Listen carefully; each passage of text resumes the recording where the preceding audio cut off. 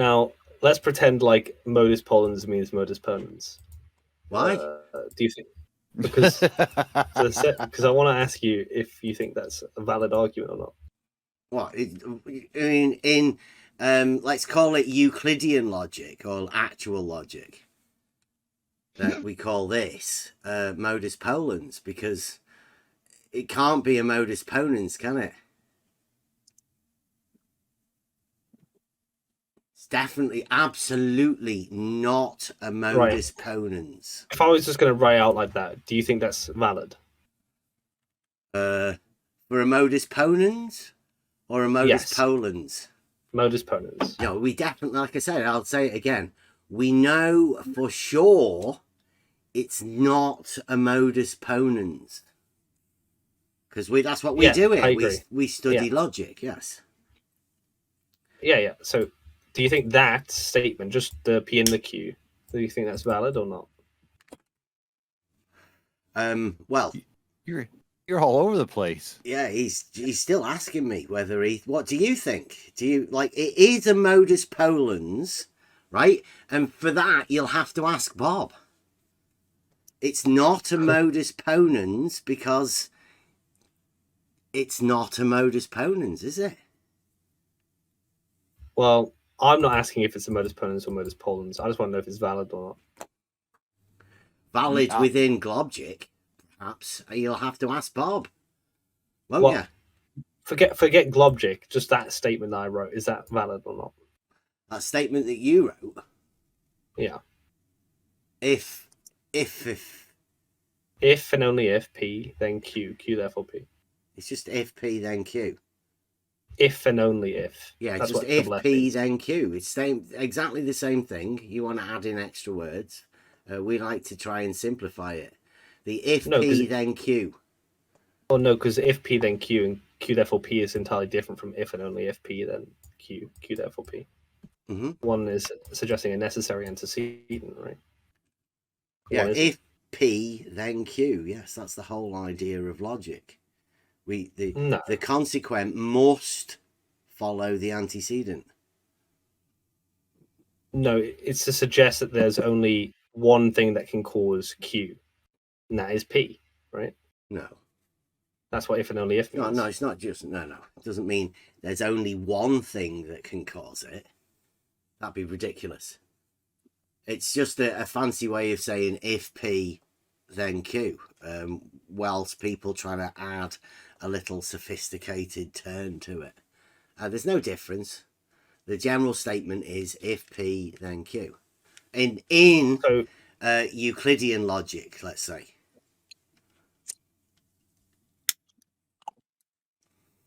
So you think if and only if is the same as just saying if? Yeah. Is if only also the same as if and only if and if? Okay. So there's only one way you can get globe. Is that what Bob's saying? Only if only, if. You think they're all the same thing? Right, so there's only one way that you can have a shortest distance that isn't a straight line. It's irrelevant. I'm just on my statement. Well, no, that's what you're saying. You're saying the if and only if is only relevant to that statement. That's the only thing that could cause it, which is obviously ridiculous. Are all those three things saying the same thing that I posted in the chat? It's just if P, then Q. The basics. Yeah, but are all those three, is if only, and only if, and if, all saying the same thing? Just if P, then Q. Right? Are we talking now about the modus ponens? Are you trying to validate the modus ponens? I'm just saying what a valid utterance might be. I think we want to agree on it, right? Do you study logic? I have. Okay. So the general if P, then Q statement would apply. But what if he said if and only if P? Well, then it's a modus ponens, right? If he then goes on to formulate it the way he did. So are you saying that following your statements, the if and only if, there's only one way for you to have a shorter distance than The shortest distance between any 2 points will be a great circle. There's only one possibility that could end us at that conclusion. No, I'm saying that if I was going to say if P then Q, Q therefore P, I would certainly be doing a fallacy there, right? What fallacy would I be doing? That's the affirming the consequent, isn't it? But I mean, it's Now, not a modus ponens, is it? But if I This is said a modus ponens. This is the way people can use Globgic sophisticatedly within thingy, because they're pretending that they know more about logic, right? This isn't a modus ponens, is it? okay, as the argument is structured, then do you think it is a fallacy or no? What, the affirming the consequent? Is that a fallacy? Now let's have a think. Oh yeah, it's a fallacy of affirming the consequent. But this isn't a modus ponens. So you can't make that fallacy, because that fallacy is only available within a modus ponens. And Bob wouldn't do that, right? Bob knows way more, like you. Like, you know, like you guys have experienced logic. I mean, Bob made a video about it, didn't he?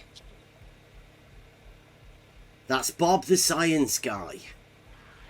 Made a video about this very logical argument, Globgic. Now, do you know how to... would the modus tollens apply to this statement? Modus tollens? Yeah. What modus tollens? Could you apply a modus tollens to this statement? Not Q. With this argument? Yeah. What, Bob's argument? You'd have to turn it around and say something about the flat Earth, not the global Earth. No, you wouldn't have to say anything about the flat. You'd just be able to say a not Q statement. Like, yeah, not not affirming the consequent, but denying the consequent, which would be a modus tollens, wouldn't it? All right, well, let's rewind for a second, because I think you're getting confused. I'm not getting confused at all. I'm asking you. You just said it's an affirming the consequent fallacy, right? So could you actually apply the actual modus tollens, the denying the consequent, to this particular statement, and then deny the P statement? I mean, I suppose you could always change it. You could always say, therefore, the Earth is not a sphere of radius, whatever. You could just add, change your P, couldn't you? If you add a bit of QE flair into it, and if you wanted to carry on with your fallacies theme. Got teams of people who do this sort of stuff, and you know. Yeah, I agree, but I'm just saying that have I committed affirming the consequent in that statement that I wrote earlier? Wrote down myself. Am I affirming the consequent? I haven't got a clue. What do you think? I think if I'm saying if and only if P, then Q, P being hypothetical, Q being conclusion, that's the same thing as saying Q is only there if P is present. So if P's Q is present, P must be there, right? Well, could I interject just for a second? When you say if and only if, are you saying like that's like some sort of proof? The only? It's the necessary if and only antecedent. If and only if it's like there's a proof and there's no other possibility. Yeah, it's a proof. So you'd have a proof for it. Yeah, you'd have a proof for P beforehand.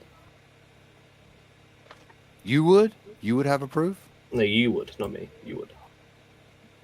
Well, you were the one that brought if and only if. Yeah. So you'd have a proof. I'm just trying to see what Bev's issue with it was. Was it the contents of the argument or the structure of the argument? My issue with it mainly was that it's been taken down. Bob doesn't seem to want to be able to support his own argument that he made. I mean, I'd love the discussion about it. I mean, you're coming over here asking me. Wouldn't you be better going and asking Bob?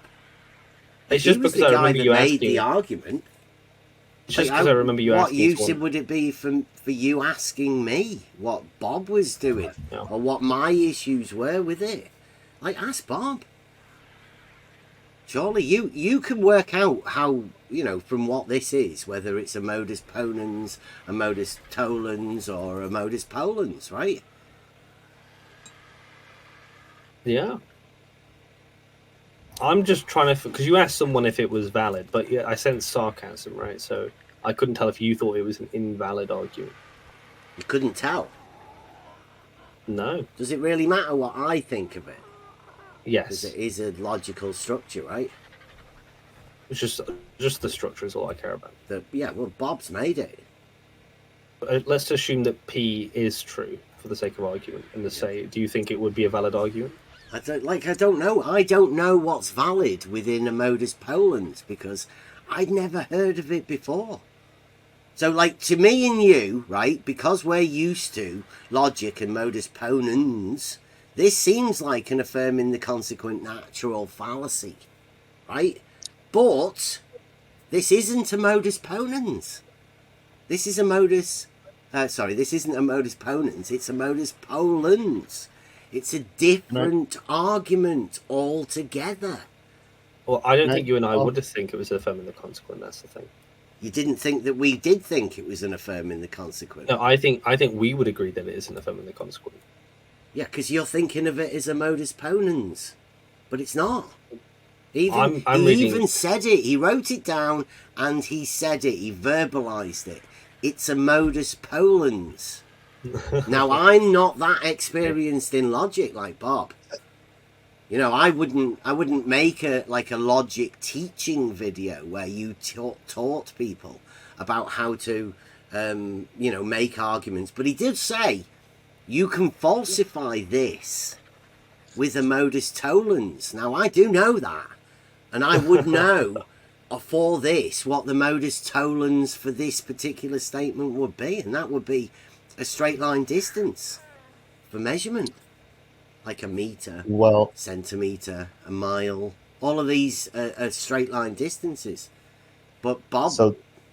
But before we continue, before you go manufacturer, I just want to test. Does anyone else in the room think that this is affirming the consequent? Just to double check. Then manufacturer can go afterwards. Yes, no, maybe so.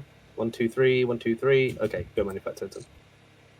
So, to be fair, so it says the shortest distance between any 2 points in any direction will be a great line circle distance. Great circle distance. Right. Not so that great line. Don't add line. Great. It just says great circle distance. Sorry.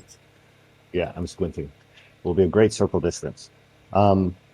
So a great circle distance over short distances won't deviate from the great circle by very much, right? So over a meter, that distance, a straight line and a great circle distance are going to be essentially the same, right? It's going to be very, very difficult to resolve that difference.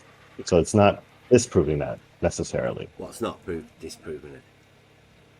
Like a meter. Measuring over. Is a meter? Yeah. Is that a straight line? It's pretty close to, if it's on a sphere, any sphere of any size, it's going to be pretty close to a straight line.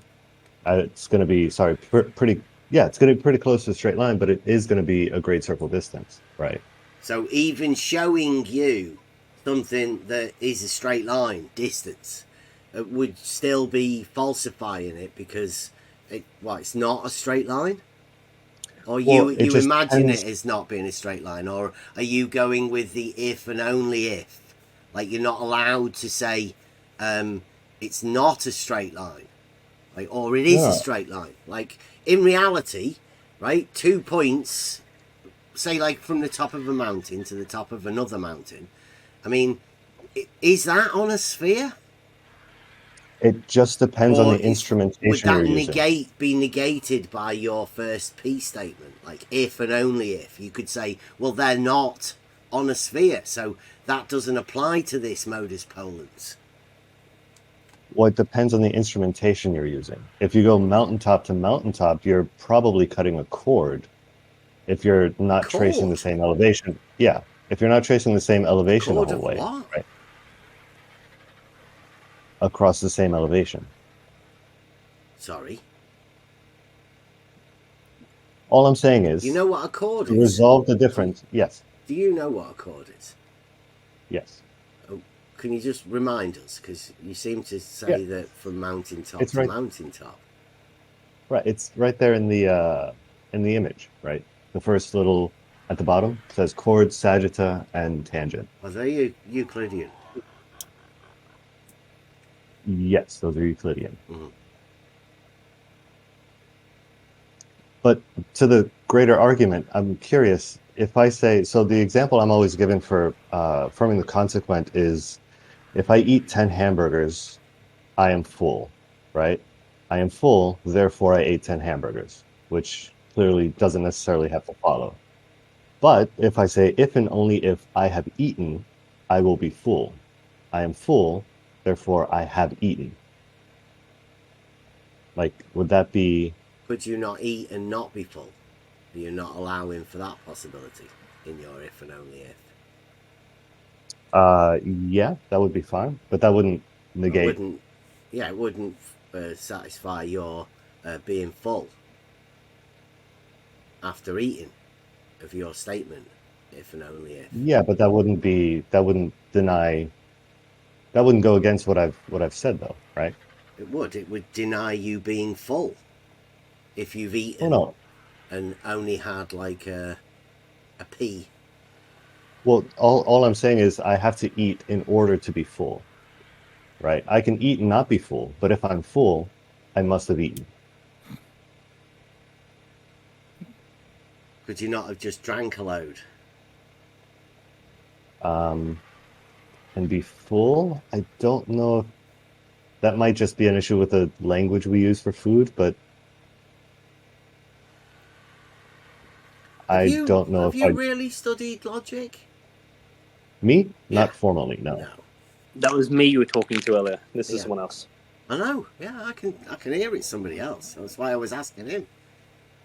Because he doesn't seem to really get the gist of logic and the statements that you're making. Like now you've got a better I get the gist example, of it. right? Because Mhm. now whenever you say that may seem like a formal logical fallacy, right? But could be a modus ponens. It's a bit hard to tell. We need Bob, the science guy, to come and really let us into this. Or are you coming over here to speak for Bob? Well, I was just asking questions. I think it would be a formal logical fallacy if you can demonstrate that what he's talking about can be done some other way. But outside of that, I just said like you if you just can- read that. He said you can falsify it by showing him a straight line. Distance? No, you can falsify it without doing that. You can show it's affirming a consequent if you had some other reason to suspect there's another condition. But I was just saying, This isn't a modus ponens, though. You could show it Removing- dead easily if it was purported to be a modus ponens. Because you could say, look at that. You're affirming the consequent there. And affirming the consequent is a logical fallacy. But this isn't a modus it can ponens. be affirming the consequent. It can be affirming the consequent. It can open itself up to that if you change modus it. ponens seems like it is affirming the consequent. Okay. That's how you perform a modus Listen. ponens. Listen. If you showed that argument wasn't a necessary, there wasn't a necessary antecedent, then it would be affirming the consequent because then there's another condition, right? But if it's the case that there is no, if it is true that there is, if and only if X then Y, then it wouldn't be affirming the consequent because Y could only be true if X is present. What? Are you you saying understand? that dimensions of Cartesian coordinate systems have to be present for you to form a straight line? And are you just sort of trying to negate the X and the Y? I mean, that seems like you're building your logic upon statements that are unsaid, which would also be some sort of a fallacy, right? Like when we deal with logic, what we do is we make these arguments so the words within the arguments are all you need. They're self-contained, much like Euclid. All of the statements that you need are contained within the rules of the thing to start off with, right? Obviously, you have to apply Euclidean logic, right, to the basis of your understanding of the identity of the words, all of that sort of stuff. But the logic is the argument. You argue with the words that are there. I think, right, to you alone, right, and well, people who think Euclidean logic is the only geometric logic you could possibly have, that it would be affirming the consequent, or downright be nonsensical, right? That's why I said it's a modus ponens. But for anyone Bob's a else, genius. if anyone else read that and they were happy with non-Euclidean geometry, they wouldn't read that as affirming the consequent necessarily. It's a pure structure. Yeah, because people don't really understand the if P then Q. Obviously, as seen by the flat earther that's been touting a modus tollens, which has a fallacy inbuilt within it. He's been flashing it in front of them, saying, look, this fallacy is a proof of flat earth. And you guys have never bothered telling him that, have you? Like, you come over here to have a go at me for Bob's modus ponens. Yet, I've never seen you going over there to tell them about their fallacies when they make arguments. Because they're actually calling it a modus tollens, aren't they? It's not even that, yeah, it's not that. But I think not that, even a modus tollens, yeah, because his P changes from the initial P to the end not P. It's different. He doesn't mind his P's and Q's through the logical statement, through the argument. Well, let's just say, right, that we don't contest the premises themselves, right, but just the form of the argument. Do you think it's from the consequent? The form, right, if, like I keep saying, you want us to assume a modus ponens, but this is not a modus ponens. Now, you might be so used to Euclidean logic that you want us to link this to modus ponens, but we understand Euclidean logic, and we understand the use of the identity that's performed within Euclidean logic. This is not claimed to be a modus ponens. So it may be you that's committing a fallacy here by assuming that we assume that this is a modus ponens. We know it isn't. It's a modus ponens. And we've been trying to talk to Bob. But you understand what I'm saying? That it's not a fallacy in pure structure, right? The if P then Q is absolutely fine as far as I can see. That is a natural consequence. Yes. No, what I'm saying is if and only if P, then Q, Q therefore P. If you have the dogmatic globe model, then the consequence of that dogmatic globe model is that what Bob says. What's he say? The shortest distance between any 2 points in any direction will be a great circle distance. That's a natural consequence. You can't get rid of that. Right? If the Earth is a globe, the dogmatic globe, right, spherical, then straight lines can't exist. You need to have shortest distances that are straight lines. Don't you? Sorry, circles. Great circles. Great. Sorry, I keep forgetting about that. Okay. I'm just, I'm making a more of an argument, well, not even an argument, I'm just saying that the way it's formulated on its own, without further inspection upon it, it doesn't look like it's affirming the consequent. It's globject. You want to see some of the globject that we do have. It's great. It has the appearance, but I mean, it's not logic, right? But it looks like it. It's like a sophisticated. Sorry, we could say that Globgic is much more sophisticated than just logic. In fact, that would be a good statement, right? Globgic is much more sophisticated. Do you have the original video of this Yeah. by chance? Could Yeah. you send it to me? I can't send it to you now. Is there a way I can like view it? I downloaded it before Bob took it down. I downloaded it from this Jonah the Scientist. Have you ever seen that? No. Have you never seen it? I think I've got the video. I've got like- the video. 1 second. You've got the video. I've got the video. Wow. The full video? It was posted in the 24/7 I VC just a second. Yeah, I went over it, didn't I? I showed it. Have you got my screen? My video editing No, screen? Yeah, that's before we the got in one. here, we were talking about him. Chris posted it for me. So Yeah, but that's a This is the clip. one from Bev's live stream. Yeah, all right, yeah. So, again, you know, have you not had a word with Bob about this? Because he'd be able to give you the original. Let you see it, anyway. I think he's made it private. Right, Might I posted have in to the be. live chat. Well, it's posting in the live chat. Yeah, that's like a Yeah. minute clip though. Yeah, that's it. Well, what part did you want to look at then? If I told you? I was curious his justification for calling it a modus ponens. I suspect he addresses that at some point, but I don't know. Go on. Yeah, I don't think... Unless he did a follow-up. Like a series of them. But, I mean, this was the only one we found on that Jonah the Scientist thing website. I think he might have just misspoke, which is fine. But No, he he's wrote it down. combining- It was wrote down on the board earlier on.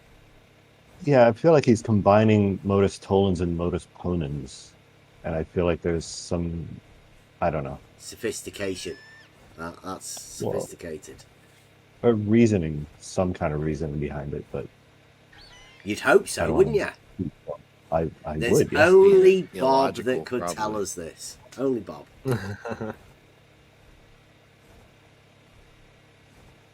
okay, well, I asked my question. I don't know if it got answered, but it's what I wanted. Within a modus ponens form, then yeah, this is the affirming the consequent. But you know, I don't know whether other people can actually see that. I have heard people, flat earthers particularly, talking about affirming the consequent, but not aware that they can actually see what it is that they're talking about. They may just use words, right, that they've heard other people say and think, well, that sounds smart.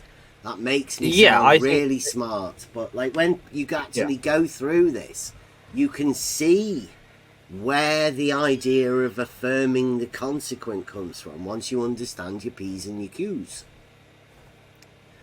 You mind one your second, I'll show P's you. and Q's, and then you can literally see what's occurring within the structure of your argument. And once you know, if P, then Q, and you mind them, thank you very much, Emma, as Emma said to QE 4 years ago. Put this on a t-shirt, QE. Mind your P's and Q's. Put it on a t-shirt. And still to this day, they don't see it. So I think these people that use these words don't actually apply them logically to what they're saying, because they can't see it. They're like blinded.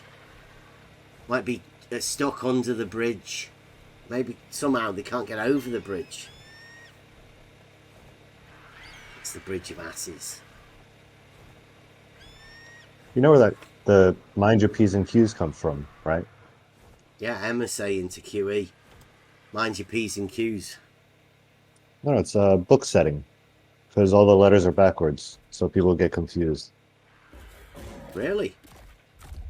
That's what I heard. I don't know if that's true. It makes sense to me. But It's Makes mind your sense to me your to put to quirks and- mind these P's and Q statements, right? To make sure Because if you're going to make an argument if P then Q, then if you don't mind your P's and Q's, you could end up within a logical fallacy. Yeah. No, it's good advice. Just interesting historical tidbit. I thought to do with like quarts and pints, like mind how much alcohol you consume. And the weights and measures. Could be. I do like the minding, actual putting to the mind of the P and the Q statement. It makes more sense to me.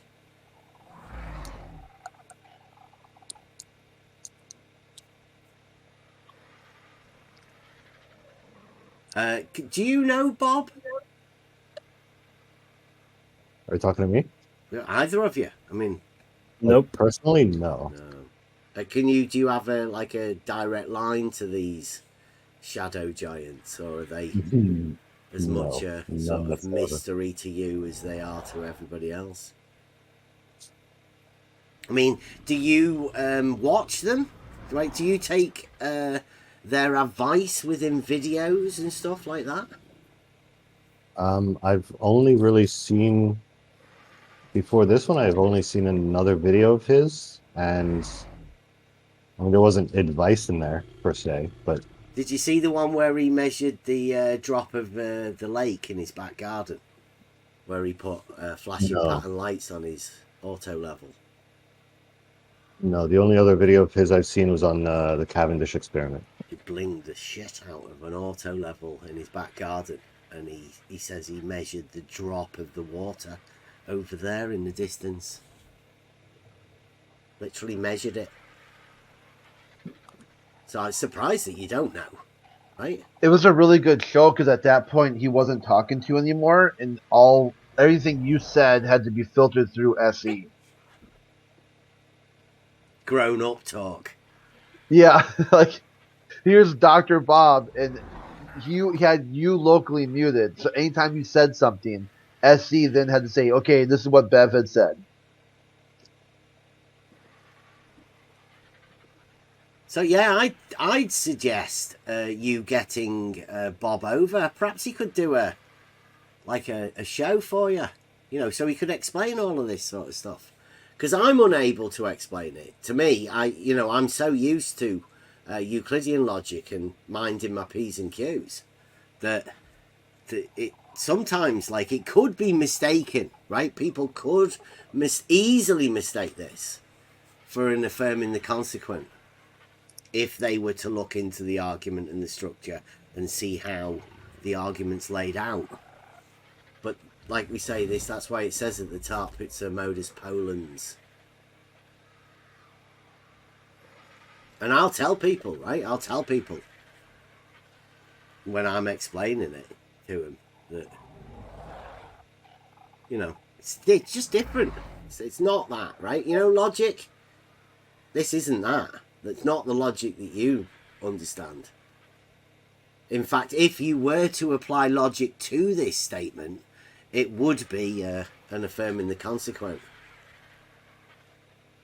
So this is like a not logic. We call it globgic, where the model leads logic, not the other way around.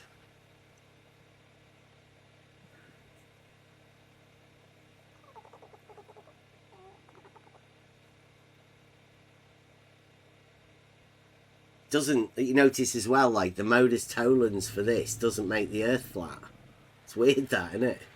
That straight line that would falsify this statement, it doesn't make the earth flat. You just negate the P statement if you were to do that.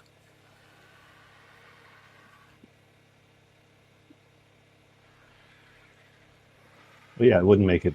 It would make it not a globe. Mm-hmm. No, well, not a sphere.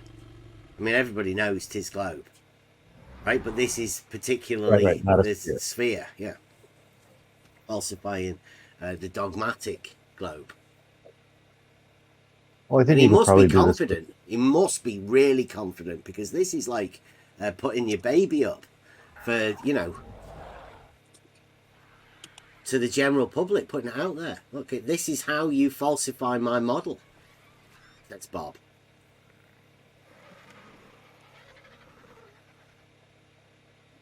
Because if he was, if he wanted to prove his model, he would have come up with a modus ponens, wouldn't he? Maybe threw an all statement in there or something, because that's how you use a modus ponens. Positive statement. Affirming the antecedent. That's not a logical fallacy, is it?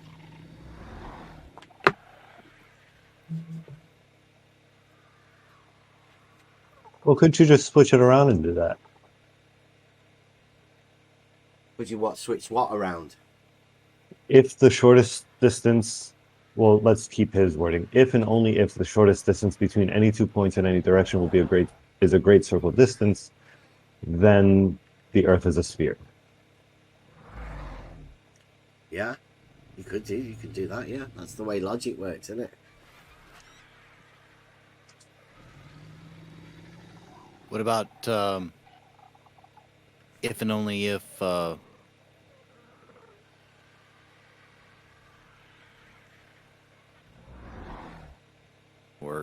I can't even formulate it right. I was gonna say if and only if a curved line is straight. I don't know. I don't know how you would even formulate that. That's ridiculous, because you're thinking of a curve within a Euclidean framework, and you have to step out of the Euclidean framework in order to make the statement. Yeah, it's like you have to start off with your first principles. Yeah. Sorry. Remember, don't talk of the not that. Yeah. You could make a positive statement about a straight line, couldn't you? Have you ever done that? Like a square or a triangle. Talking to me? Yeah. Could you not, make a statement about, say, geometrically, for a triangle to have 180 degrees, the sides must be straight? Yeah, that works. Okay. Do you have anything like that for your, great circle? Oh. As an argument? Yeah. I can help you. If and only if we use non-Euclidean principles, then pi is not a constant. There you go. Pi is not a... Isn't... My understanding is that pi is a constant even in non-Euclidean. What? Whoa. Well, that would be... how would you do that? Oh, Jerry's here. We say that's your understanding. Where does that understanding come from? Because Buster has a valid statement there, right? I would think so. I mean, you can't keep the circumference the same and alter the diameter of a circle. Oh, no. Yeah, you're right. The ratio of a circle's circumference to its diameter is not actually constant in non-Euclidean geometry. Wow. Imagine that. That was quick. Yeah. Good Google. Have you ever heard of spherical pi? That sounds redundant, but you Before would think today. it would be Before just Googling it, could you even imagine a not pi, right? Can you imagine pi not being the irrational number that it is?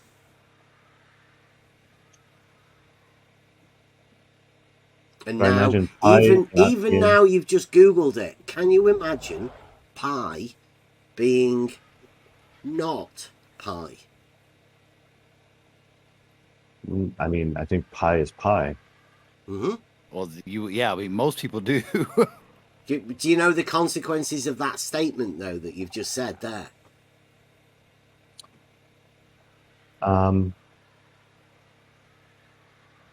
Because I don't know what you mean. If in non-Euclidean geometry pi has to change, but you don't even have a framework for how to change pi, might that not sort of suggest that you are living within a Euclidean framework? Even your thought process is still within that Euclidean framework? Could you possibly take that thought process that you have and place it within a non-Euclidean place where pi is different?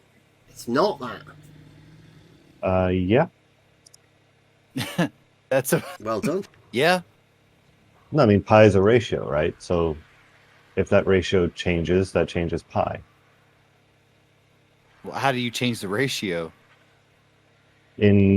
So the trick would be in the radius, right? So the radius along that curved surface would be longer than it is on a flat surface. And that's what changes. That's what makes pi So, not. so you're gonna like totally just like wipe away the framework of geometry to No, he's not quite curve a understanding radius? it, Busty. He doesn't quite understand. Oh. The circumference stays the same for you to alter the ratio, right? Because the ratio is pi. So the circumference, let's say, that stays the same. Or the radius. I think One of the these radius- things I is think the both same. They're the same. I think they both stay the same. Yeah, with pi, yes, that's why pi is a ratio and it never changes.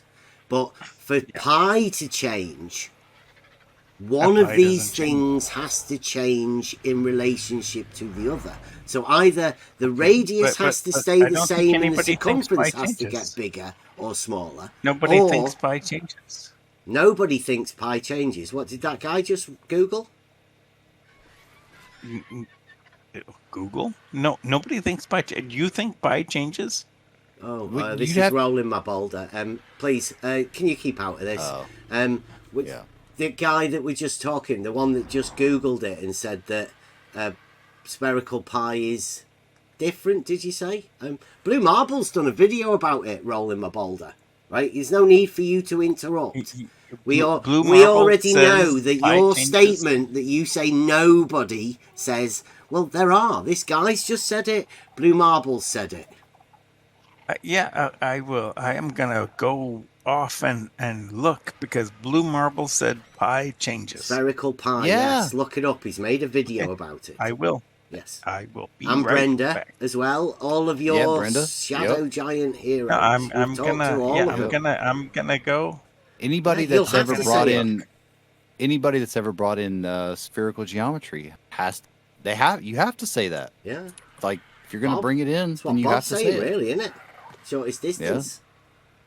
Yep. The relationship between the circumference to the diameter. Right? You understand what that means with pi.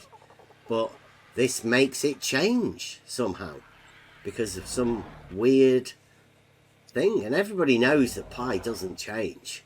But you're forced into saying it has to. Has to. For the dogmatic model. But I mean, I don't understand why that's problematic. Like, That's no problem for me. Well, how do you have a radius? it's the center point to the circumference. Not when pi changes. It's still that. No, it's not. It's actually not. Yeah. So in that image that I posted, right, the center point, right, from that center point, that circumference is the same distance in all directions. That's And that Euclidean. distance, no, in either Euclidean No. and non-Euclidean, the center That's- point is going to be in the center of the circle. That's not true. Well, the definition You're, of the you're, center, you're mistaken. that's Euclidean, right? The one Yeah. where you get the definitions for these things, that's Euclidean. Yeah, Well, the Euclidean definition is- center point to the circumference. I would agree. That's Euclidean. Pi is a constant. But if you're gonna In Euclidean geometry, pi is a constant yes, because that's always going to be on the in same plane. reality. Yes. In reality, too. yes, Don't forget about that. Well, I think what we forget when we talk about Euclidean and non-Euclidean is that these are reference frames, right? So when we say a sphere you can cut it up, make a hemisphere, you can make Okay. like little slices and everything. But if we're talking about the surface of the sphere, that's the axis that we That's have Euclidean. in our calculation. perfect. The surface is non-Euclidean. Perfect. Like you say, okay. So where's your radius when you're talking about the surface of a non-Euclidean reference frame. You said reference frame. What your reference frame is non-Euclidean. Where's your radius? It's. Do you see the picture I posted with the 3D No. looking render? You don't have 3D when you have non-Euclidean. Non-Euclidean is two dimensions warped in 3D space. Wow, What? warped in your mind, I'd say. Broken. Like, wow. This is amazing. We do live in It's Euclidean space, right? The 3 dimensions that we can act and move in. I mean, they are Euclidean, right? Well, to be fair, like all of geometry is like mathematics is. Here's a question: do you think math is invented or discovered? I know that imaginometry was completely invented by me. Cool. I asked you about math in general. Yeah, Do you think it's that's math. invented or imaginometry is math, you're saying? Yeah, it's the most non-Euclidean mathematics there is. So math is invented? Logic. Right? Logic isn't invented, is it? You're going to get deep now, man. Yeah, that's Sure fine. you want to go in? I would say, Where does sure. where does logic come from? Well, let's stick to math for a second. Yeah, we So are. I would But say where that, does logic come from? oh, hold on. I would say that Are you saying quantities, math isn't based upon logic? I'm saying that math can be described either as a language we invented to describe quantities and quantifiable things in nature, or you can use math to talk about those quantities and quantifiable things directly. We use So logic the to be able confusion, to express mathematics. yes, it's a language, right? And language does The refer to real language things. would be logic. Sure, Yes. but that logic represents real things, real relationships. Absolutely. Right? Yes. Things. Yes, the identity of the Okay. thing you have to have So we- precisely known. Yeah, That's so we need to be, that's where the grammar comes into it. of course, so we need to be clear when we're talking about these things. If we say like math versus math prime, right? Where math prime is the language we've used to describe. Go on. What's math prime then? Isn't I'm prime saying like a as- not that? Right. What I'm saying is, So maths versus languages- not math. Is that what you're saying? no, And not what I'm that. saying is, there's a map territory distinction that needs to be made here. Territory and map. You're not Yes. going to confuse the map with the territory now, are you? That's exactly what I'm trying to avoid doing. Okay. But to do that, we need to be speaking the same language, right? We need Logic. to use those words in reference to the same Yeah, thing. let's use logic, the foundations of mathematics. And then we can be clear with each other and we can build our things and knowings upon these things. That everybody else can join in with it then, surely. Let's keep Sure. everybody in the loop. So if we say that math prime is the language we've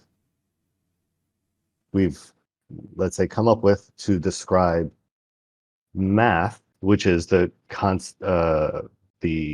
quantities we find in nature, we can maybe have this discussion a little more clearly. I would Could you say. say that then? Could you have formulated, because you did say the if. So if we understand what we're talking about, then we can communicate more effectively. Yes. Okay, yes, I would totally agree. Much easier when we put it in this if-then statement, this logical form, and we mind our P's and Q's, right? Sure. So if we speak more clearly about what we're talking about, then Correct. people will be able to understand what we are talking about, right? So let's stick to those rules.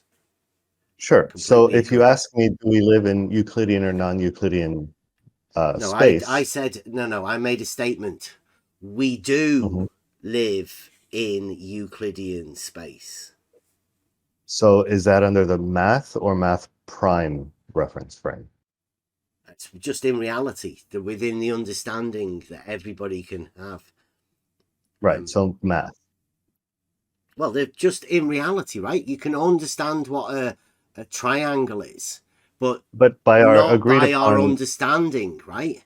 Not within Sure. math or anything. Within our minds, we can comprehend a perfect triangle having 180 degrees. Like, we can formulate that thought through logic.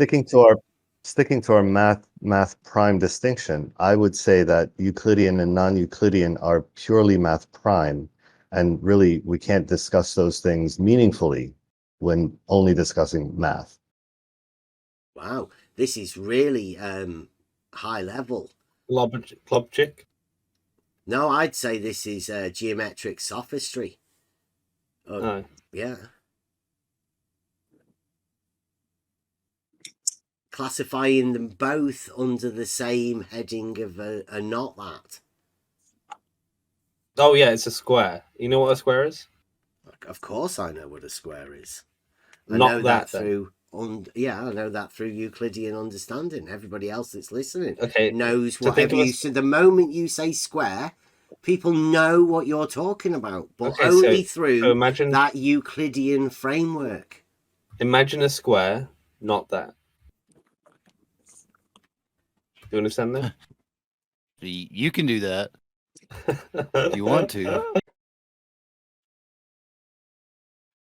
A square. Yeah, not that. Like in reality, a square, it's like you have your perpendiculars, you have your 90-degree angles. Like you can do that in reality. Like what's the not that you're referring It's to? a joke. It's a joke because Bev mentioned it yesterday. I thought it was funny. Yeah, he's only just heard of the not that. Imagine that.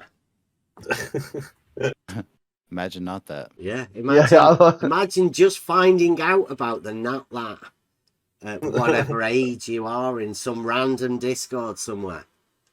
Yeah, I'm 25. Ooh. Very Oh, young. that's a perfect age. Perfect age to discover the not that. Do you agree with what I said earlier though, or do you want to wait? Manufacture to me, you done or you're not done? Yeah, no, I'm good. I Okay. got it. Yeah, All right. I'm gonna disprove it, in fact, but All right. Okay. I'm gonna try and keep listening. Okay, so I was just pointing out that because it's a biconditional, both have to be true.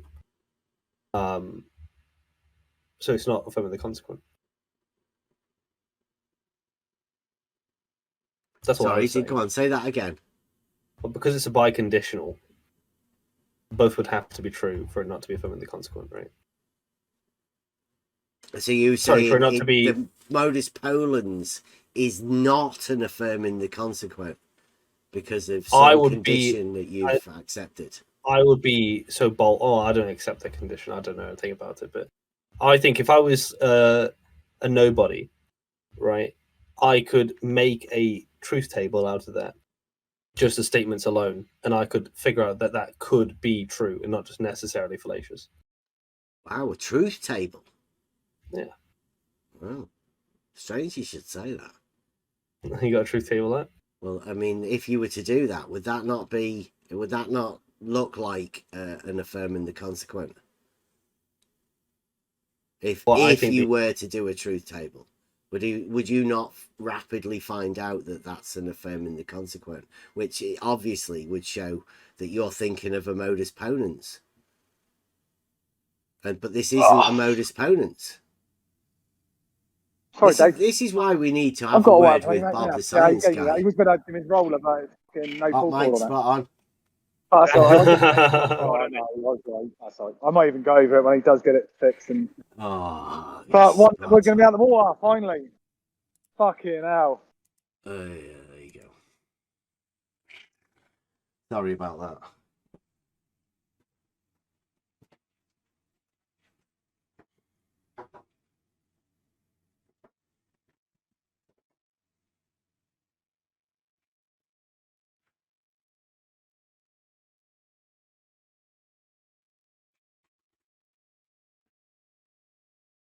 See, we've been asking people to talk about logic for 4-5 years now, since this flat earther decided to come up with a fallacious modus tollens. I agree. We've been attempting to talk to people about it, and strangely enough, like this thing that you're going on about, and other people might be tempted to, they won't. I think nobody that really cares about this logical form anymore. It's like I think that lost the modus tollens I think is garbage as well. I think I was surprised when Jerry agreed with me because I thought he was just like a part of the ship, a part of the crew, right? But I think that the Bob the Science Guy's argument, to me, in pure structure, just because he has Q in his conditional that he's affirming, doesn't mean that because they're biconditional, meaning that they both support each other. I don't think it's a fallacious argument. Wow. A non-fallacious affirming the consequent. Well, I don't think it is affirming the consequent. Wow. But it looks like it, doesn't it? It looks like it, but they're biconditional, so it could go either way. You could say if Q then P, Q therefore P. Doesn't matter which way around you do. Yeah. No. The if P then Q is, I'd say, completely valid. It is a necessary consequent, right? That stands. It's only, the way you apply this P and Q statement together that shows the modus ponens. So you think he's just clumsy, right? Who? Mr. Bob. Do I think? Well, he's just clumsy. I could never comment. I do think he's a liar, right? I've publicly stated that this man, he's a liar. But I mean, this is a modus ponens. I'm unaware. Like, you guys would have to be the one to have a chat about it, surely.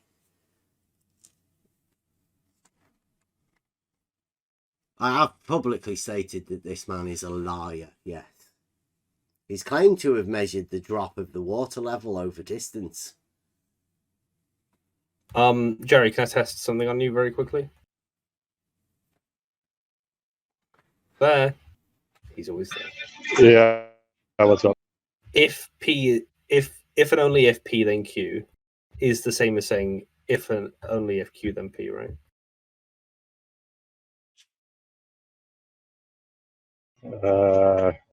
I think so. Yeah. They're biconditional.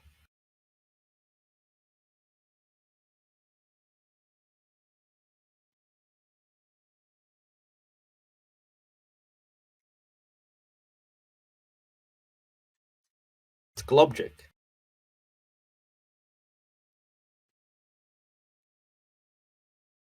I don't think globgic introduces an if and only if. Like, that's like I said earlier. Bob did. Look at the image. Hang on. Bob did? Yeah, that's why I came in here to begin with, because I just wanted to ask about it. Because I think the jump is to say it's affirming the consequent, but I just think that they mean the same fucking thing, right? Other way around. Affirming the consequent would be true if it was just implied that if P then Q, but we're talking about necessary antecedent here, where it has to be true, where Q has to be true if P's there. Well, you just run into a problem where you're going to say, like, that sounds like you're saying there's a proof in your if and only if.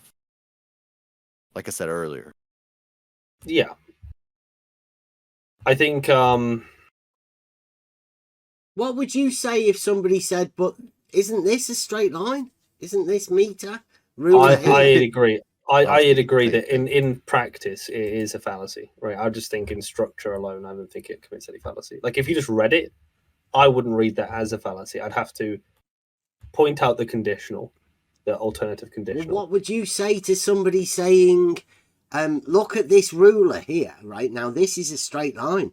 This is the shortest distance between A and B, right? Would that not invalidate Bob's thing, like he said? Didn't that applying a modus tollens to the statement?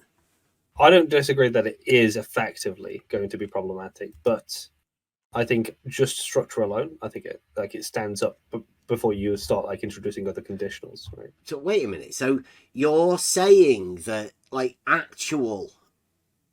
there is a problem with the straight line for these statements, but you're thinking that the structure of the argument is okay, even though it could be falsified by a straight line.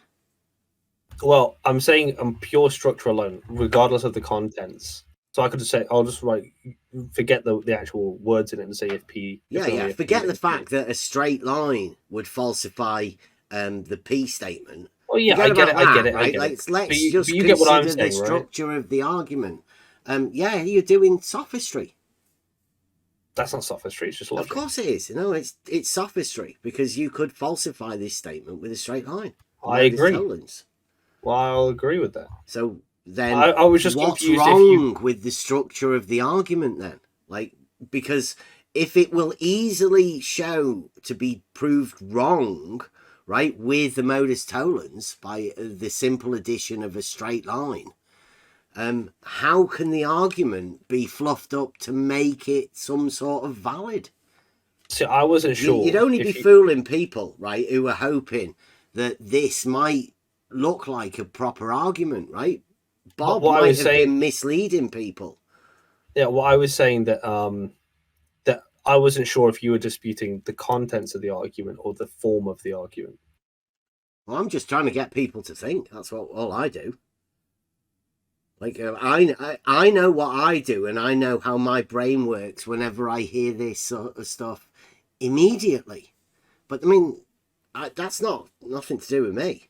I like the discussion that we're having surrounding this.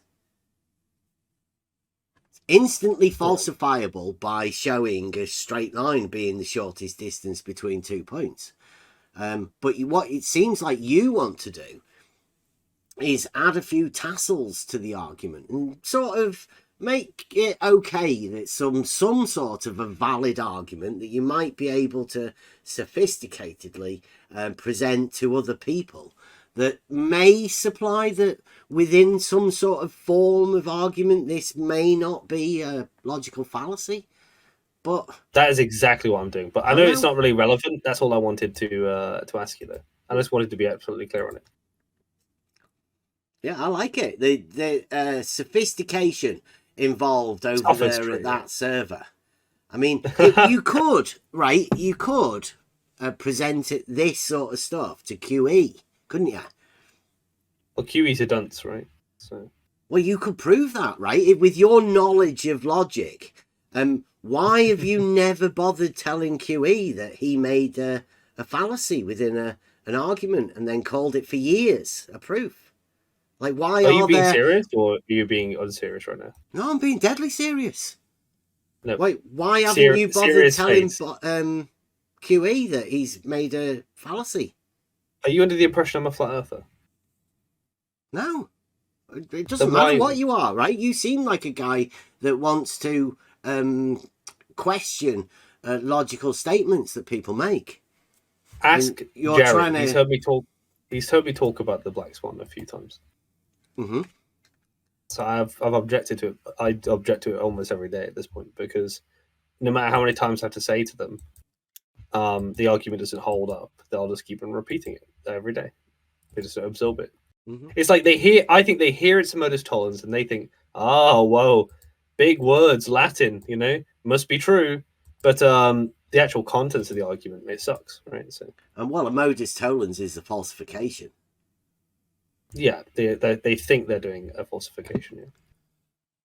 No, the modus tollens is a falsification, right? Providing you mind your P's and Q's, it's an argument from antiquity, right? It still stands to this day. It's base logic. It's the base logical form. The form of modus tollens is fine, but his modus tollens sucks, right? I don't think it's an invalid modus tollens. I just think it's I don't think it's invalid. How is it logically invalid? There you go. Like, you haven't seen it either. You don't see the fallacy. Let me get it. I'm going to put it in the chat for you. No, why did none of you guys see this sort of shit? It amazes me after 4 years. Well, I might be missing something, but to me it seems valid as unsound. Did you hear me at the beginning when we said about Emma saying, mind your P's and Q's? Like you did when you came over here with Bob and Bob's argument, right? You You minded the P's and Q's to come up with where you knew the logical fallacy, right? The affirming the consequent. Oh, Let's you have a think look. he's a Let's have a look at QE's give modus it to me. tollens, that one he calls the black swan, with under a microscope, like we did with Bob, right? But except Bob called his a modus tollens, which obviously takes it out of it. QE titles this modus tollens, right? So we have to stick to the form. And remember, mind your P's and Q's. Let's You're really go. funny. Let's go. All right, okay. So if P, then Q, not Q, therefore not P. If the Earth is a sphere with a radius of 3959 miles, P, the horizon measurement must be no more than 1.225 times the square root of the observer's height in feet. Q, C curve calculation. So he's saying that you don't see that. That's the if P then Q statement, right? Yeah. Now do the modus tollens bit. Not Q, therefore not P. Right, and then what's not P? The Earth isn't a sphere with the radius of 3959. What's QE wrote? If the Earth is a sphere with a radius. No. Oh, Earth is not a sphere. Oh, right. Yeah, the conclusion. Yeah, we talked about this the other day. Absolutely. His conclusion doesn't follow from his promises. Yeah, we agree with that. He didn't mind his P's and Q's all the way through the statement, did he? Because his end P is different than his beginning P. He didn't actually allow that. Now, you and most other people, right, have gone along with that and allowed the argument to present itself, even though the actual form of the argument that QE wrote out is fallacious. Yeah, I'd agree with that. On more than one count, right? But that's what he wrote out. I have mentioned that before, but the only caveat to that is that if I suggest it's, for instance, a sphere with a radius of 3954 or 700 or whatever, 3970, what he's going to, what they always do in response is to say, look, it's not bring your own ball. You have to talk about this particular kind of ball, which has been falsified in this argument. No, you talk about the argument. You don't talk about anything else outside of the argument. That's the beauty of logic. You bring everything to the table within the argument and you discuss the argument. There's certain rules laid out. This sounds like a tutorial to get muted on 24/7. Doesn't it? What? It sounds like a tutorial on how to get muted on 24/7. Because if I said, for instance, I know how hard it is to talk about these basics, right? And nobody really wants to talk about it. Don't worry.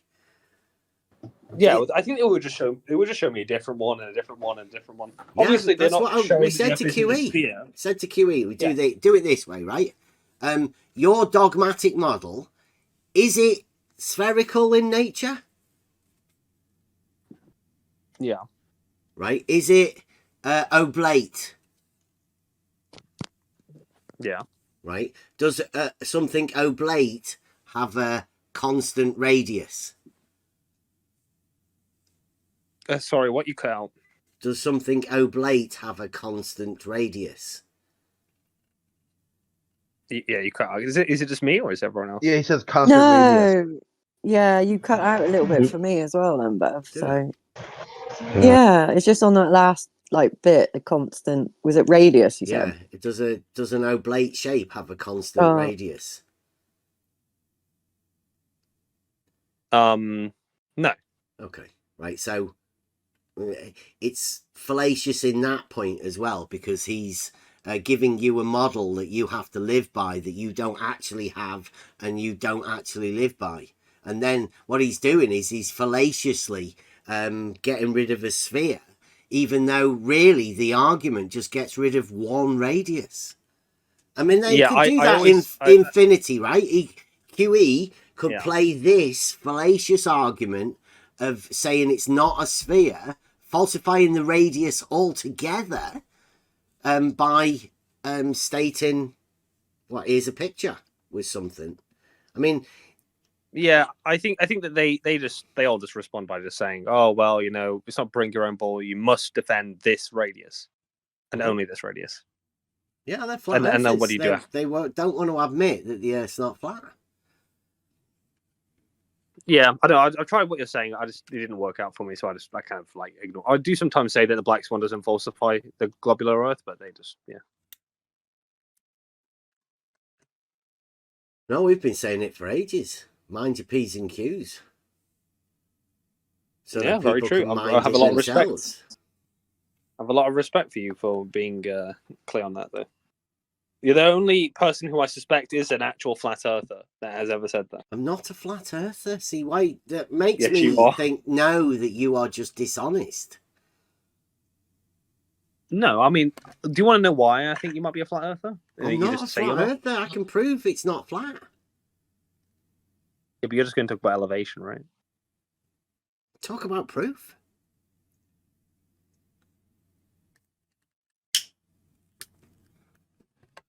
And I'll only use reality, things in reality to give you that proof as well, right? I see. Mm-hmm. Elevation changes are measured in reality, aren't they? Yeah. Mm-hmm. So we're not talking about something that isn't reality here. We are just talking about reality. And I'll tell you, the Earth is not flat.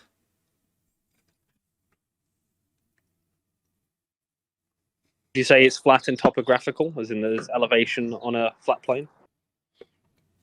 Well, you can put anything on anything in reality, because we live in Euclidean space. So you can get a ball and you can put a plane on top of a ball. You can put the ball on top of a plane. You can have both. You can have all sorts of different things. And you can put whatever you want, wherever you want. Because you have the ability to know that we live in Euclidean space. But are we standing on a ball on top of a flat plane, or are we standing on the flat plane? Well, you can place the 0, 0, 0 coordinate anywhere and construct a Cartesian coordinate reference system from that point. And you could do that anywhere.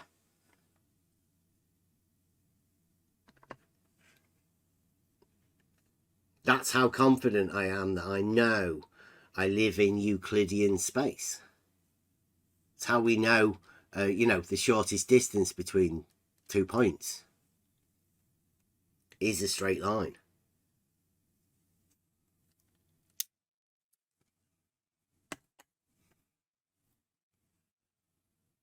Logic's great. I think it is anyway. Yeah. I'm with you.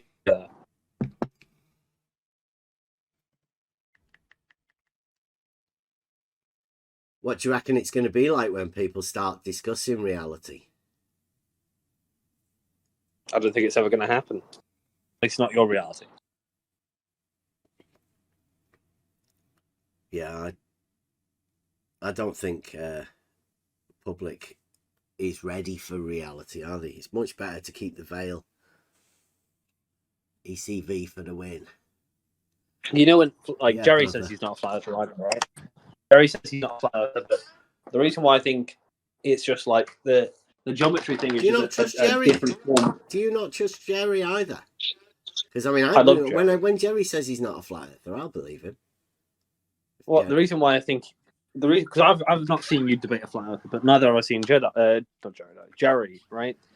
Jerry will jump on a glober the minute they start talking about balls, right? Whereas when they talk about the black swan, I don't hear him say anything. Have you never heard me talking to Nathan Oakley or Flatside or QE? Adam Meakin? No, I've not. Oh. Well, they like to keep that hidden, don't they? I've often said, I don't know whether you might want to join in with this. You know, Jaron, debatism. I'm aware of him, yeah. Right. Do you want to do a false I'll take the false dichotomy position. and you can team up with the flat earther, and you two guys can have the perpendicular to a curve position, right? You could both defend that together. Team samesies. Team straight line circles. Well, I've heard flat earthers called Jerry's argument garbage, so maybe that's why. Maybe now it's all adding together in my head. Mm-hmm. Yeah, well, that would be great. False dichotomy earther. I thought it was just flat Earth versus globe Earth, but then there's flat Earth, and then there's Euclidean Earth, and then there's yeah. Well, I mean, what do you call it if you can falsify both of the models? What would you call it? If you could provide a modus tollens for both of these models, flat Earth and globe Earth, where does that put somebody? I don't know. False dichotomy, right? Shows at least, right? It shows an other option. False dichotomy. It would prove the false dichotomy of this two-sided coin flip. Can I change the subject when you're done? Slightly. Yeah, I don't know how much is going to be done. I do need to go to the toilet, so now will be a good chance. So you can go poo. You can go and poo. I just wanted to ask you a question because you mentioned, I think you did it by mistake, but you mentioned Jedi, and I just wanted to find, like, what is your opinion of him? You might protest this, but I think Jedi's a very intelligent man, and I mean that sincerely. See, I can't tell whether you're joking or not because I can hear. I know. I can hear you've got a smile in your voice. Well, you're going to go with it, right? So I actually do think he's quite intelligent. I think that there's obviously we disagree on almost everything. Well, how do you know we disagree? No, it depends what you mean. Yeah, it depends what you mean by intelligence and whether that intelligence is used in a good way or not. A very effective rhetorician, I'd say that's what he is. Yeah. You do realise that when he's doing that, his eyes are closed. Yeah, I know. Yeah, he told me. You do also know that he scammed a lot of women out of money. I didn't know that.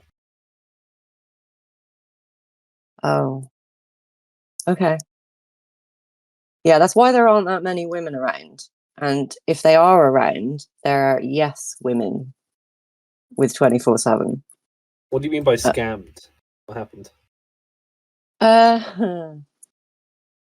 He is very well, as you said, he's very good at the talking, right? Presents himself as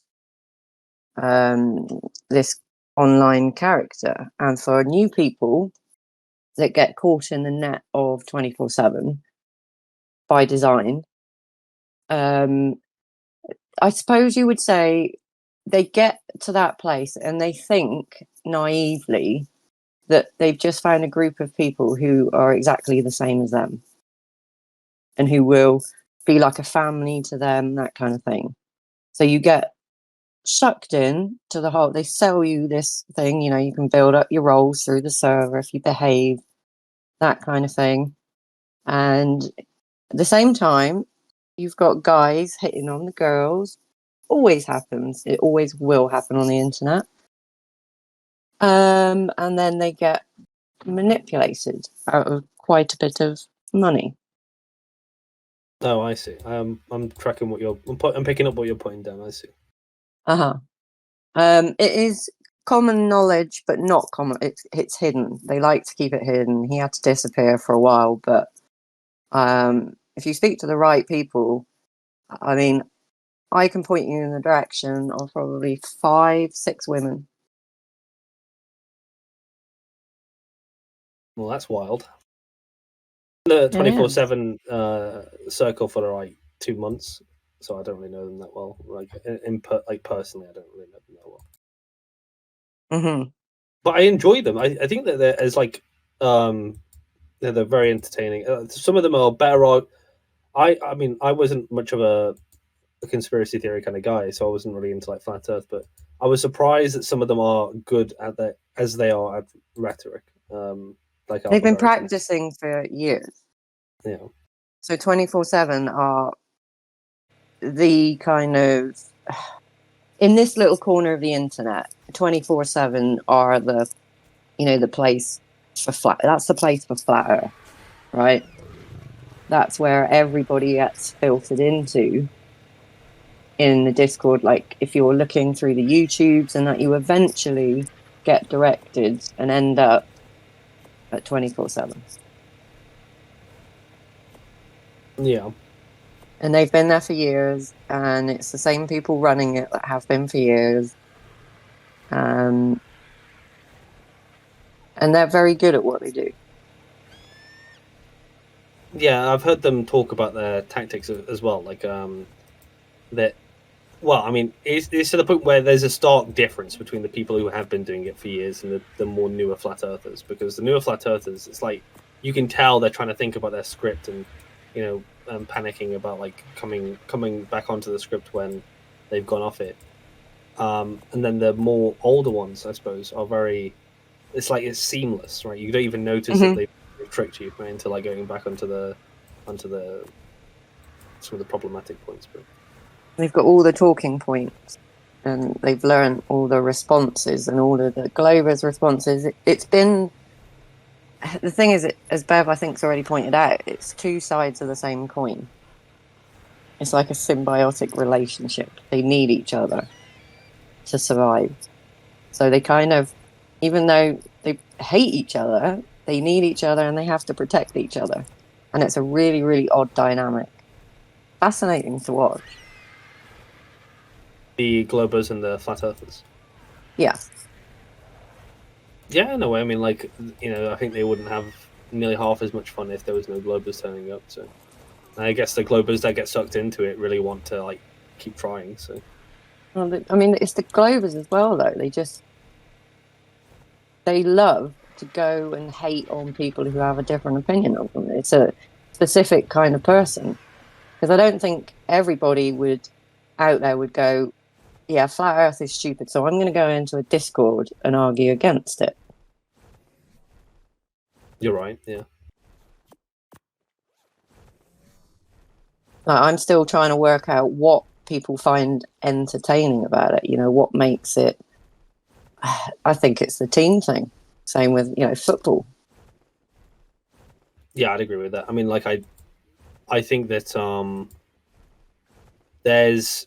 For me, I mean, as a Glober myself, right? I think that when I go in there and I speak to them, the entertaining thing is that you always think that there's a possibility that one of your arguments might shut them up, right? Because of how You mean shut them up, or do you mean change their mind and make them think? They just say that's not an argument. That's the best defense they have. Well, I'd say shut them up over change their mind, because I'm not under any delusion that I could change their mind. I don't think that's. You can't change anyone's mind. You can with things like politics, because you can plant seeds in people's heads, and maybe years later they might come back to you. Yeah, and but say, that's not changing someone's mind, is it? That's you can't. talking to them, planting seeds. Yeah, you can. It's the person themselves that has to change their mind, their opinion, the way they think. Yeah. But I enjoy the blood sports of debate, so I don't have like, well, sometimes I like the more highbrow stuff, but the competition. You're English, right? You're British. Yeah. Did you ever do?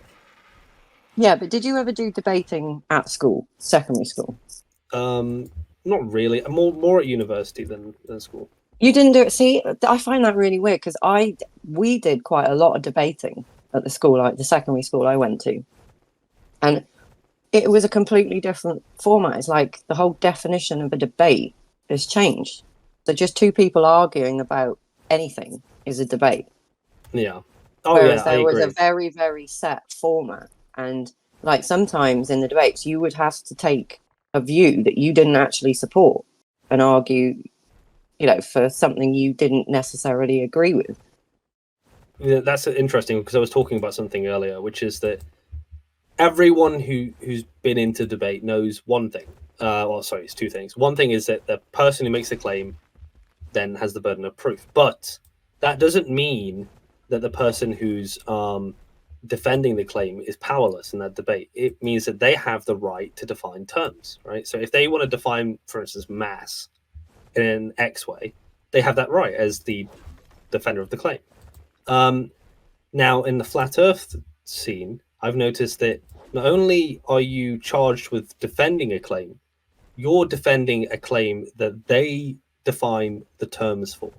And that means that at least it's a very asymmetric relationship where one side has all the power and the other side doesn't, right? Confounded by stuff like with moderation powers. So the idea of a debate's thrown out there because it's meant to be a balanced forum where one side has the power of defining terms, one side has the power of prosecuting someone else's burden of proof, right? Yeah. And then usually in an actual debate, you get a moderator who knows how to moderate an actual debate. Yeah. They seem to be non-existent anymore. They're just gone. They are on the internet anyway. It's because they don't have arguments. That's the problem. Nobody's got an argument, so I mean they have to both pretend what the actual argument is and that they are actually arguing about something. See, I'd assume, right, that it's the same the other way around. Like if you're on a server full of globers, that they would treat the flat earther the same. So I'm not saying like it's a flat earth problem, but it's a false dichotomy problem. You know, I do think that the at least because I don't really hang out in global servers, I only hang out with the flat earthers. That's their dynamic that I'm aware of, right? Which is kind of weird, but. No, the difference is that flat earthers might control the mic to make sure the conversation is progressing forward. The globalists want you to die. Okay, you either shut up or die.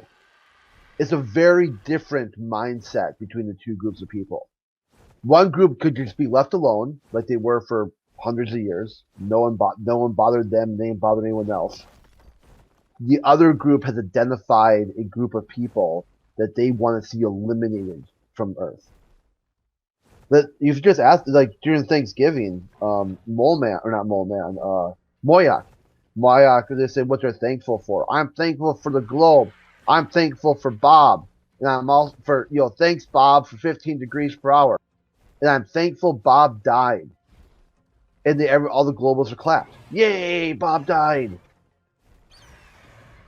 That's what they want to see. Okay, they want to see that like take your children from you, abusive. You've harmed people. That's their goal. That's why the debate is so toxic. But that's why you shouldn't go to Gem Panda's server. Oh yeah, I've done. Because that's why they're there for that reason, right? Those particular people. You can't lay that on everyone. It's just those particular people that you're going to, right? You know that they're going to say that sort of shit. Yeah. And it could be led, right? Remember that time George did that sort of thing, and he was led by the people around him. They encouraged him. So some people get encouraged to say these things by other people. They're manipulated, like your man was saying earlier. It's a cult. Politically led. Yeah, this is George, a guy who supposedly was a man of science, man of engineering. And his final proof, his swan song to prove the globe, was to shoot flat earthers in the head and see how long they survive. Because flat earthers are cockroaches, and cockroaches can survive without their head. So by proving that flat earthers are cockroaches, the earth is a globe. Yeah. See, now you said earlier, you said earlier that you only hang out in flat Earth servers, right? Well, there are all sorts of different servers. I hang around in a few of them. Yeah. I know. Yeah. Oh wait, I don't just hang out in flat Earth servers. I mean, like when it comes to flat Earth versus globe Earth, I only hang out where the flat Earthers are, not where the globe Earthers are. Right. Yeah. Because that's what you prefer, that sort of chat. Well, Crit hangs out in other places. Me too. I'm all over the place, and there are people that say weird things, right, on both sides, if you want to call this both sides. But like in reality, some weird people, right? It seems, I think, that this particular arena and this particular topic is a hotbed for these particular types of people to be able to come into and pretend it's normal behavior. They sort of allow it within this framework. I think you're overcomplicating it. I think, at least for the average glober, from what I've seen, not the people who are invested in it and the people who've been doing it for years, right? The people that I've seen who just come in, see what it's about. I think they don't have, the only thing they think is maybe flat earthers are stupid and these people are a bit deceptive, right? That's all I think that goes on in their mind. I don't think they overthink it. I don't think they're that complex as beings, right? I think maybe the globers that have been doing this for like a decade, maybe they're a bit strange, a bit oddball, like oddballs or whatever, but you know.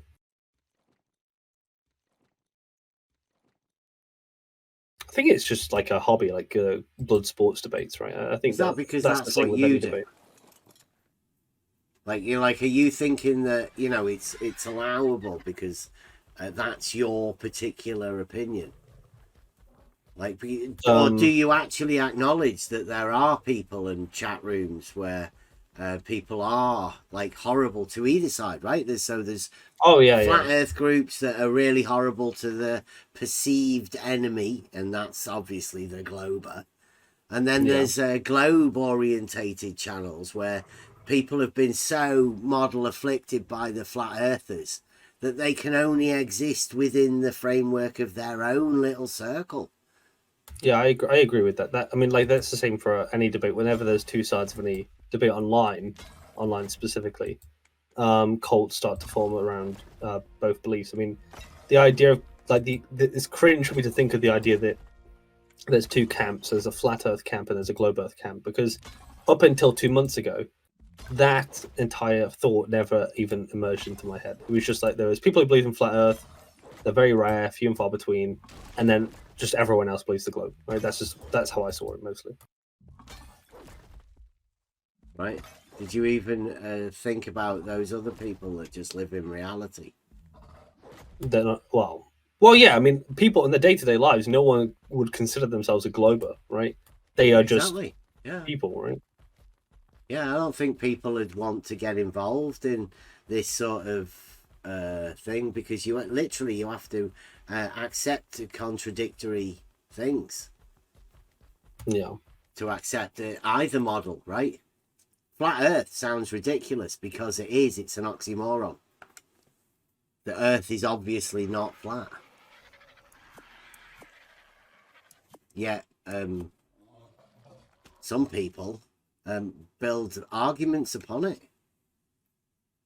Put it as their basis, their starting point, sort of axiomate it.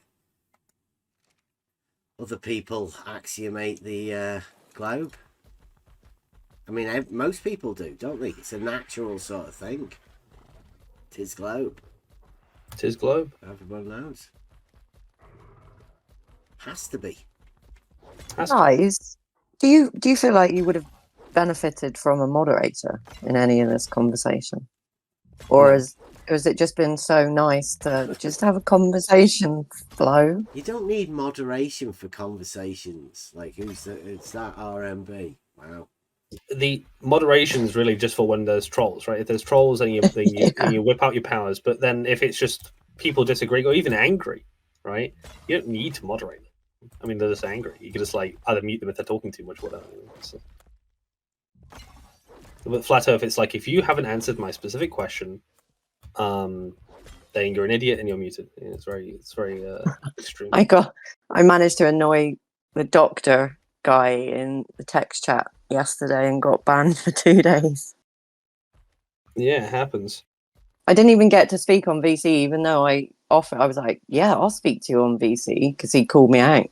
Next thing I knew, I was out of there. So I didn't even get a chance to open my mic and say, mate, what is your problem? We were talking about that a bit earlier. right?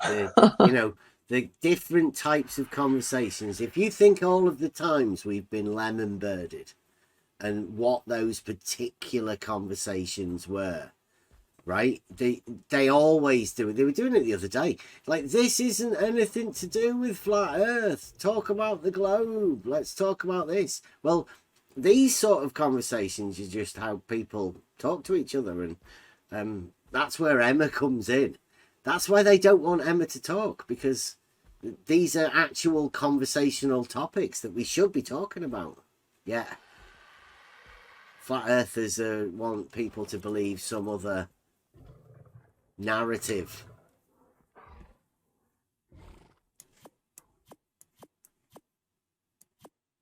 So they silence conversation. I think maybe Rolling My Boulder wants to argue that there are actual debates. What? Did he come back? Oh, he thinks when he got me to go over to that MMM server, that he thinks that was a debate. Is it RMB a flat earther or is it global? Rolling My Boulder, he was Ranty's mate. I remember Rolling My Boulder for being, when Ranty, he was a flat earther and then he went to being a globe. Well, Rolling My Boulder was his friend. They were good mates. At least, Troll. I think Ranty came into this arena from Sleeping Warrior at the same time as Conspiracy Cats. Because Sleeping Warrior, he had them as mates. But they were troll buddies. They all came into this arena under the guise of a troll. Like porn bombing, doing that sort of stuff. And then they got scripted into their individual roles. So they already had a troll understanding. I think Rolling My Boulders from, old school. From that network. I bet he knows Cats. Sleeping Warrior. Travis. Yeah.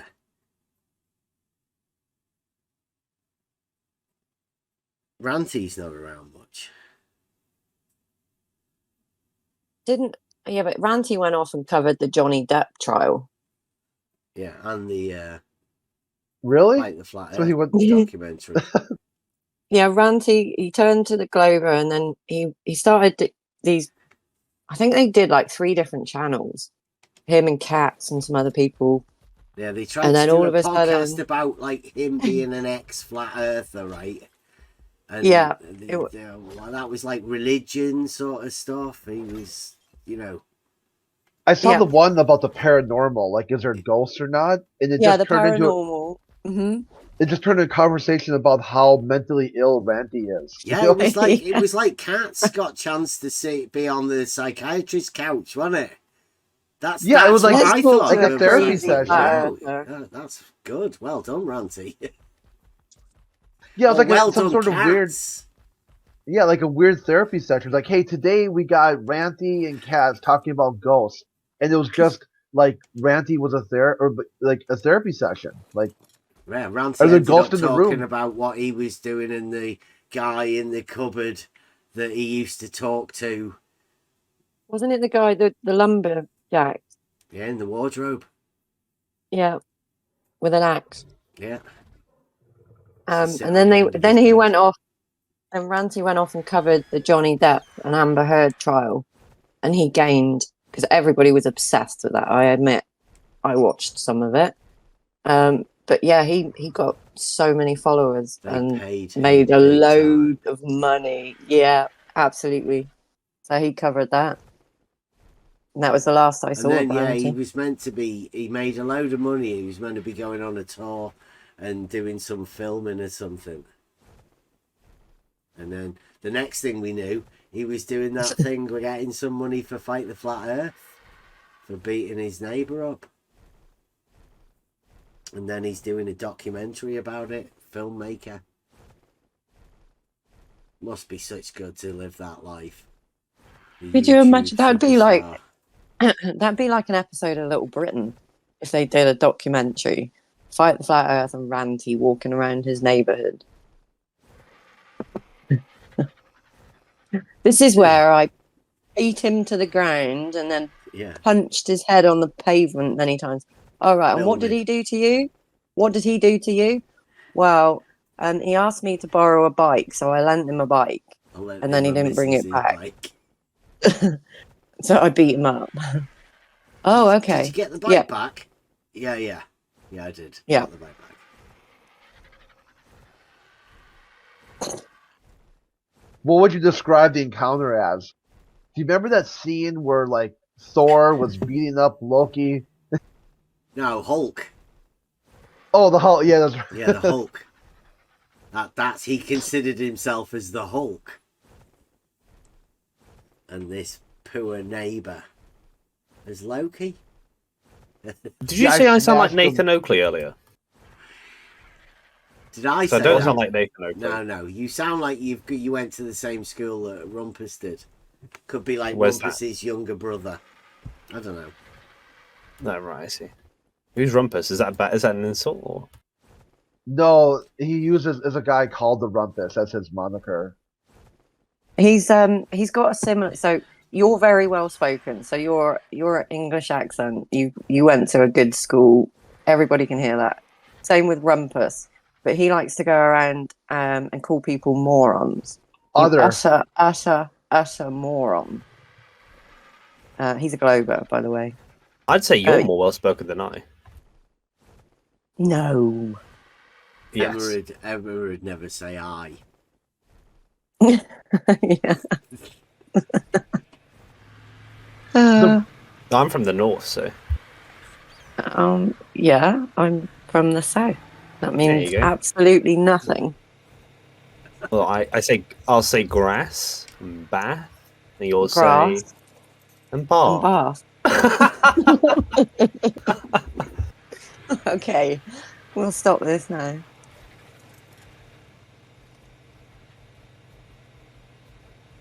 I'm not posh in the slightest. I was just lucky to have family that encouraged me to speak correctly. Yeah. We know that Bev sounds northern through and through. Yeah, but even then, I don't think he has a strong accent. Like where he lives, I would expect a much thicker accent. But Bev, I don't know. He doesn't have it for me, unless I'm so used to the way Bev speaks. I've moved around used to it. You sound like my uncle. No. Not my blood uncle, but an uncle, like family friend uncle.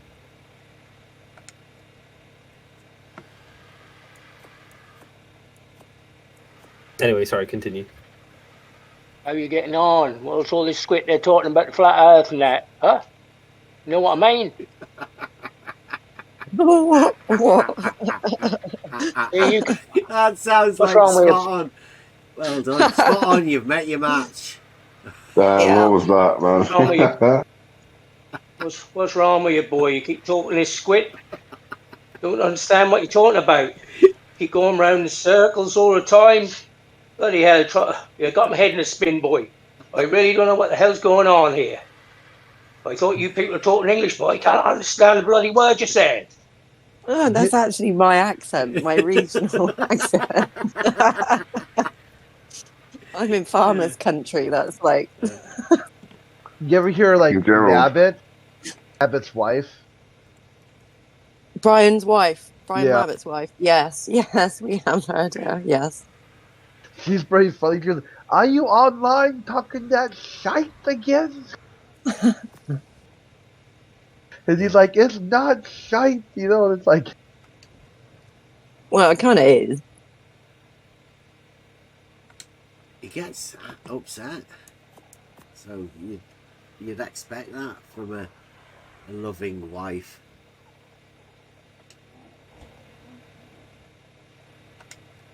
one of Babbitt's arguments is like funny as hell, where the PSI, right? So if it's 14 PSI, it would be impossible to bleed because the pressure would hold the blood inside your body.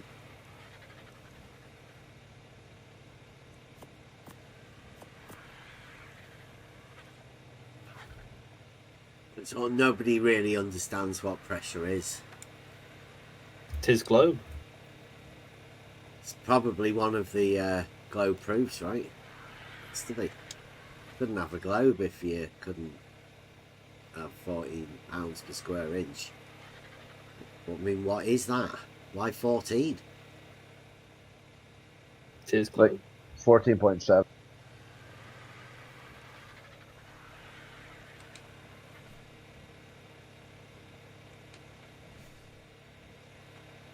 What's it related to? Where's it come from? What's it all mean?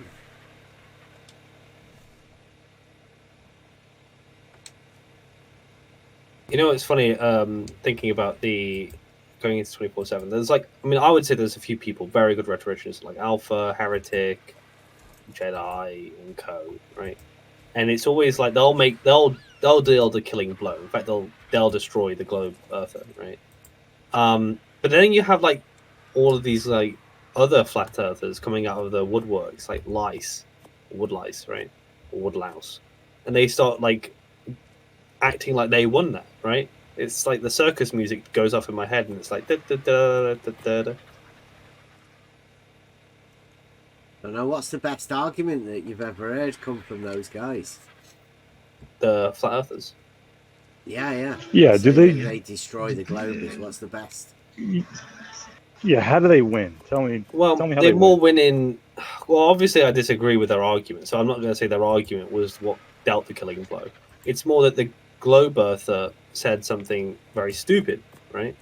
And the flat earther manages to, like, let's say the globe earther says something like, I know the earth is a globe because I've seen photographs. Now, to me, I would probably say photographs have some sort of truth value, right? Now, obviously, the flat earther doesn't think that. But the fact that someone would say that going into the debate, you know, if it didn't come across their mind that a flat earther wouldn't accept a photograph beforehand, then they're retarded. And because they're retarded, the flat earther can run rings around them. So that's what I mean by destroy. Yeah, both of them are stuck on this model. You've I got remember the Britain that globe first Earth. came in.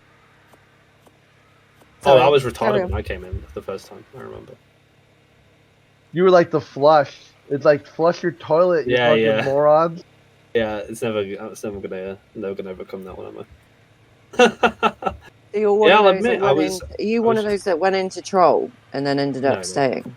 I went in thinking, well, these guys are going to be stupid, right? Like, there's no chance they're going to defeat me in a debate. I've been debating since I was 17, right? And I went in and I started talking about the Coriolis effect, and I brought up a myth, the idea that your sink will swirl in different directions. But I don't know much about physics. It's not my area, right? So I look stupid. And just like how I described that some retarded globers come in and they say something that a flat earther's probably said before, heard before. That was me, right?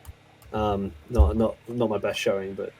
And you had the full effect of, you know, everyone in the text chat, as you said, you got the top names that, you know, go in, they're like the big carnivores, and then you've got the little sort of underlings, but they're given roles, right? So how they perform and how much they support and say the right things in the text chat, they get given roles in the 24/7 server to bump them up, to make them feel like they're going to get to where Jedi, Miggy is, what's his name in like there?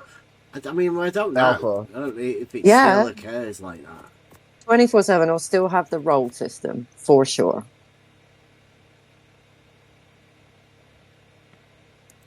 But I mean, how much more can they do that in the background of the Discord server that they own? Is there? They've got another server. Yeah, I know, but I mean, is that what they're doing? I mean, are they pushing forward these people? I mean, it seemed the other day that they were testing that Flatsy. She's in the same position. Yeah, she's in the same position that all the women that go through Flat Earth 24/7 get put through. They test you out. They make sure you can repeat the right, taglines, make sure that you kiss the right asses, all of that stuff. And then you get promoted, and then you get more airtime, and they treat you with a little bit more respect. I don't know if you noticed, but women in that room in the politics server, you're done. You're done if you're a female. They allowed that, Blatzy. But I mean, like he was. I mean, if crying you go out in for as a help and he Glover, was saying, right? like, no. If you're not on their team and you go in there as a woman, a Glover, whatever it is, and you're not part of their team, you get completely shat upon. I heard one woman go in, I think her name was Joanne, and she didn't even necessarily, she wasn't a Glover. They hounded her out there. Absolutely hounded her. And I never hear them speak the same way to the guys. So for some reason, they seem to all be really, really scared about the women. I don't know whether that, is that a politics server thing, or is that just the 24/7 thing? Don't know. Or is it just it's just a what? A them just a man thing. Oh, a men thing. No, not all men are like that. Not all of them, but a lot of them. On the internet, for sure, yeah.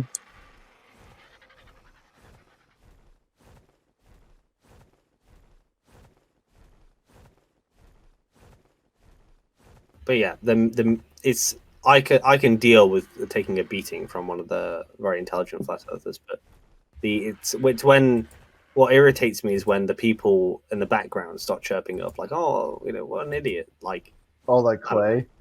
Yeah, or anyone who does it, but like Clay is definitely someone who does it, because I'm just like, I don't. It just serves to antagonize me, and it doesn't actually serve a point, right? So it's So yeah, some of them. Sorry, Crit, you carry on. Okay, I'll say this. The thing I don't like too is like people like Clay, or they're playing a game. They're doing something completely different. They're chirping in. Oh, what a dumbass! What an idiot! What? What Clay? What did he say that was dumb? Oh, I don't know. I wasn't really. Yeah, exactly. Yeah, you know what I'm talking about. You're like, someone will say that's a fallacy, and or like, that's stupid, and you'll say what was stupid, and they like radio silence from here on out.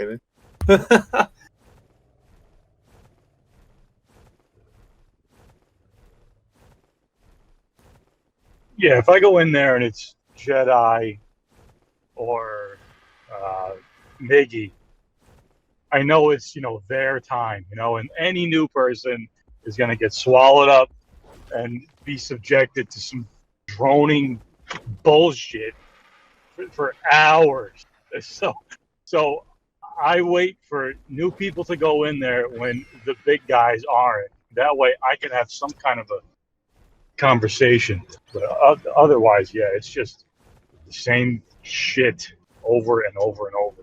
Same arguments. Oh yeah. Not even arguments. It's starting to get repetitive for me too. I've noticed that there are people I will join for. Like if Peter's there, like I'm going in for Peter because he's entertaining. But the main crux of what happens there, I think it's starting to be a bit tiresome at some degree. If the only person who I'll listen to is Crit, I don't want to hear Miggy. I don't want to hear Jedi. I don't want to hear Heretic because they talk about BS, man. Oh, Crit brings it right in your face. He has a real one-on-one. Yeah. I'll give Crit credit that he talks about other things, right? And that might not be popular amongst there, but he'll, whether or not you agree with him, like he'll give you something refreshing to talk about, which is what you need, really. You can't just be talking about the same thing all day because there's not an infinite amount of people that are interested in flat Earth. So eventually, you're going to have to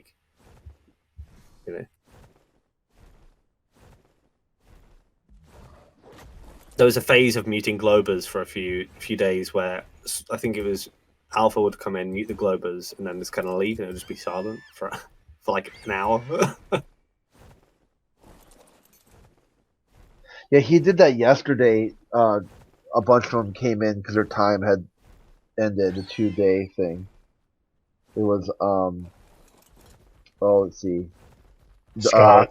Yeah, Scott and Ban Truth, Callie, Jesse. I'm trying to think who else. One other guy too. Yeah, and they Dante? all.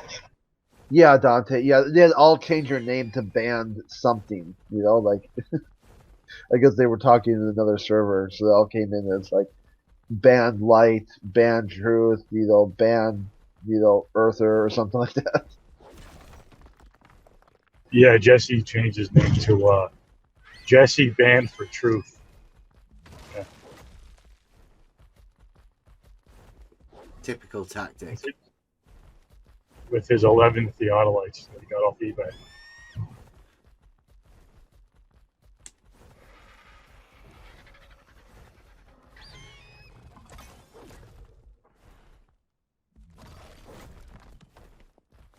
I like the way that they keep Sophists around. It's allowed.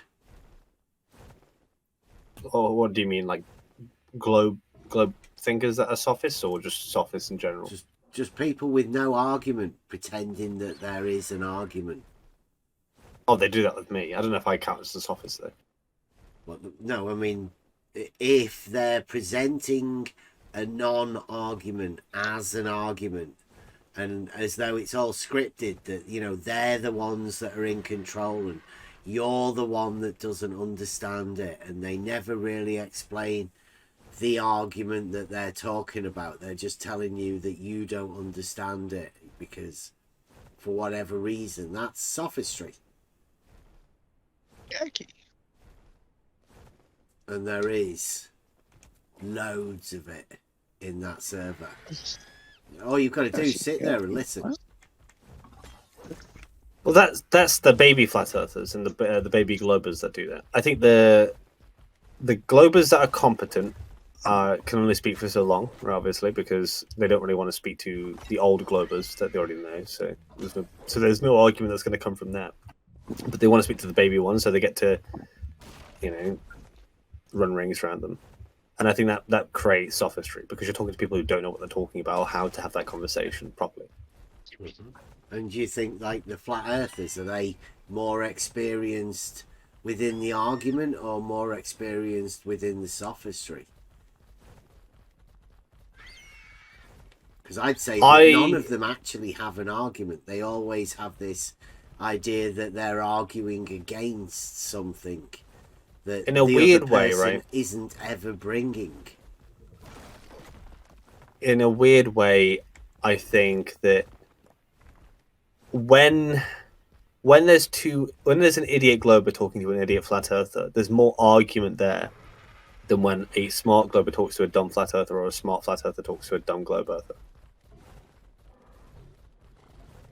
I think when the two idiots are together, they actually make more of an argument. At least progress the conversation forward, at least. So is this like a genuine bromance going on here, or when you get back over to 24/7, or switch back to same old sophistry? Because you say you kind of go in there and you're like Peter the Great, but from what I've heard, he's one of the biggest sophists out there. Well, I'm sure Bev would have told you that, but No, what do you mean? He told me what? Wait, what? You can't make your own mind up about what you. What did Bev tell me? Oh, I don't know if you've met Peter, because he's only been in here for like a week, right? So I assume Bev. Well, I can go over 24/7, but I'm not allowed to speak. Have you been recently? Or I've been there a lot, yes, in the chat, and I've listened to Peter the Great, and I don't need Bev to point out that he's a sophist. It's apparent.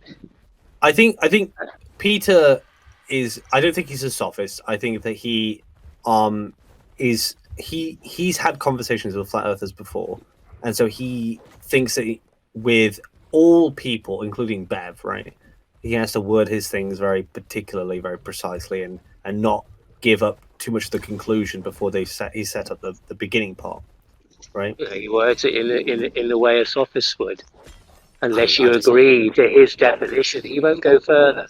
I would disagree. He's not talking to the flat earthers. He's also talking to the globers who will now parrot his script because it sounds like a good one.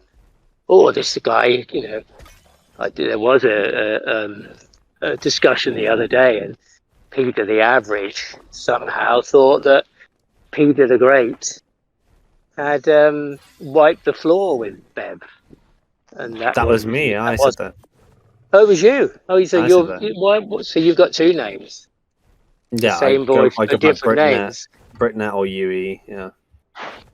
Okay, so there, and then you went da, da, da, da, da, da, da, Yeah, that was me. Yeah, I also did bollocks, it today in bollocks. this conversation. Yes, yeah, but you're cheering on the sophist by being the under sophist, and then who came along to save Peter the Great the other day?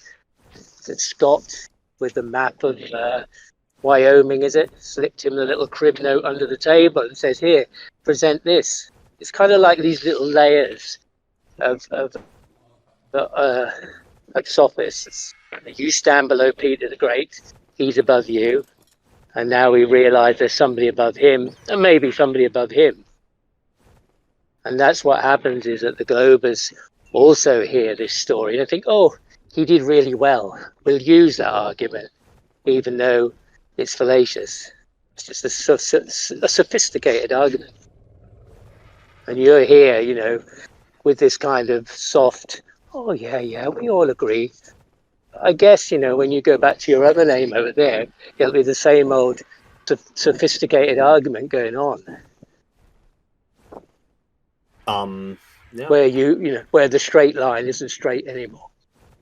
We have to agree the straight line is curved in order to progress this sophisticated argument. If you do that, then he'll give you the next bit, because he's already got a plan in his head. He lays a bear trap, move to pawn king 3, tempting with the queen.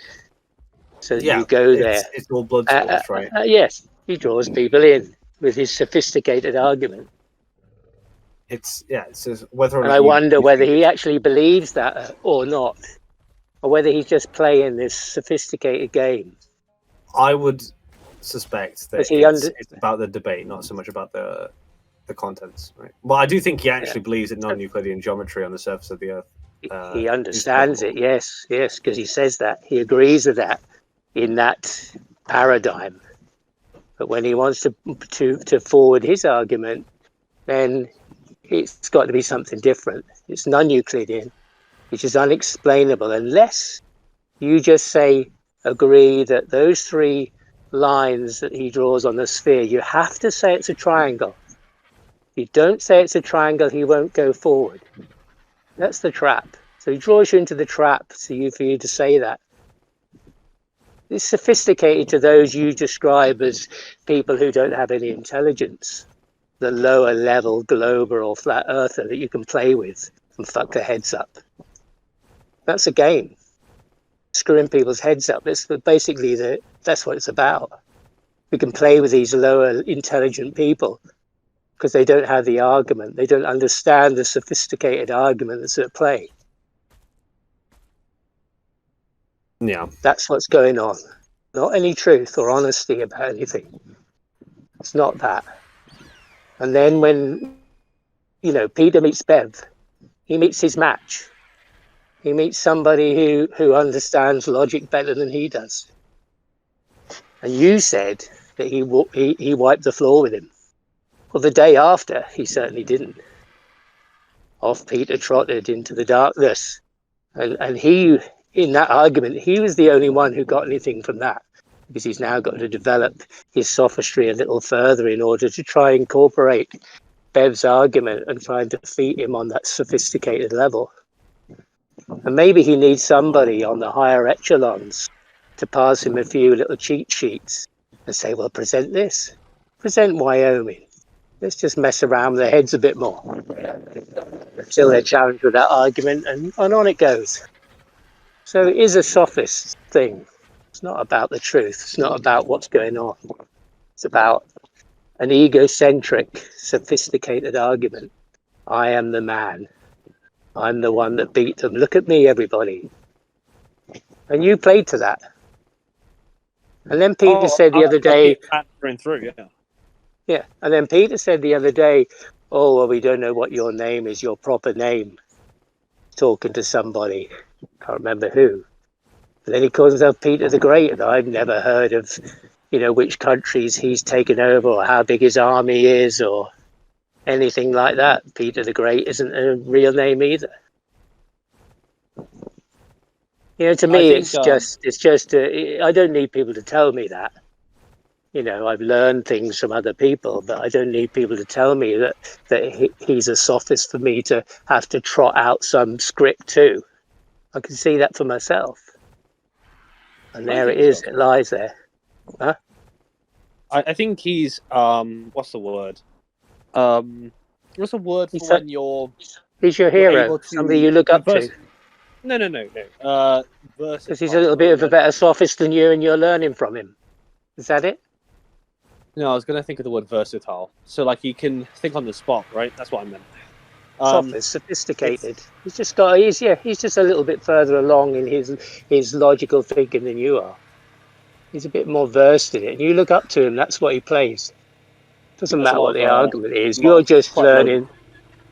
Well, I don't I'm not care learning what geometry, even today or tomorrow. You're learning sophisticated logic from a master above you.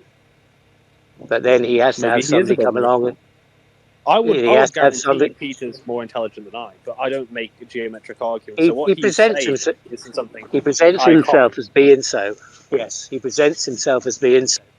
But then he needs somebody to pass him the next level because he's not as advanced as somebody else. And that'd be fine if the truth was at the center of this, but it's not the truth. The truth is egocentric. Let's pass it out, right? Because I don't think it's about an ego per se, right? I think all debates are about an ego, but this particular relationship between me and Peter is because I prefer to talk about conceptual issues, right? He prefers to talk about geometry. We're not the same. Well, you demonstrate your way of seeing them, in heroic terms, in the way that you speak. That's what I see. I don't need people to tell me that. I also said Jedi was very intelligent earlier, right? So I don't. Do I? I know, but Emma told you the truth about that too, from her experience that you don't want to hear about. No, I didn't object to it. I just said as a rhetorician, I think he's admirable, right? Whether he's a good person is entirely irrelevant to that, right? But the same with Peter, right? He's good at what he does. I think Manufactotum in this room is also someone I admire for being on the ball all the time. Quite, it was a pun, obviously, but Bev also, right? It's not like I want to emulate that person. It's just that I think I can spot a good rhetorician when I see one. Well, I think where Bev sits, like it says, what happens when, you're not a model afflicted, you're not a glober, you're not a flat earther, then what? And where he sits in between that and questions those two dichotomies. Now that's a very interesting place to be. All the other stuff is just sophistry, really, game playing. Nobody wants to address this bit in the middle. There's some kind of truth about that. Just want to find some sophisticated argument to try and crush it, hide it, put it away. And anybody else who might speak like, I have to go and sit in 24/7. I don't know for how long. Just sit there. And maybe I'll earn some brownie points after having sat there for 25 hours or 100 hours. I don't know what it is. In order to be part of that conversation, if I wanted to be. It's the closest I came to absolute simp was when I started arguing for the flat Earth as like a fun little entertaining side quest. But I noticed that everybody's done that. Pretended to be a flat earther. I noticed one issue arose from that, and that was that I got treated very nicely, but that was under the assumption that I was thinking about being a flat earther, right? And I realized that they aren't treating me nicely because they like me. They're just doing it because they think I'm about to become a flat earther, right? So I just stopped doing it.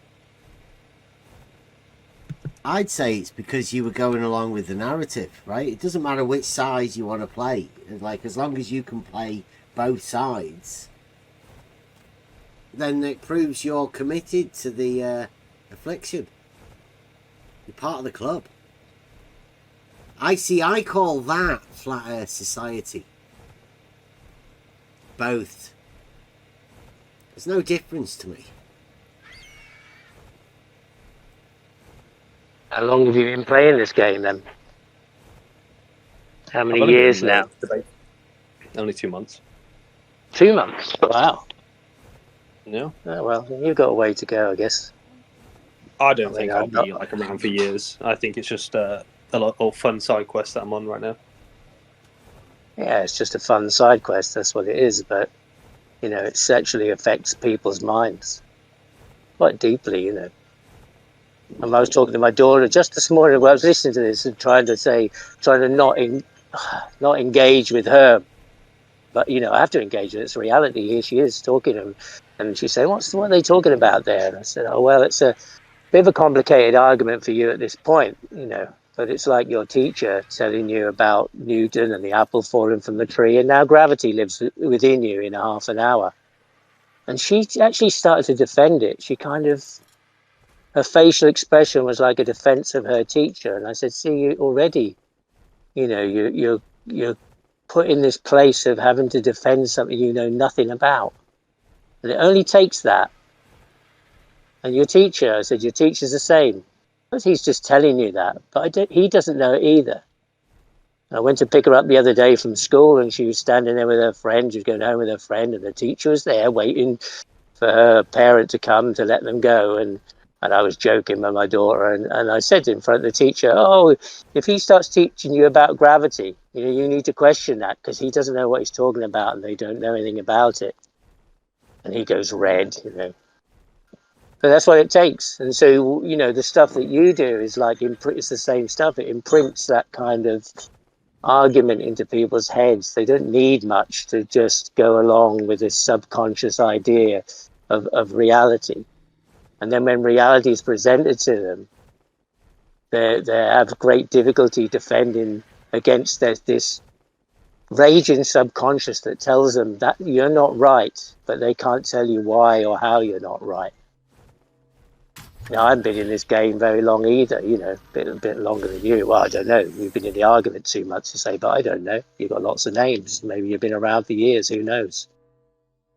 But I made a journey listening to these things too, listening to both sides. And here I've come to this place where, you know, I'm standing in the middle of the road, you know, looking at both sides and thinking, you're both talking bollocks. Doesn't help my mind. Yeah. Doesn't help me walk. It doesn't help me live. I'd say the contrary, right? I think it does help with something. Because I know that I'm not going to convert anyone or convince anyone. It's not really why I'm doing it. Obviously, there's a bit of entertainment, but that doesn't really serve me much, other than like not being bored.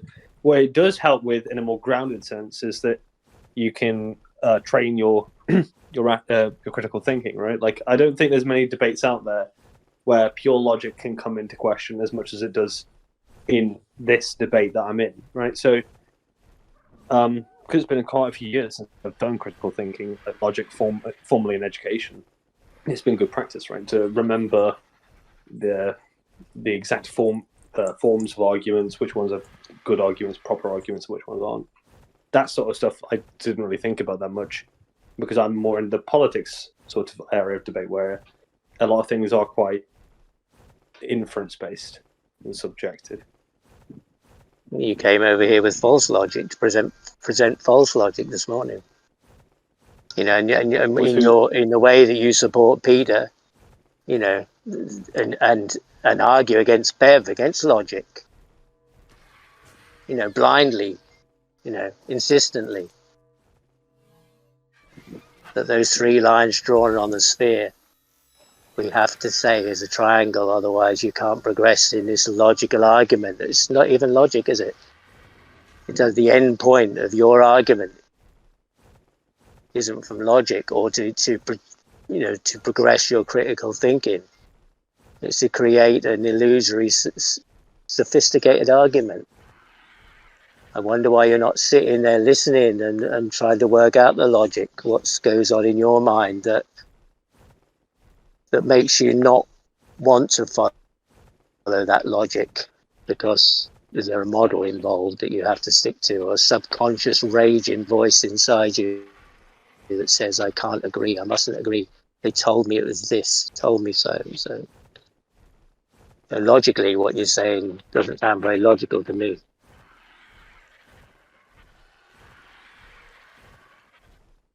But I just sit back and listen, you know. Well, That's all I can do. I think. And I hear Bev voices, and I hear your voice. Yeah. Carry on. I was going to say, I think Bev and I work under different assumptions about how we should, well, rather presumptions about how we should come to conclusions in the world about what things are. I know that Jerry basically summed it up as there's only one thing I Did you can say different? Yes. Right, the way that we come to conclusions, you think that we differ? Yeah, I'd say so. Did you say you use logic, right? Well, we both use logic to come to conclusions, but we have a different sort of approach. Different definition of logic, Different than logic. No, we both use logic. We have a different approach. What do you mean? I mean, I don't understand. What's the different approach? So, if I'm understanding you correctly, you would say you only know one thing in this world, aside from like regular analytic truths, and that's geometry, and that's how you come to your conclusion.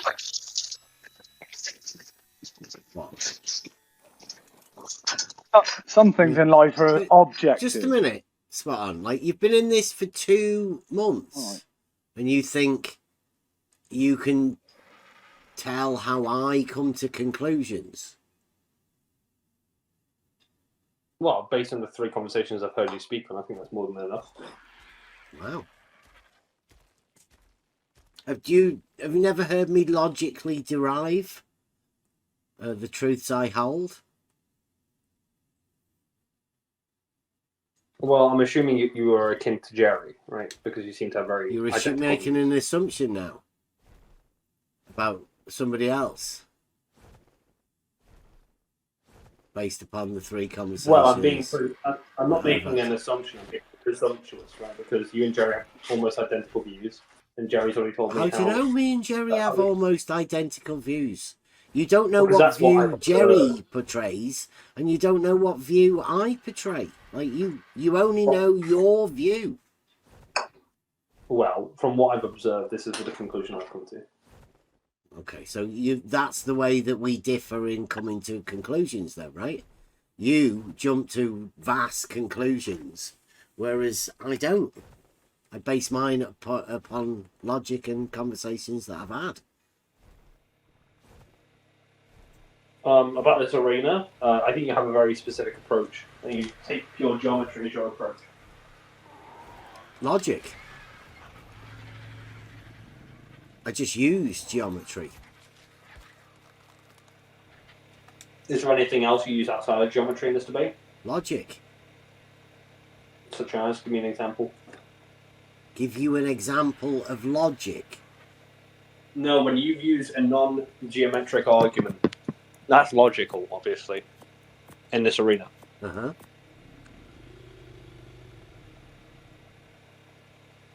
Could you give me an example of that? So, like, with flat Earth and globe Earth, a non-geometric but logical argument.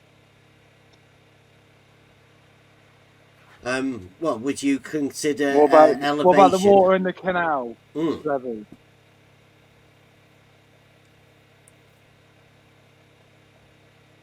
What was the question? Is a straight line geometrical?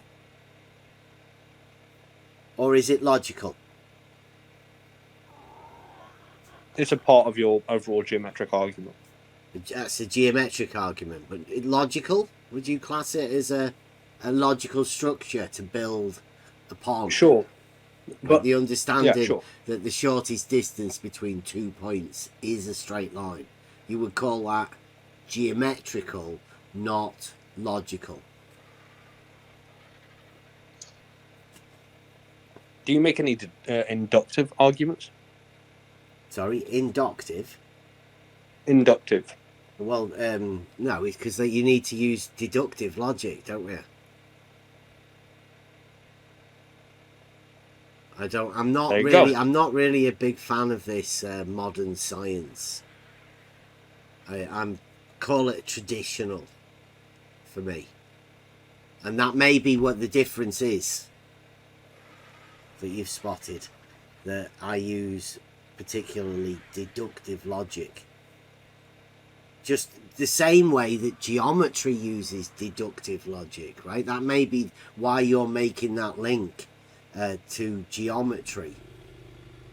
It's because geometry uses deductive logic. That's what I use to derive my conclusions. Looks like I wasn't so presumptuous anymore, right? Clearly I was onto something. What, that we use deductive logic to reason things? No. We both use deductive logic. I favour to acquire knowledge the scientific method, obviously, and the inductive scientific method as well. You stated that you're not a fan of induction to arrive or approximate truth. That's fine. That's where we differ. See, I even have a problem with approximate truth, because truth is a either is or isn't type thing. You can't approximate a certainty, can you? I mean, that sounds like a sophisticated way to convince yourself of something. Well, approximate in the sense that there are synthetic truths and they are based off induction. And that would be impinged upon the idea that induction alone can't resolve your issue. You can use induction to come to a probabilistic claim, but then you can use deduction in the form of falsifying that theory or competing ones, right?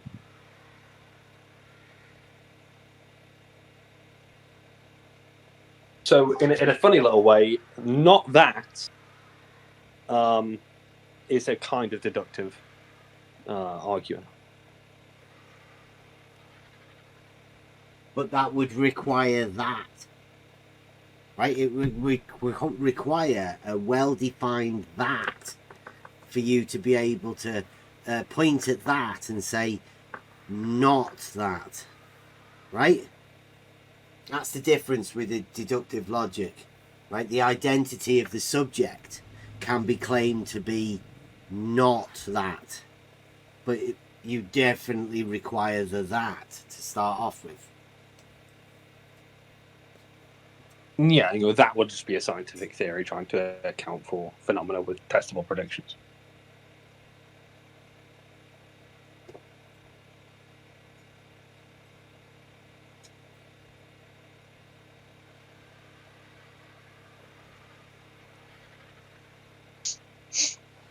How long did you have to sit in the 24/7 before you got voice VC permission?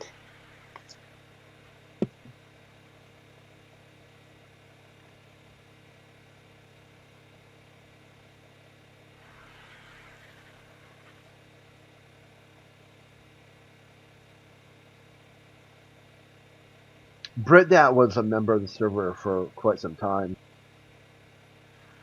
Was? Okay, under that name. Or before under that name, different name. Before you, before the Flat Earth section was there. Oh yeah, politics. Yeah.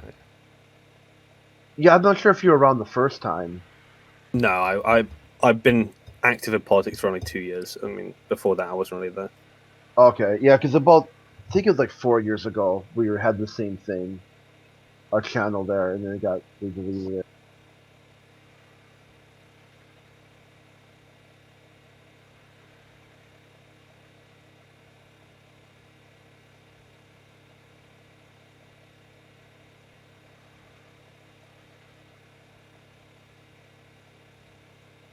Yeah, I've got a bad connection, I think. So keep losing you. Anyway, never mind.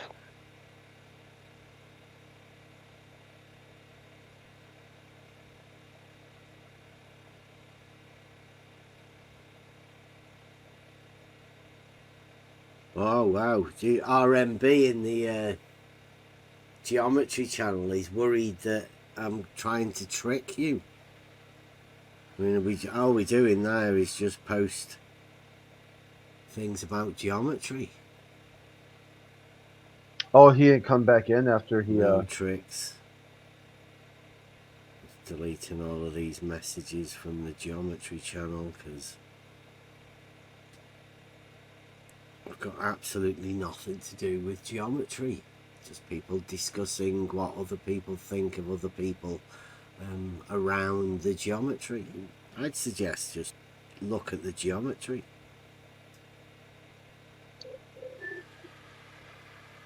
Geometry channel is not a discussion drama channel. Jerry has been entered into the history books, and maybe in 100 years there'll be references that children will be talking about the Jerry in spherical geometry and teaching that in high school, perhaps. Now it's been renamed. That's kind of interesting. I guess that's how the way things happen. Somebody says something, gets written down, and then it becomes a fact somewhere else in time. Have you ever heard of flat earth math?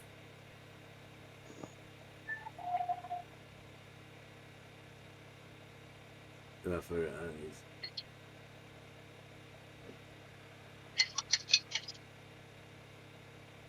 Man v Facto. Have you ever heard of flat earth math?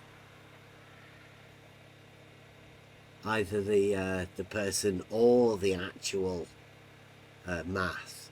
Because he's a teacher, you know. You ever heard of him? He's talking to you, Britnett. He might have come out. Everybody needs to go to the toilet. Wait, what was the question? Sorry, have you ever heard of flat earth math? Never heard of him. Ooh, you know it's a him. Well, I usually is the case. Okay. What would you imagine he is? If you had to make a picture. A guy who tries to make mathematical proofs for different phenomena in the flat Earth. Yeah. Can you imagine how a hard job that would be? I don't know. I've never seen it. So. Pushing a parallelism of maths, trying to prove. Can you imagine that there might be a mathematical proof of flat Earth? Mm-hmm. Yes. Do you know much about mathematics? No. Oh. But you do. I'm a rare breed where there might be some sort of mathematical proof of flat Earth. From the outside, thinking about it as someone who hasn't looked into it, I'm sure it's possible. Well, not for flat Earth. Obviously, I'm referring to if they want to talk about the motion of the sun, right? I'm sure they could come up with some mass that isn't the one that we currently have. Not like for the actual geometry. Do you imagine there are any proofs in reality? Do you imagine people holding proofs? Do you? Yeah, I think so. So you hold proofs. You know, what would you say if you came across a group of people that said there were no proofs in reality? What would occur then? Would you have a problem with them? I want to know what they mean by proof first and why they think that doesn't exist. But I think you're talking about solipsists, right? Talking about people who claim there are no proofs.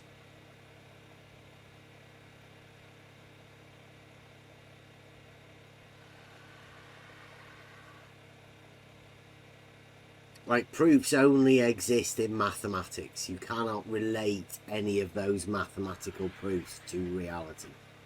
There's a barrier between the two.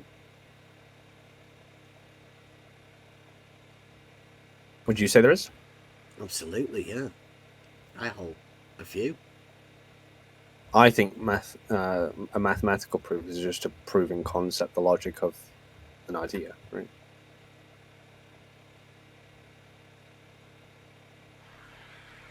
Well, like a straight line, right? It's a mathematical straight line because in reality, the mathematical process, that reasoning part, you can relate to reality.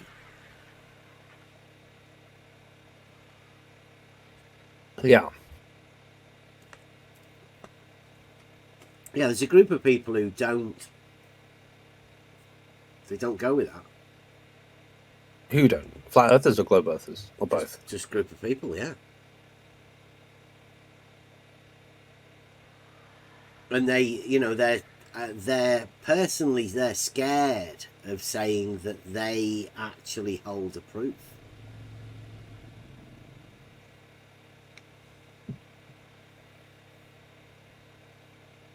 Modern day. I think that's most people, really, right? And you think how many proofs you hold? I mean, you'd have to Not have many. thought about it beforehand.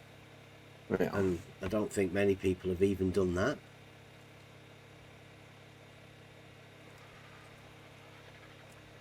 Because there was always people like asking people to give them proof.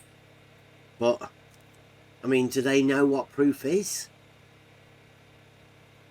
What's the definition of proof? No, I agree. I tend to see that, at least from the globe looking at the flat earther, there's some equivocation between evidence and proof. And what do the flat earthers present?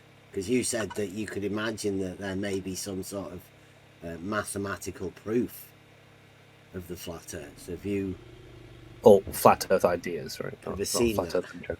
Yeah, I know, but I mean, you hang around in these chats. Have you ever seen No, any of these? No. Oh.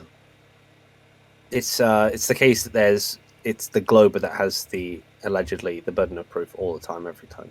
Even if I said to you the earth is flat and you said no, it's round, you'd have the burden of proof, at least in that rowing, right?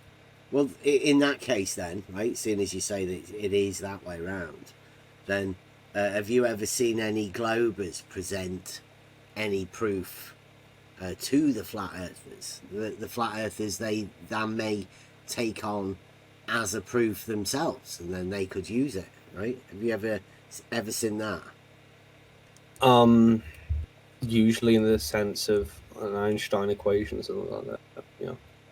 An equation, E equals mc squared. Just, I mean, well, that's one of them, but usually they will deploy Einsteinian mathematics for predictions, and then they'll test those predictions and say, look, it's supported, not confirmed or proven. Like a crystal ball type thing. Predictions. Almost like a crystal ball. They don't say that this proves it, though. The proof is the logic of the equation, not... the logic of the equation? Yes. What, the letters? I mean, effectively, yeah. The logic of the letters. Like within that, the logic of the letters. E equals mc squared. Is c the speed of light or something like that? I think I heard. How you get to E equals mc squared is the logic part, not the actual end part. Yeah, how do you get to the... Well, we're talking about the logic of the equation. Wait, what was your question then? So what, the C part of that, is that the speed of light? Speed of light, yeah. Is that a constant? Well, I don't know. I don't think about physics. Okay. Do you imagine that you could square a constant? Mathematically? I mean, would that be logical? You're gonna have to ask someone else that kind of question. Yeah, it's a pity Einstein isn't here, isn't it?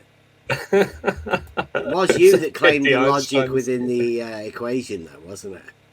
Well, I didn't I said that they come with mathematical proofs, even if you think they fall apart, right? At least they come with something. Mm-hmm. I'm not one to defend any physics, any mathematics. It's not my area. So you think that would be an acceptable proof, though, right? To somebody just to say an equation that somebody else had done, like some sort of handed down parallelism. Well, I think if the demand was there to say, look, I want you to show me with mathematics E equals mc squared, right? Then that would be that the work that would follow from there would be the proof bit, right? Of that basic 1 inch sort of equation, right?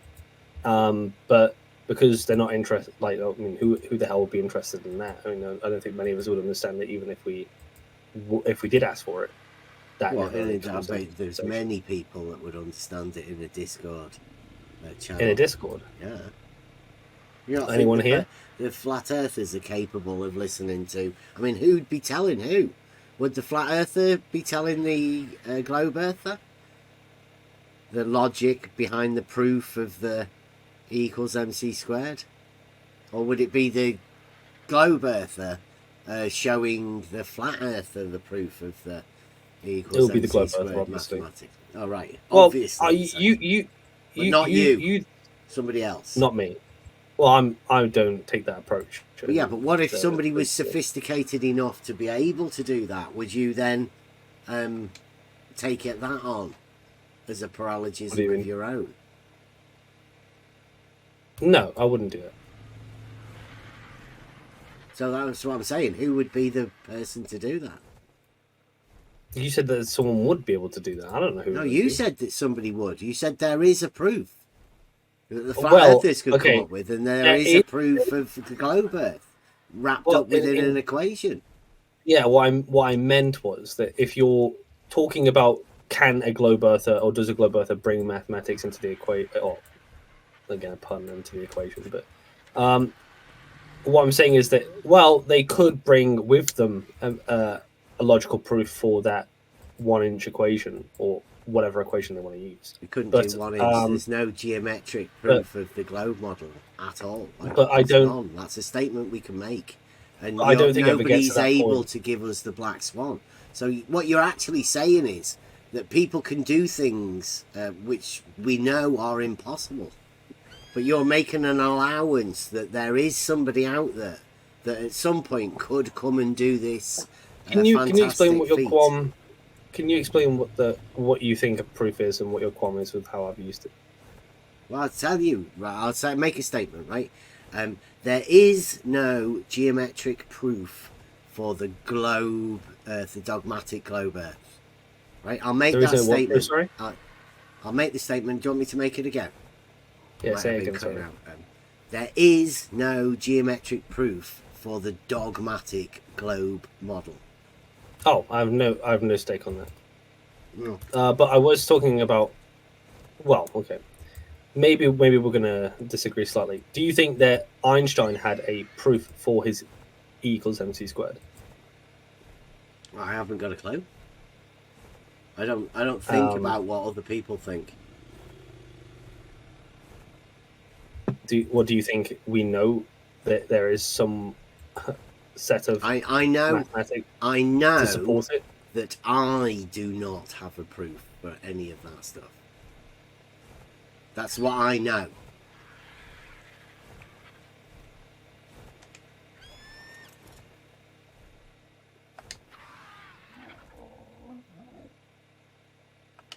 Sorry, guys. Yeah, sorry.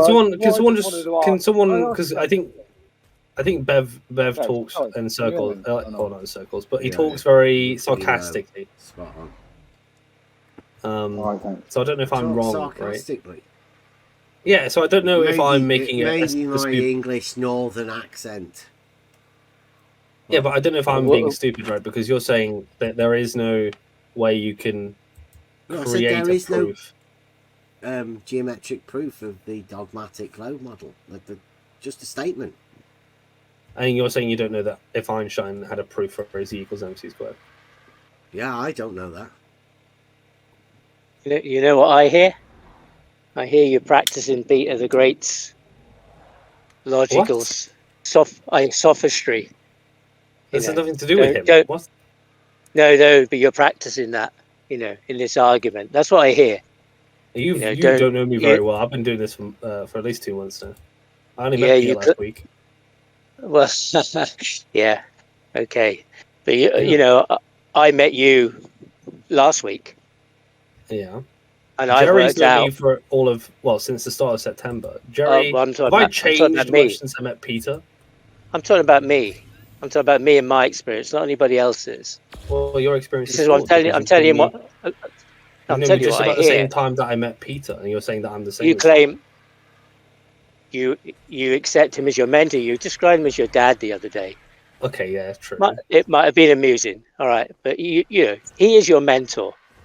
You've already said that, and so at the moment you're claiming you don't know much about math. I said he's my daddy. That's different. Whatever. Oh, that's even worse. There you go. Even worse. But you're claiming at the moment you don't know anything about mathematics, or not much about mathematics.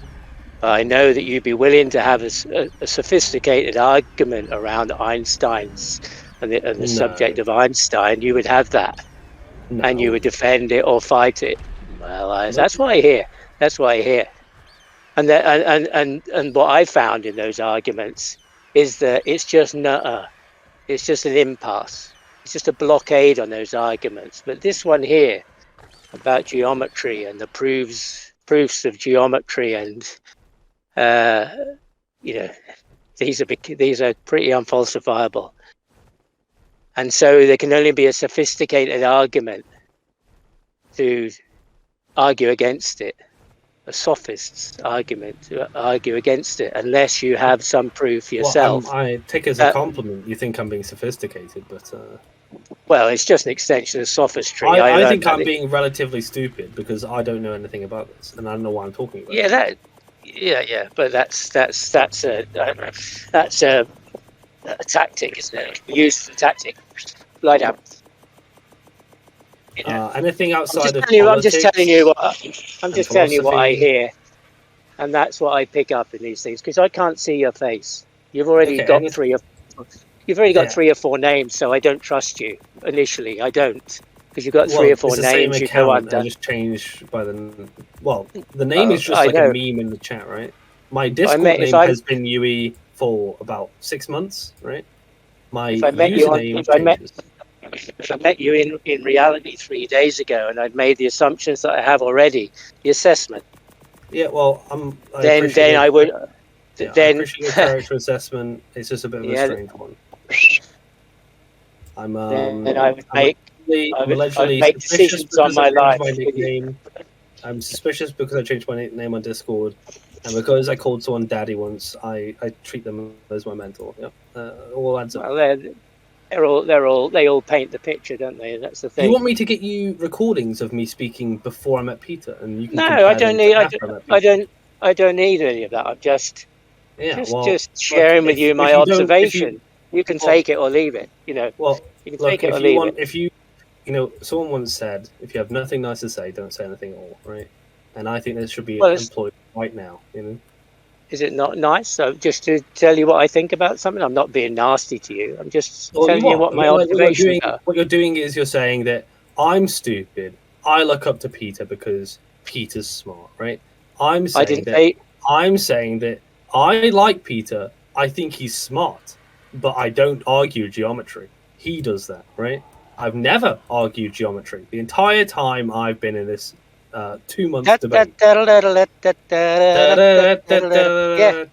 Remember that? Do you remember that? That wasn't supporting him. No. Do you know why I support him? That wasn't looking up to him. That he wiped the floor with Bev. Okay, well, now you've made a leap, right? Now you're saying that instead of just supporting him, I look up to him. See how you did that? Very subtle. You already said that.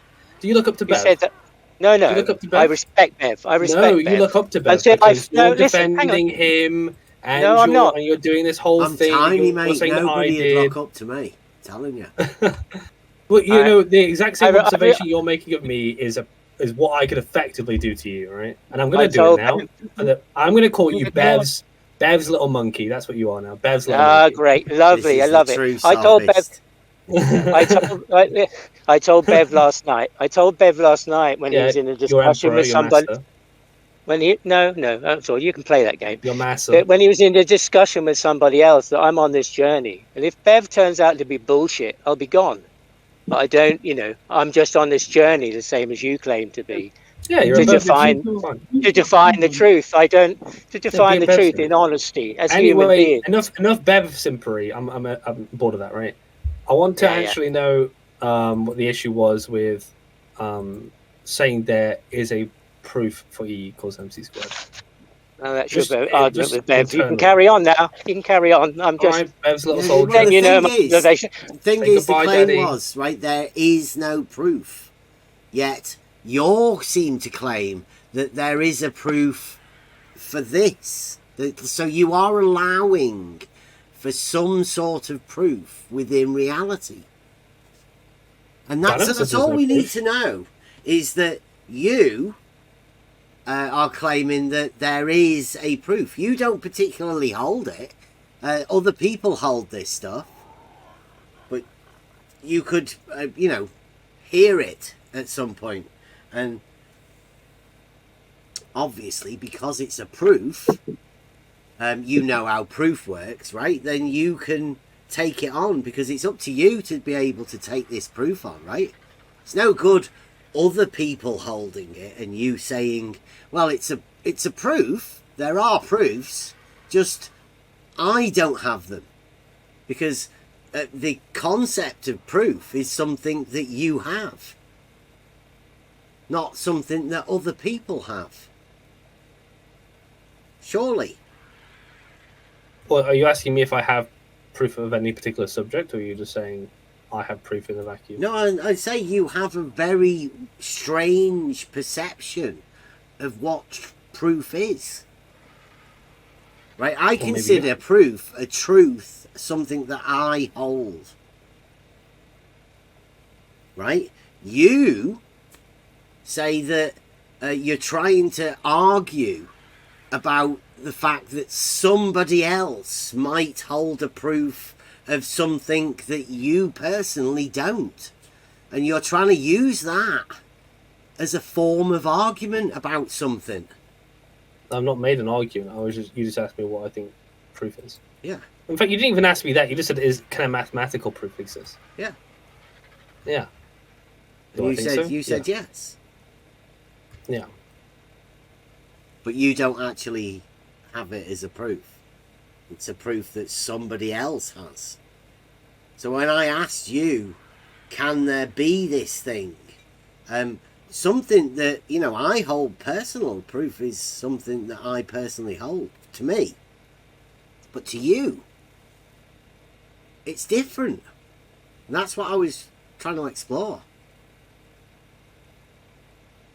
Yeah, I don't see the issue. Well, can you explain your concept of what a proof is around the framework of what we've just been discussing?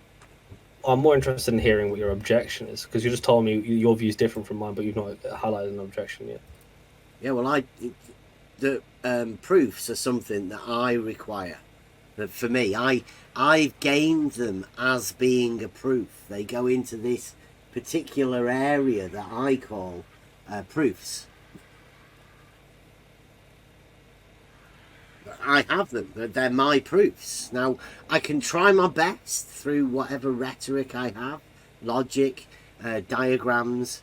I can try and express to you that particular proof that I hold, but I'll never be able to give you the reason I hold it as a proof, the moment it came to me as a proof. I can't give that to you, because that's mine.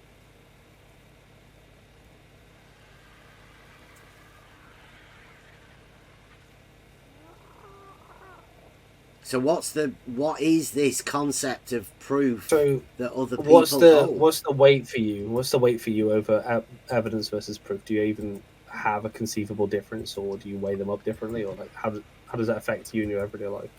Well, you see, again, I'll have to point out the thing that seems to be apparent to me, that you don't seem to have a proof. So just ignore the question. No, because if you did have a proof, you wouldn't need proof to of be what? asking me what the question was. Proof of anything. A proof of anything? Yeah, because then you'd know what a proof is, and you don't seem to.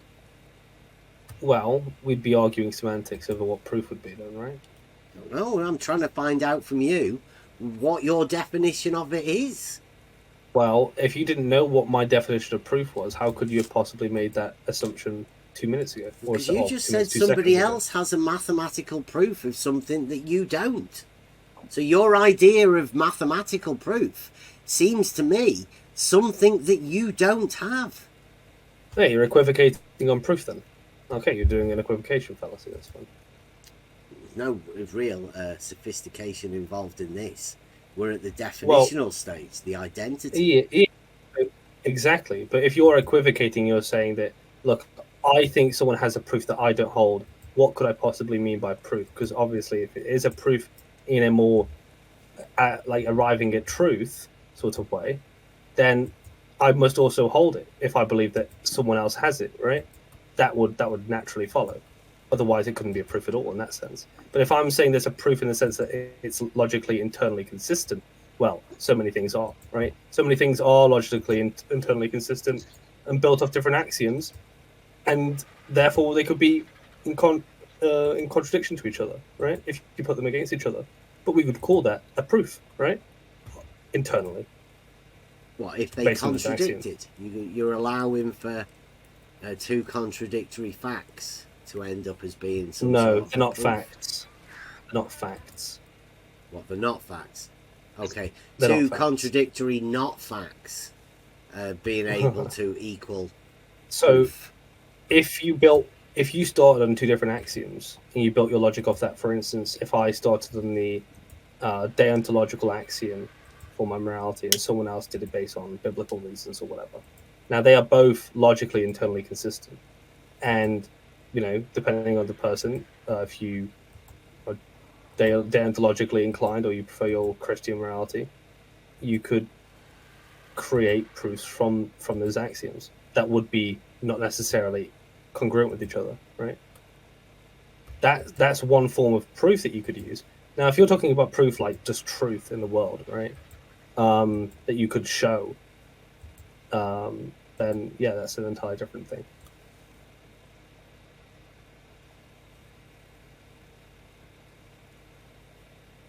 So do you understand the first one? Do you actually hold any proofs of your own? Pick the most simple proof that you hold. I think I have justified true belief, which I think would be more than sufficient for knowledge. But proof, I don't know. I don't know if I would.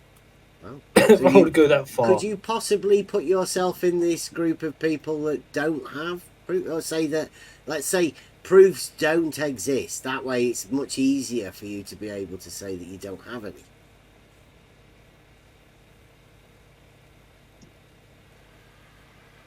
Have you ever heard the term proof of concept?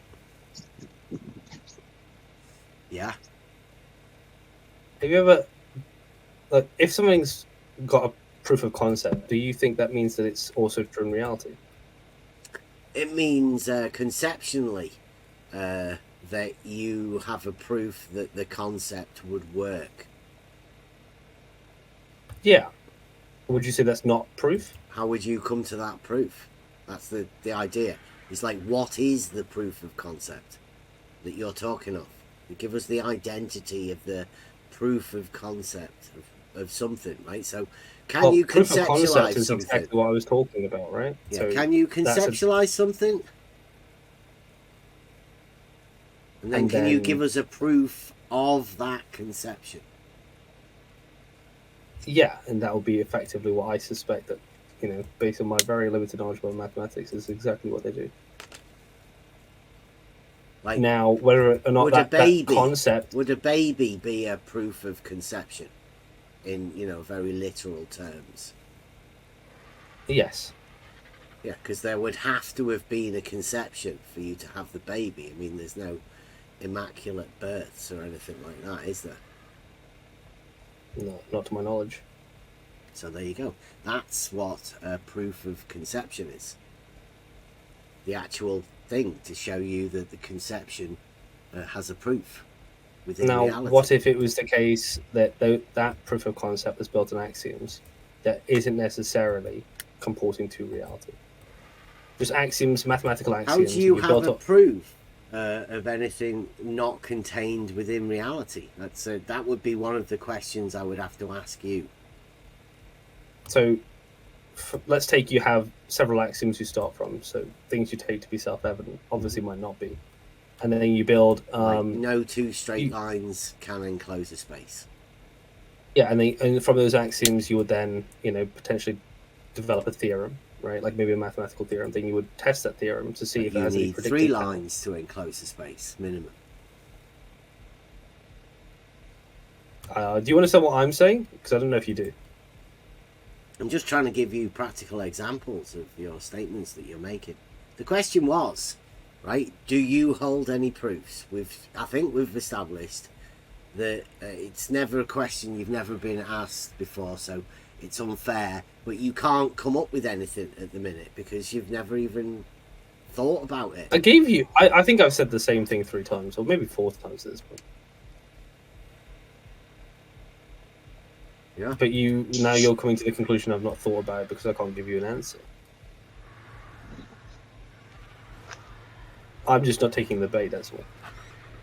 Mm-hmm. Well, another observation.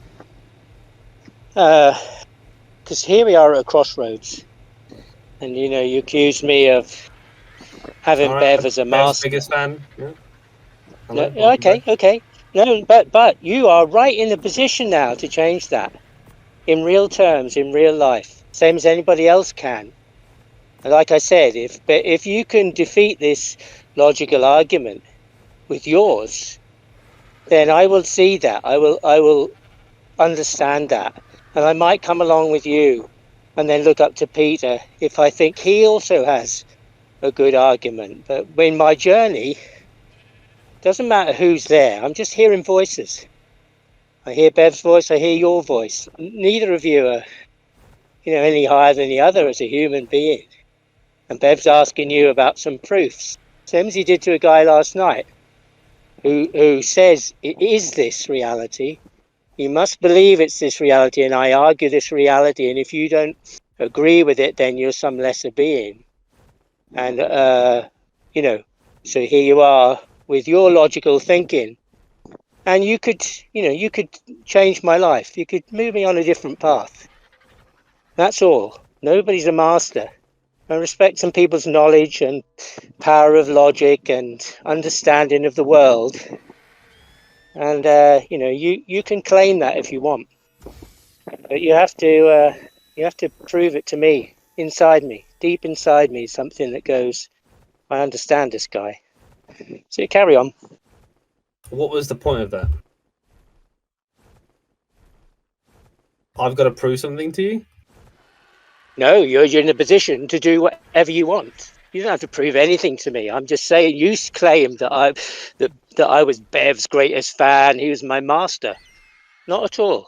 I'm explaining that you, at this time, if you can defeat this logic of my master, then my whole paradigm will shift.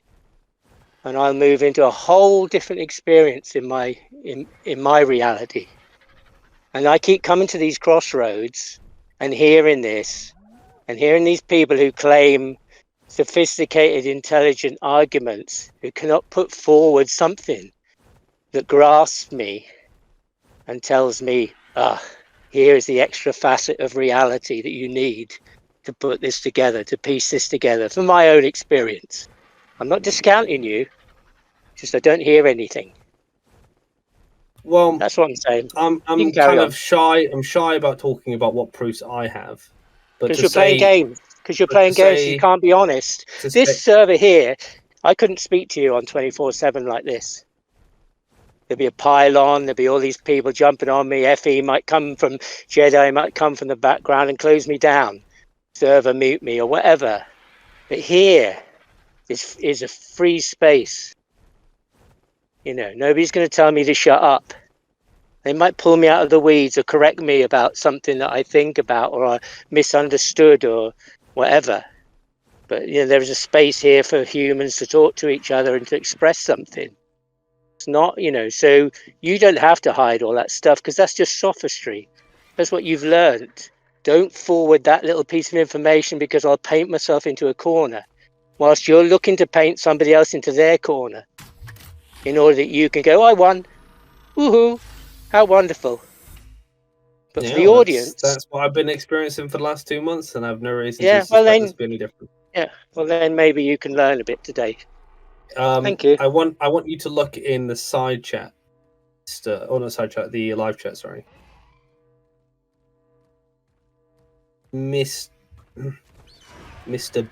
Bevelina.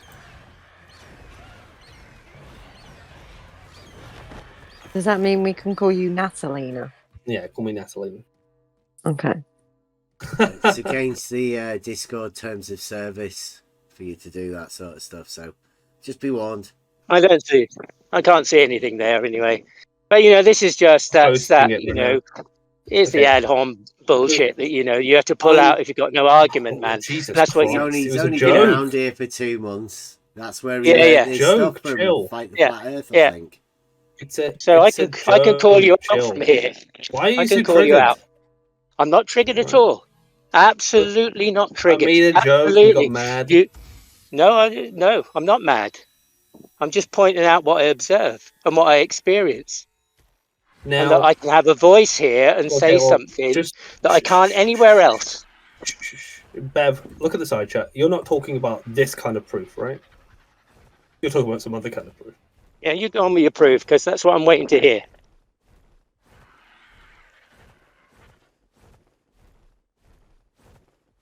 Have you had to Google proof? Well, I thought that maybe you need it to be articulated by someone else. I just want to see if you agree with it. You want to see if I agree with something that you've got? Yeah, in principle. Because I think when I say it, you just ask a question. So I just need like the whole argument written down. Not argument, just the whole statement written down. And you could just say if you agree with it or not. How many more of these pictures have you got? You want me to agree with? Just this one. Are you all right? It's actually the first one I found. I'm satisfied. Satisfied. Well, me too. It looks all right. Okay, so what was? I'm not what too was your keen objection? on the color code or the stars. Yeah. Okay. So when I was talking about how we start with axioms, right earlier, not 5 or 10 minutes ago, before Bev's greatest fan chimed in. Yeah. Did you hear me disagree about that? You sound like you're making out like I'm stupid. I don't think you have a naturally sarcastic voice, but I don't think I've said anything outside the bounds of what we consider proof to be. Okay. So on there, was it you slipped in? So, are you assuming that I disagreed with the starting point to be axioms? No. Anything I've said, and that they were all basically stipulated in that one image. Yeah. And you're saying you agree with it. The only thing that you said that's different from me so far is that you said that proof is personal to you. Yeah, I hold the proofs. Yeah, me personally. Yeah, and it's not something we can share, right? No, I said I could express it to you as best as I could, right? But the actual proof is something that I hold, right? That's me. I have that proof. I can't give it to you. You can gain it for yourself, but I can't give it you. It's mine.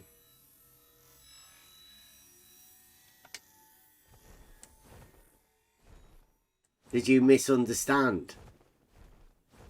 Well, look, if what I said was something we can agree upon, the only difference is that you think it's something that is personal to you, but you could try to show it to me.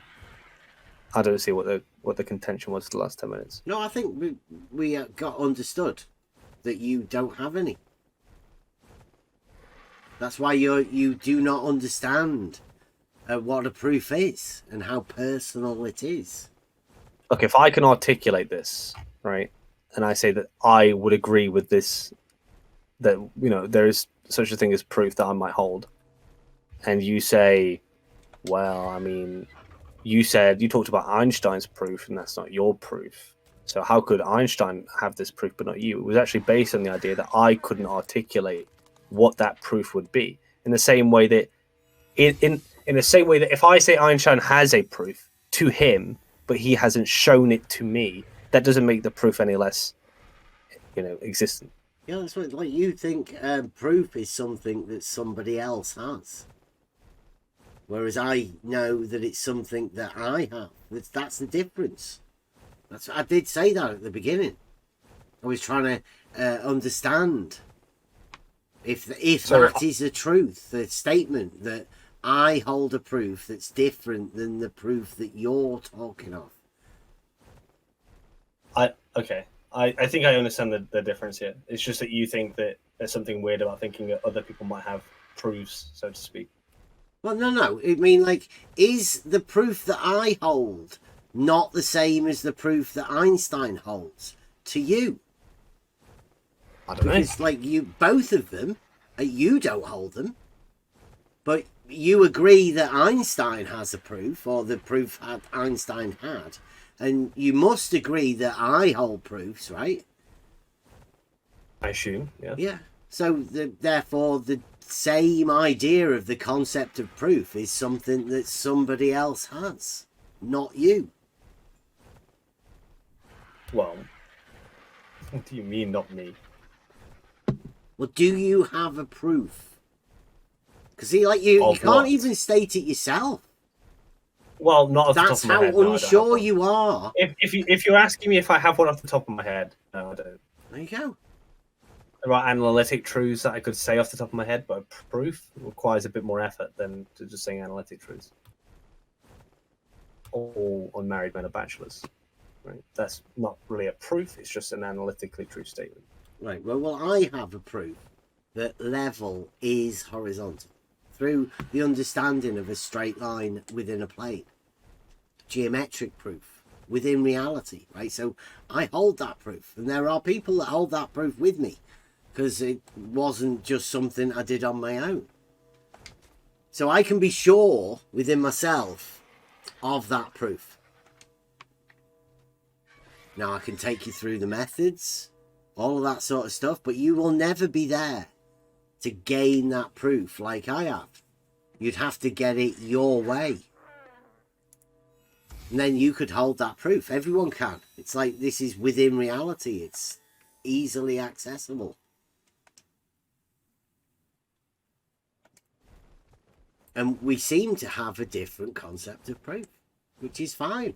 I know that there are people that think that there are no proofs, right? And then that's a bit of a hard one to deal with then, because, I mean, how do you deal with people like Einstein or whatever? You'd have to, you know, because, I mean, like I say, I've got a proof, and you say Einstein's got a proof, other people have proofs of other things. But to say that there is no proof, or other people... Well, I'm not going to bite that bullet, even if I have some sort of epistemic view about arriving to knowledge, which I think I probably would not really want to go down with that. Also, with science, you know, people do say that science doesn't prove anything, right? So how do they arrive at their proofs if not by science? And if science is their method to know things, then yeah, that might be why they would say there's no proofs of anything particularly. Yeah. Well, see, I consider proof as being science anyway. Like, it's how you come to understand what you call knowledge. It's the science. You think science proves things? So yeah, the science of any subject is the proof once you study it enough. Yeah, you So can. what's knowledge then? Pardon? What's knowledge to you then? It's knowledge. Yeah. Understand it. Could you expand? Could I expand? Just understanding things is knowledge. Cool. Could I understand on knowledge?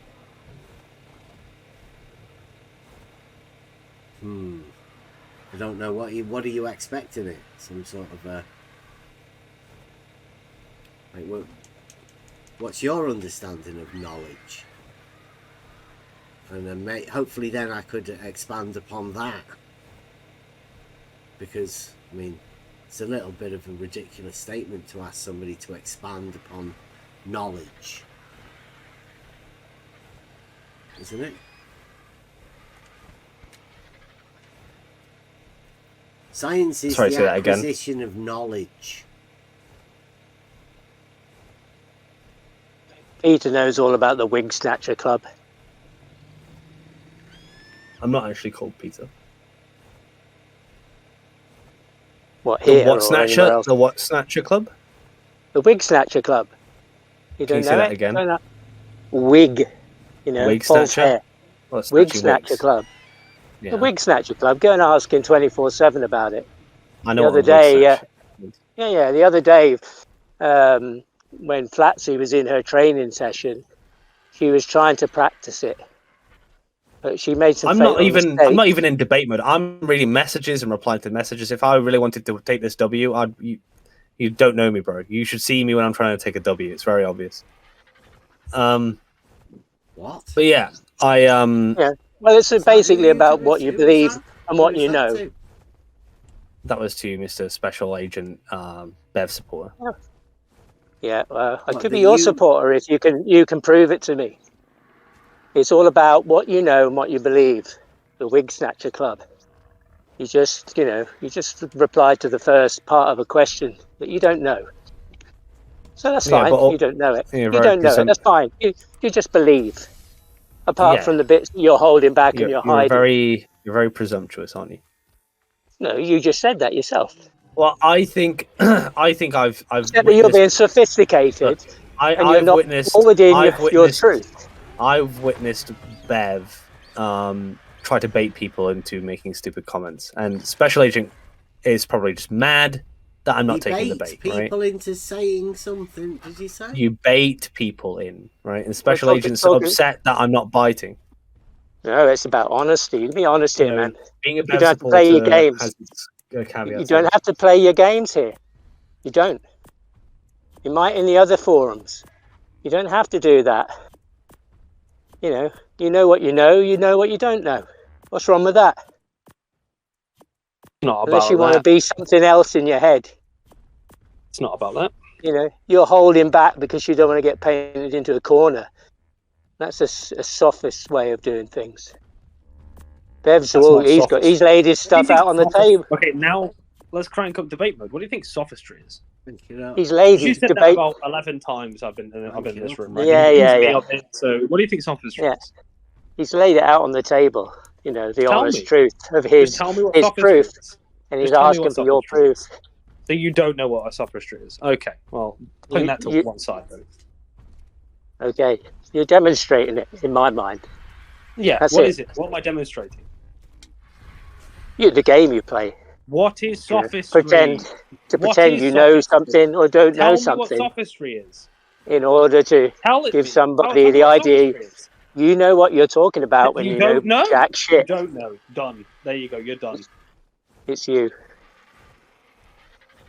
That's part of the sophist game. That one there. It's a shame you don't know what that means. That's what you've trained in.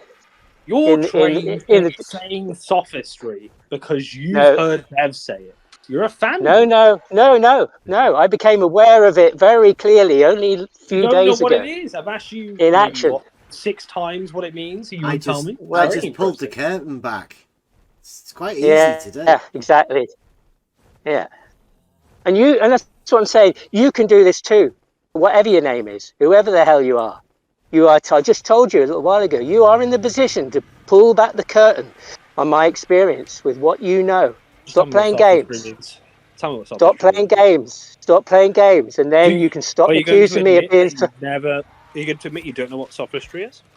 You can stop accusing me of being some kind of, fanboy. You can stop that. I could be described as your fanboy if you can convince me in your argument. There's something truthful and real that I can carry on walking today with. Otherwise, you've got nothing. You're just talking and trying to twist people's minds into a way of, replying or not replying, or so you don't paint yourself into a corner, so you can hopefully paint them in one. So at the end of the day, you can go away with a little notch on your bedpost.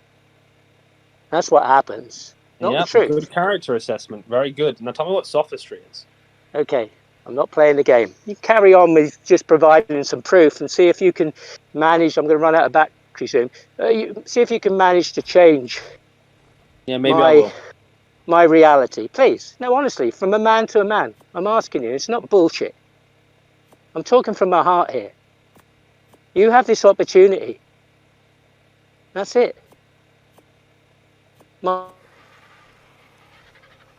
You know what? I'll convert you the minute. The day, I'll give you days. When you DM me and you tell me what sophistry is, then we'll talk, okay?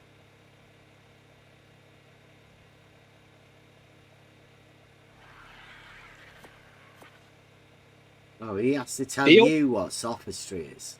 Sounds a bit I suspect, like a bit sophisticated. I heavily suspect. I heavily suspect he doesn't know what a sophist is. And he said it because he hears other people say it. Do you know what? It looks more like you don't know what it is because you're asking him to tell you what it is. That would surely look to the outsider that you would be the one that doesn't know what a sophist is because you're requiring somebody else to let you know what it is before you commence the discussion. Yeah, to the autist, to the average autist, that might be exactly what they think. Are you one of those? Hey, I don't have these opinions. I just I don't have a model to base anything upon. I see. Yeah. Except for straight lines, of course. Well, the Euclidean model that everybody has. Right?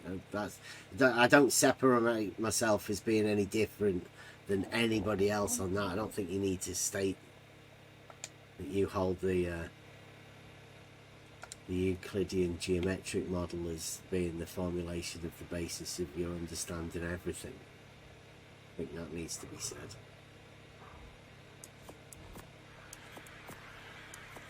Was it? Would you? Sorry, what did you say? Oh, I don't know. Something. I was probably just rambling on. Probably something that you wouldn't have wanted to have heard anyway. Yeah, maybe. The thing is, right, I can't tell when you're being sarcastic, and I second guess myself very easily, right? I'm very gaslightable. Ask any of my exes. So when I'm doubting myself, I become quite, let's say, shy about being forthright about my opinion, right? Because you talk very sarcastically in every sentence that you say, and I have to go and double check what I'm saying to make sure it's all watertight. And then Googling. get mocked for having done it, right? Googling. Are you using DuckDuckGo? No, I use Google Chrome, of course, like everyone else. I had to do that earlier when we were talking about necessary antecedents. I can nearly hear when it we were going over over mind. When we were going on if and only if statements, and you said that if and only if, if only, and if are all the same utterance. No, I think you said something about that. That was fascinating.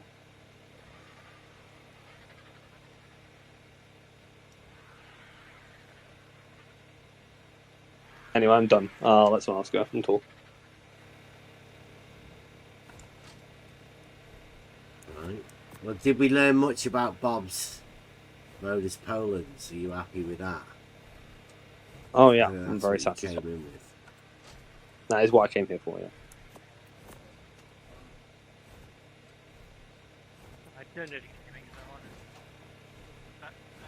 Oh, I think your mic's gone, Bear. I don't think we can hear you anymore.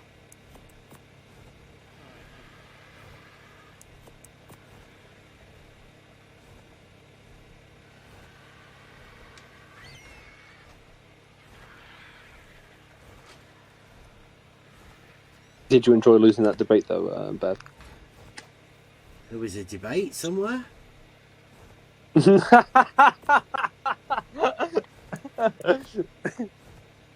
You're funny. You imagine you're going to stroll out of here with a feather in your cap? Yeah, maybe a little bit. You can go and tell your stories, man. I know you're like a titan, right? An immovable object. I doubt it. Just stress But testing my PC, mate. You ever seen Batman, the unstoppable force meets the immovable object? No. Okay, well you're the joker. Every time I hear people talking about Batman, I just imagine Fight the Flat Earth. Do you all call him Batman? Is that one of the? I don't know who he is. You told me that this guy exists 2 days ago. I don't know. I still don't know. I've not looked him up. I'm not really interested in looking him up. Probably not going to watch anything. Why did you call me Beverly earlier then? Why was that? Beverly. I don't know. I thought it was funny. Yeah, because that's what Fight the Flat Earth told everybody to call me. That's why sorry, that's the association that I made. Maybe that was wrong. I thought you knew Fight the Flat Earth and you were just following his orders. Because I can't imagine why anybody else would want to call somebody who's called Bev by a different name other than that. Yeah, I don't know. If you're trying to draw a conclusion between those two things, that's just coincidental at best. I didn't even call you Beverly. I called you Bevelina. Yeah, well, in that way, then, you are very similar to Fight the Flat Earth, that you resort to childish name-calling tactics. Well, I'm different in the sense that go against the terms of service of Discord, right? By rights, by misgendering me. I should have kicked you out of it. Well, I presumed it was just a slip, right? It wasn't an intentional thing. That you it wasn't intentional. Purposely misgendering me. It was just a British thing. Have you never called your friend by the It's not hey, that may have been a British thing of the past, right? But not of 2023. It's not a done thing. This is Discord's terms of service, right? We've got to deal with it. Yeah. Okay. I guess.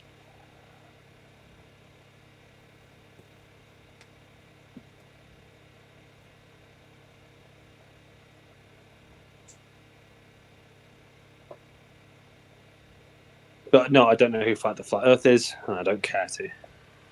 Wow. You don't care to fight the Flat Earth? No, I don't care to know who that guy is. Okay.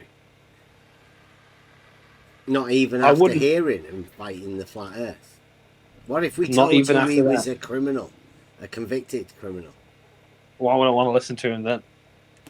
Would it not make him more like, ooh, risque? Would you not want to go and send him a few super chats for fighting the Flat Earth? No, because you made him sound like he's a very bad person, so I'm not really interested in him. He's going to be on Jaren.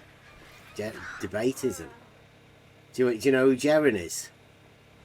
No. No, you don't even know who Jaren is. Wow, so you came into the Flat Earth arena and you went straight into 24/7 politics. Yeah, because that's where I hung out anyway. They just made the room, and I just jumped in. I was like, okay, what's going on here? Okay, so is that your full idea of what Flat Earth is by just going in that 24/7 politics Discord server? Yep. Wow, that's a bit narrow, that, right? You should broaden your horizons a little bit. I know that there's Flat Earth Dave. He's a bit of a whack job, but that's the other one. That's the other one I know. Is he? Yeah, he's okay. Dave does what Dave does. You think what's wrong about him, right? I mean, he's no Nathan Oakley, admittedly, right? Is Oakley still out of the game, or has he got his PC? His PC, yeah. The GoFundMe was successful. We got the thank you for helping and support him.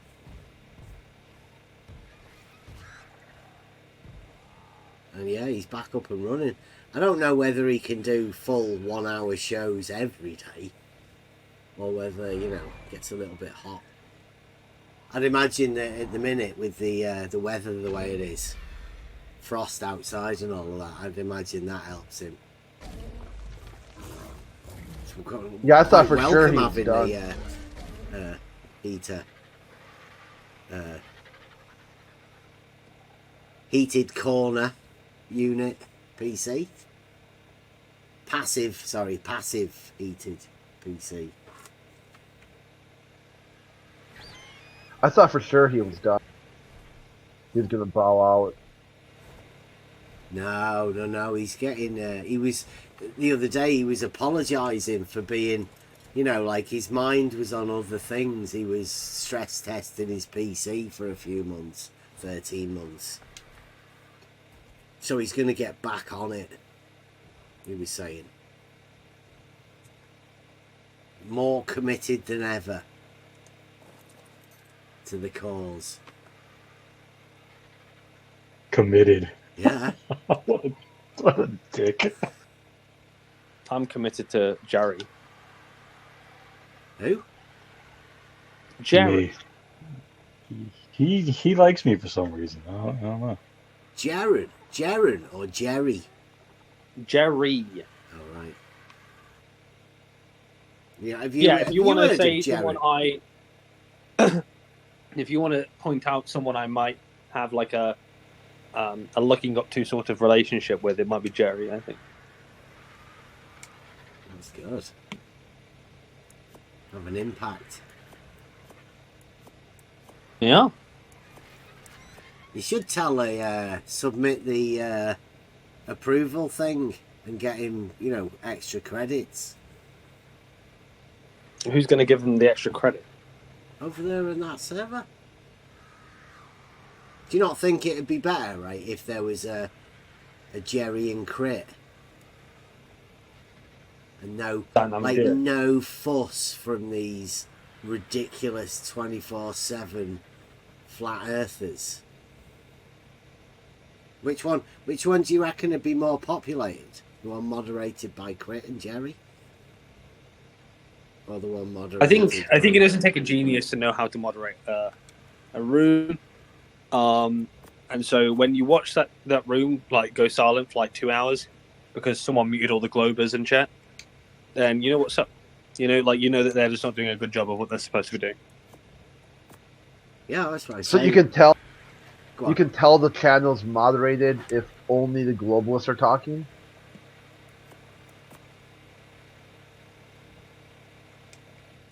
Well, the flat earthers are there to talk to the globe earthers, right? That's effectively why they're there, right? And if you mute all the globe earthers, the flat earthers don't talk. The globe earthers can't talk, or eventually leave the room anyway. So it's just silence. It's just dead silence. If you go over there right now, you'll hear one of the biggest trolls. This guy Blue. Well, not Blue Marble Science. This guy Blue.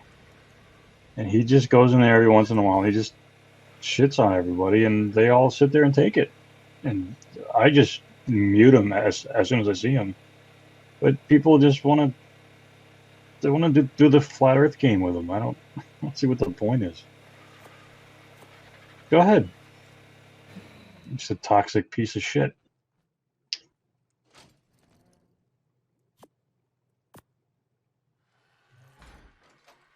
They all want to play the flat earth game. They get upset when you start talking about something that isn't flat earth. That's why it's good to be here.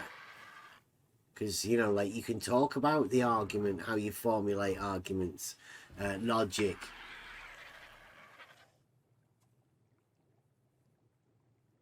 Metaphysics. Because that's where it's at, right? Meta. Yeah, I'd agree with you. Metaphysics is where it's at. I haven't done philosophy in a while. I did it in my undergrad, but it's a lot of the stuff, you know, you just forget. So it's always good to go back into stuff like metaphysics. epistemic views and stuff like that.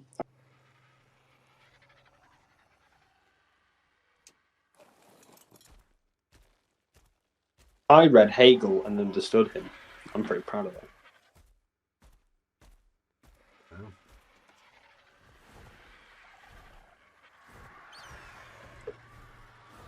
What does Hegel have to say about a straight line? Not much, I'd be surprised to know.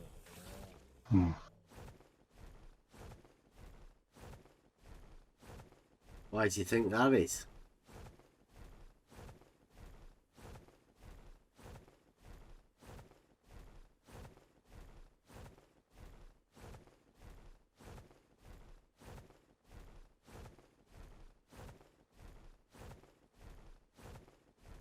Well, Hegel, the Hegel that I read was mainly aesthetics, and like, where does a straight line come into the topic of beauty?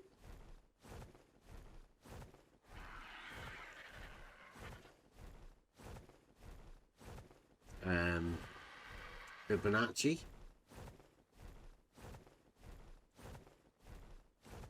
Proportion?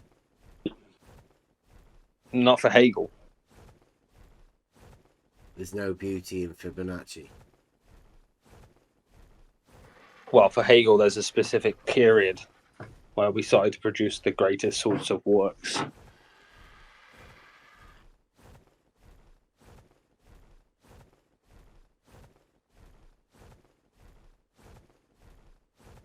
Do you consider Hegel as a shadow giant? Like, Yeah. To Hegel's views help You know you? what a shadow giant is? You don't know what a shadow giant is? You know, Nope. We often say standing on the shoulders of giants. Yeah, I've heard that phrase. Okay, now imagine those giants are shadows. And then imagine standing on the shoulders of it.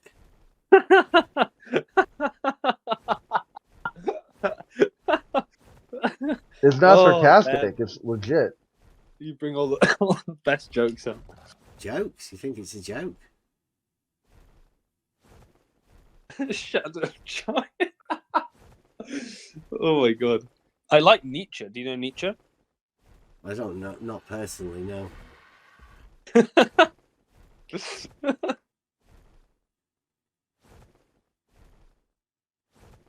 You like him? Yeah, I like what you wrote. Right. So you've studied a few of them?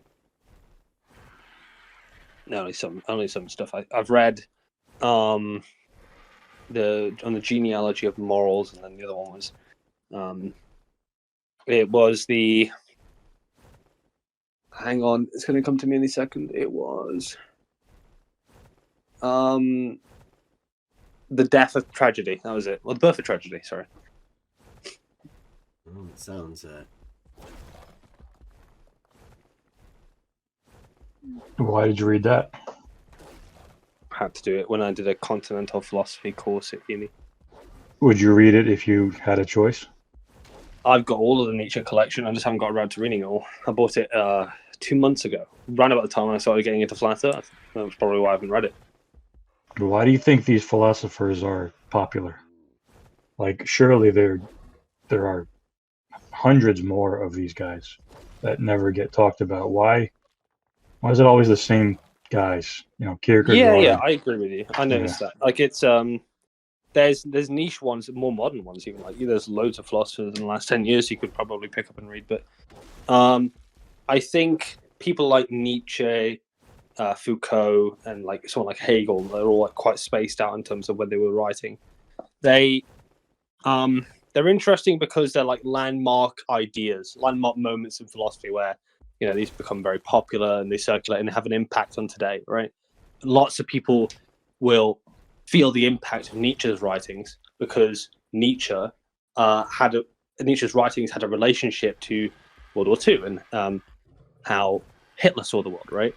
In a darker sense, right? So there's some sort of relationship between impact and what they were writing about, right? Wasn't that Wittgenstein? No one wants to read some philosopher that nobody knows about that didn't really lead to anything, right? Most of the time, anyway. Wasn't that Wittgenstein? Wasn't Nietzsche? No, not Wittgenstein.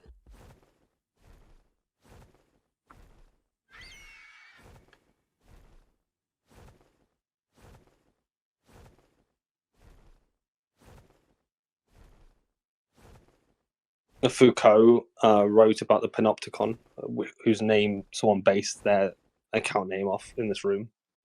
Very important sort of concept for the securitization in the 21st century. So, they have modern applications. Huh? You Googled it too? No, I've read Foucault as well. All right. And you remembered that when you saw the name in the chat? Yeah, There's only one guy I know the panopticon from, and that's Foucault. So if anyone else has talked about it, then I don't remember them.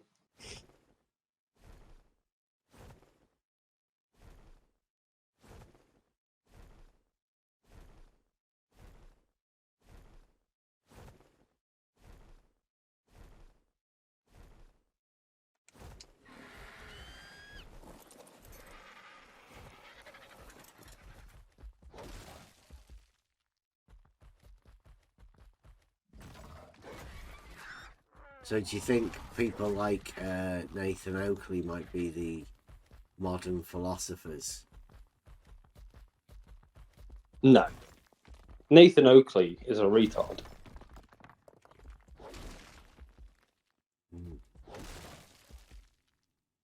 Nathan Oakley wouldn't survive a debate where he didn't have mod powers. That's my belief. Philosophers known for being mad, though. Which one? I don't know. You pick one. You're the one who said it. You're telling me to pick one.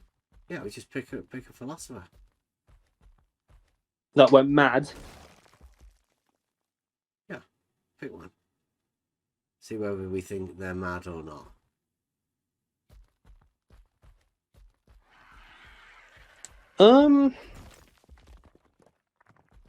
Didn't Nietzsche go mad?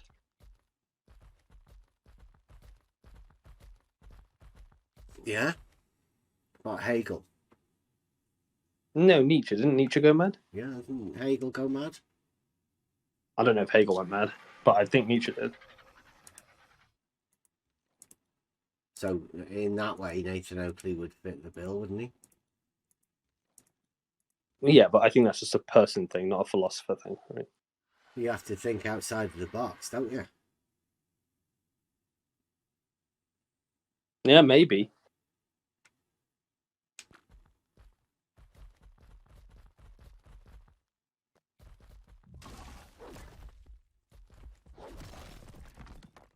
Modern day philosophers. What would you do modern day? How would you become a philosopher modern day? There's, you believe it or not, there are some good stuff. Good stuff. Like I remember reading about John Stuart Mill, and there's a philosopher. I think he's still alive today. I can't remember his name off the top of my head though. It's been a while, obviously. But he introduced the experience machine, which is what we or the trolley problem. That philosopher, again, name completely outside of my mind. We all know the trolley problem. That was made by a living philosopher, right? What? Philosophers make problems. Well, yes, sometimes. You know this. No, I wouldn't be aware. That's what I was saying. Like, how would you become a modern philosopher? Like, you don't just make problems, do you? Paradoxes. So surely that isn't the makings of a philosopher. The ability to make problems. Usually there's a point to that problem, right?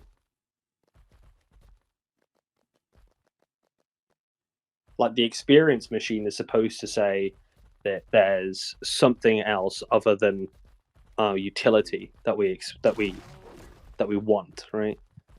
And therefore, the premise, which is meant to be a proof of John Stuart Mill, one of his, I think, gave 3 proofs, that what we seek out is happiness and pleasure is flawed. What, happiness and pleasure is flawed? No, that's what we seek out solely, right? Solving. He would. That's exactly what we seek out, no matter what, right? We're always after increasing more pleasures as the good. If you, I don't know, are you defining the good as pleasure? I mean, I think there is plenty of writings that say that don't do that, right?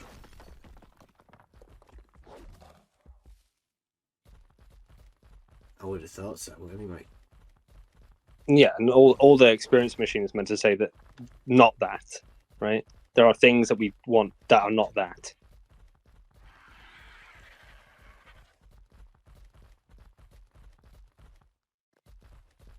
I think that's why they went mad.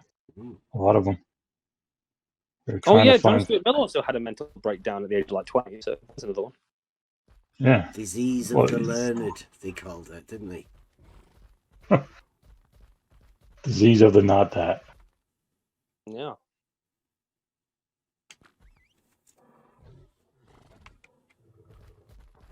Considering the not that.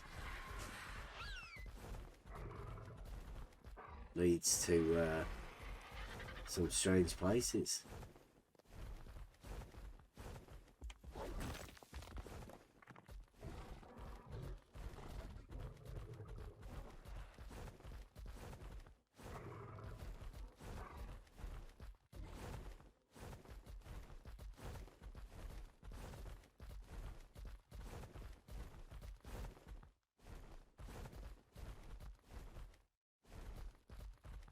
Do you think people like Nathan Oakley want to consider themselves as these philosophers? And do you think... Like Arwen?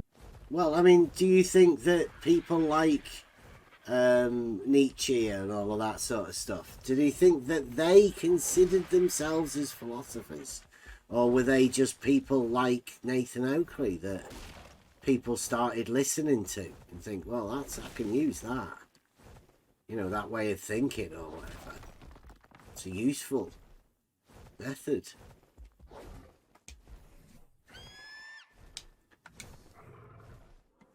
Not just Nathan Oakley. I mean, think of all of the other people that are around. Like just said, like Arwen.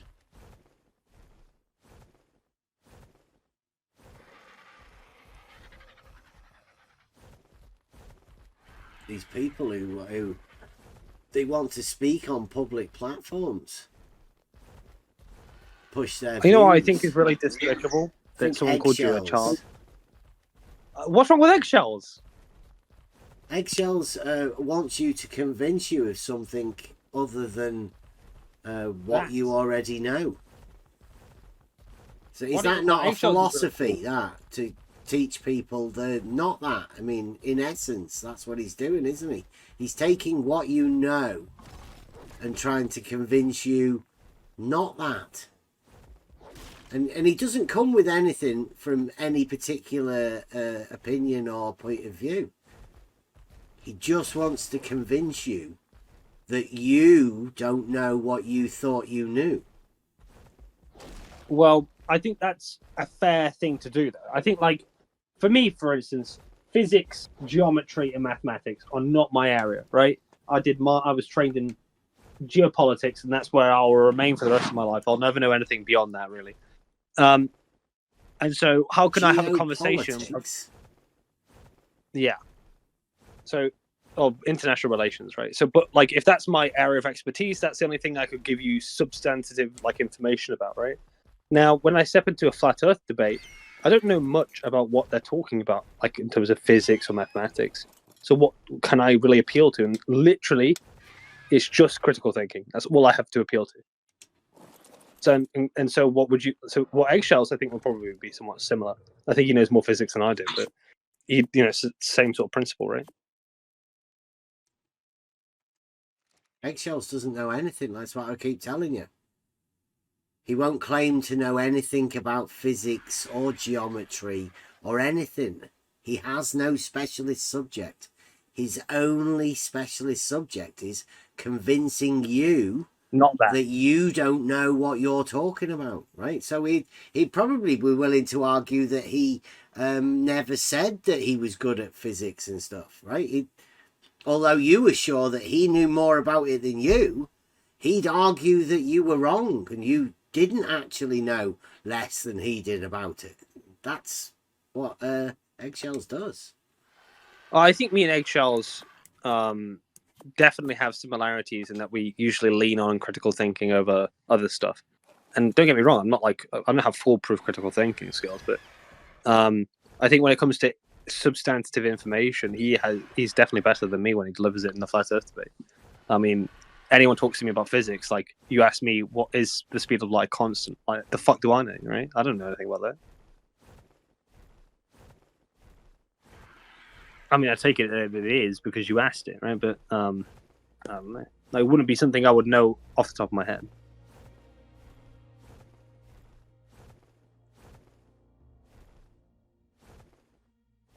No, you wouldn't even know how it fitted into the formula.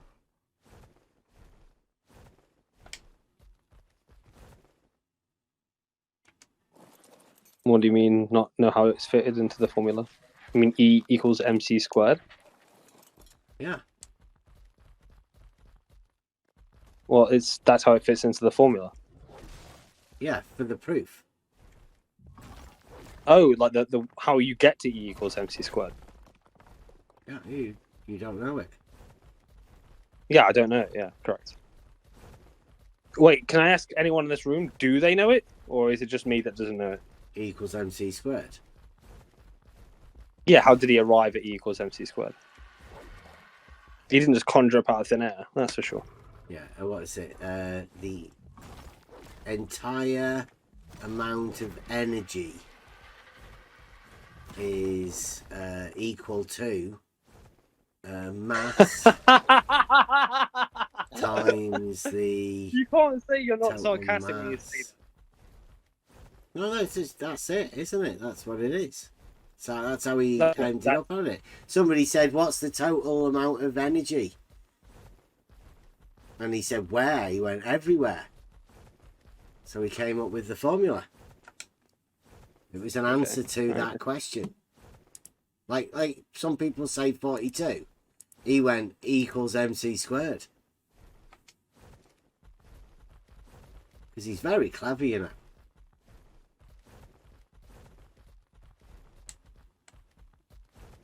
He's that clever, right? They now say that people who are clever have that name.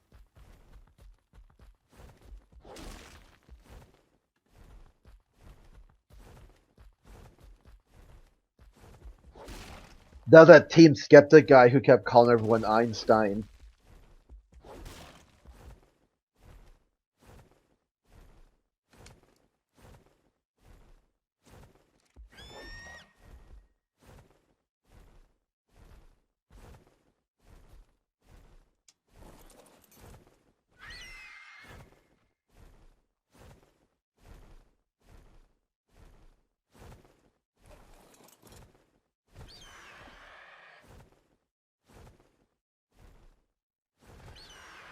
Extraordinarily clever.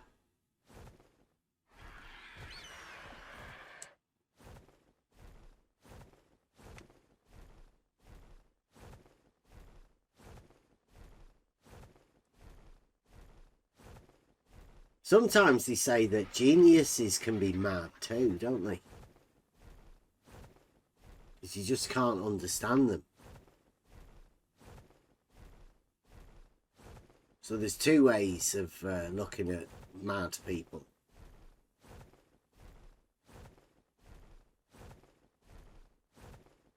You can consider them mad, or you can just consider them that you don't understand them because they're genius.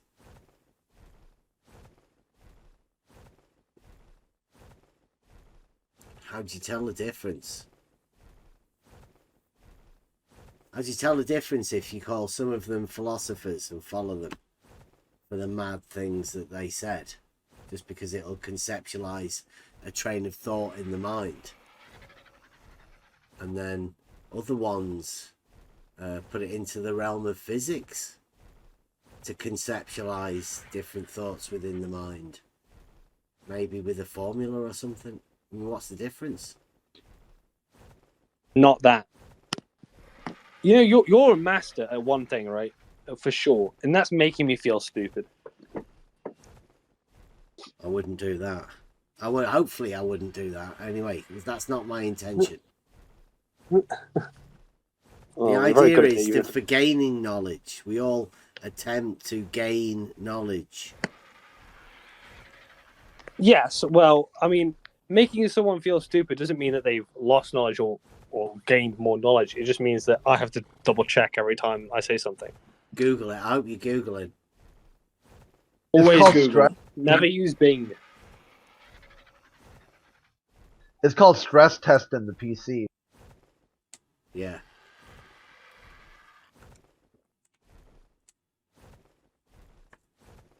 Keep stress testing those PCs.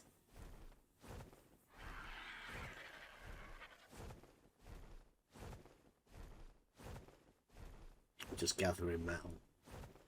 Basic chores. Not that.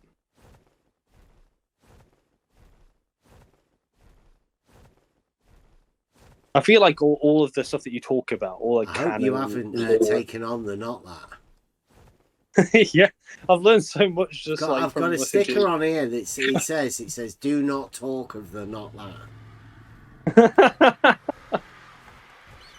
Square. What's that? Not that.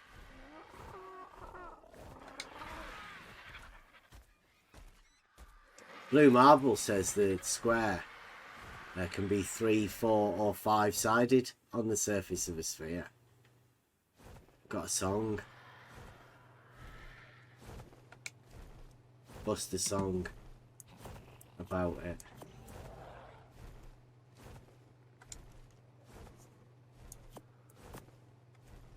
What was it? Rolling Boulders not coming back, huh?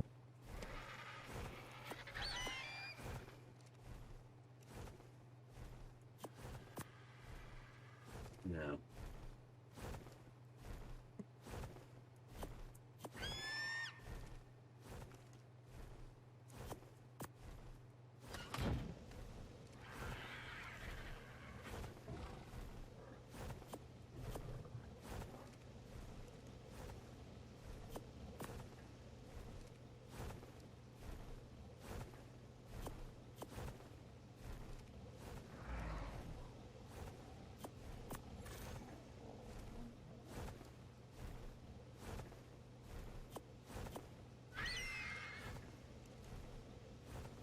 So what are you guys talking about now? What do you mean? Well, normally the topic of conversation in here is, you know, the state of affairs of people's minds and how they're affected by their own internal models that they have.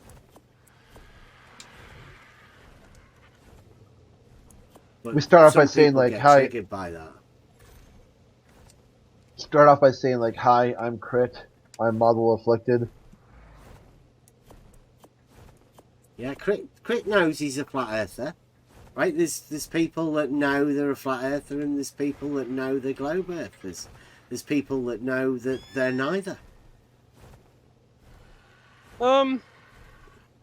Well, to call myself a globe earther, I think has connotations I wouldn't adopt. But if globe earther just means you think you live on a globe, then yes, I'm a globe earther. Would I walk around telling people I'm a globe earther? No. Would you defend the globe in conversation? In a debate on Discord, who wouldn't? So you would call yourself a globe earth defender? Yeah, maybe. Well, I mean, context is important here. Like, if I was put before people in a debate, I'll debate anything. Right? Yeah. I'll debate against the globe.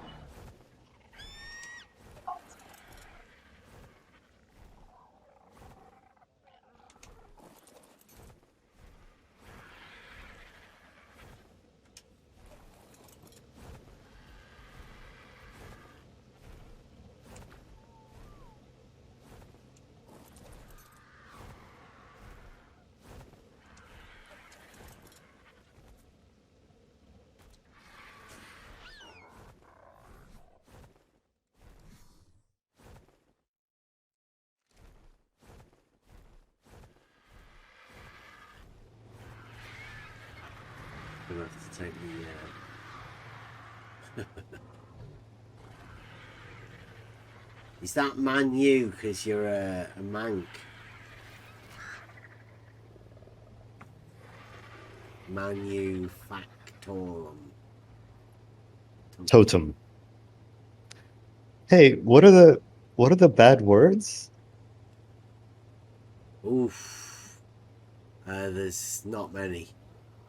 Oh, okay. So, think about the word earther and whether it's actually a word or not. Oh, is that the word? Okay. Yeah, we do that. So it's mainly because people tend to use it as a slur to start up some sort of a thing. It's much the same in the same vein as, you know, calling somebody, misgendering somebody as a joke. Some Sure. intended Oh yeah, slight. she said crap earlier. Yeah.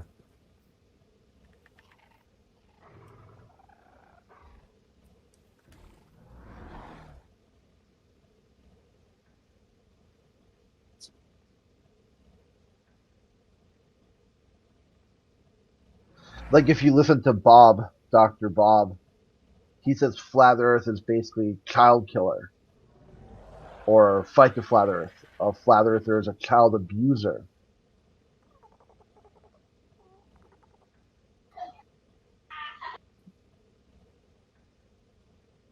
Yeah, totally hypocritical. I would consider that as being.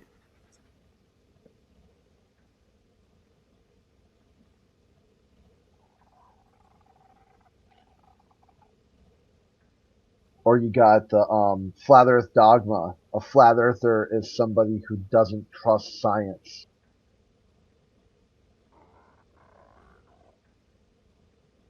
So, if you imagine science, not that, that's a flat earther. Would you say that science is built on trust, or science built on a lack of trust?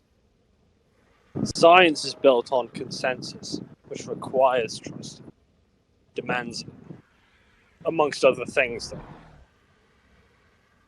Trust me, bro, instead of an experiment. Well, we need to be careful what we're calling consensus, right? It's generally a consensus of experiment, not of people. Yeah. So no trust is built, a lack of trust. But, I mean, how you arrive at consensus is not just based on trust. It's important to have it, but it's necessitated. But, like, for instance, if I make a paper on an experiment, the principle of that paper should be that it is repeatable, right? So it's not like I'm saying that you have to trust in the experiment, but you do have to trust in what scientists purport is to be the case. If you're a non-scientist, a layman.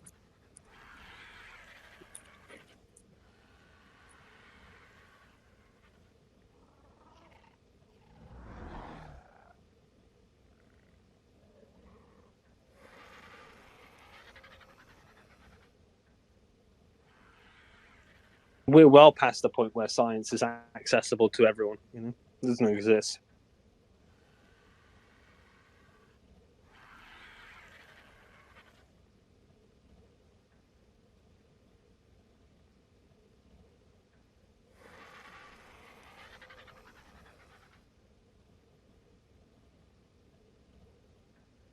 When did that occur? What year was that? I couldn't put a year on it, but what I know from, if I was going to talk about how science was historically done, it wasn't people coming out of universities having copious amounts of research. Now it's just any. It used to be like anyone could do it. Now it's the case that there's lots of prerequisite knowledge to even call yourself a scientist, even if you were doing sciencey things.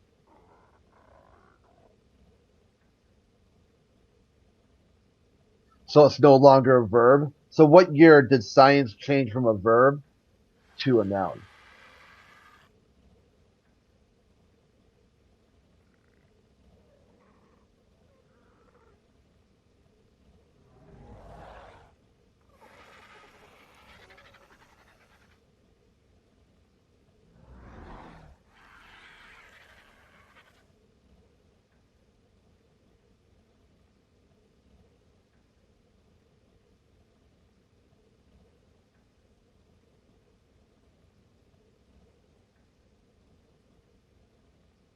panopticon, I don't think science literally means knowledge. You're just taking the origin, which science, I don't even think science does mean knowledge in its origin, and saying that that's what we mean by science when we use it in common parlance today. Nobody says science and thinks knowledge. I do.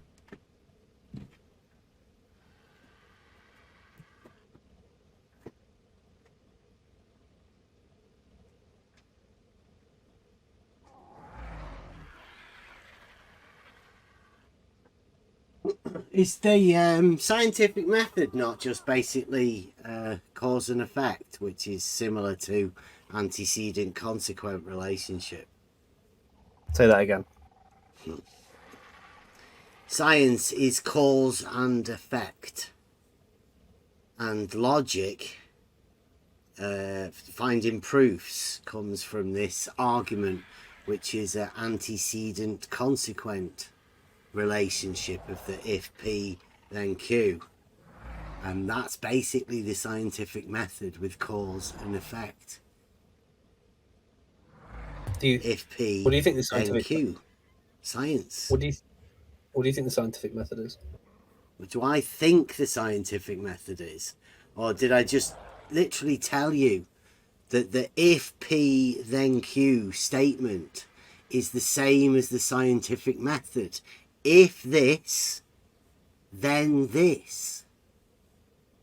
Well, there's more steps to the scientific method to establish if and then, right? What, the law of identity?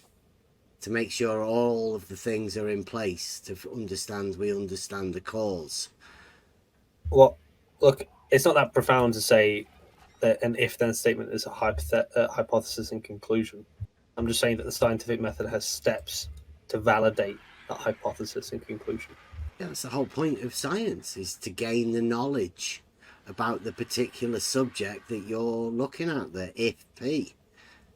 Can you make a hypothesis and conclusion and it not be science? You couldn't. Yeah, well, it's gaining knowledge, isn't it? That's if you have science as the knowledge or the acquisition of such knowledge, then the science of everything, well, you could call the science of reasoning logic.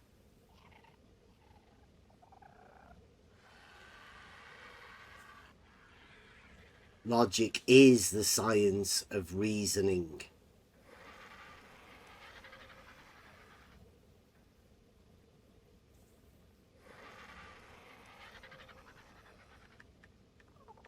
Would you call that a science? Yeah, I just searched it, panopticon, you're right. But I still don't think that means that when people say science, they mean knowledge. We don't. We actually, that's literally what I think. Do you think there's no a priori knowledge we can gain? Do I think there's no a... Go on, explain that to everybody. So, because there may be people here that don't understand this QE term. QE brought that into the... QE? You might have heard it from him, yeah. I very much doubt he knows what a priori means. Well, go on then. A priori means before experience. Which would that be? Like, what would you class that as? If, you know, to explain it before experience. What do you mean classify it? I've classified it. Yeah, well, so that would be like the actual proof within the logical form before the experience of what you would do. So that you would then follow that through for the scientific method to become complete. No, you wouldn't have to.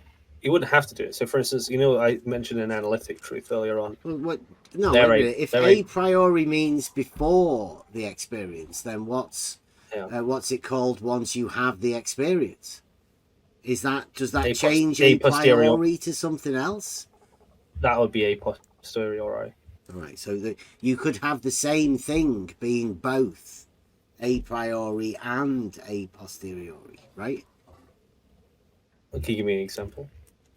Well, something that you gain a knowledge of before the experience. Like, let's say, were you to come to an idea through a formulation of logic that level was horizontal, and then you would perform mentally a test, and then that would be a priori knowledge, because if you gained the proof through that before the experience, then you could actually go and perform the experience to check. Yeah, so and for then instance, that would be, then become a posteriori.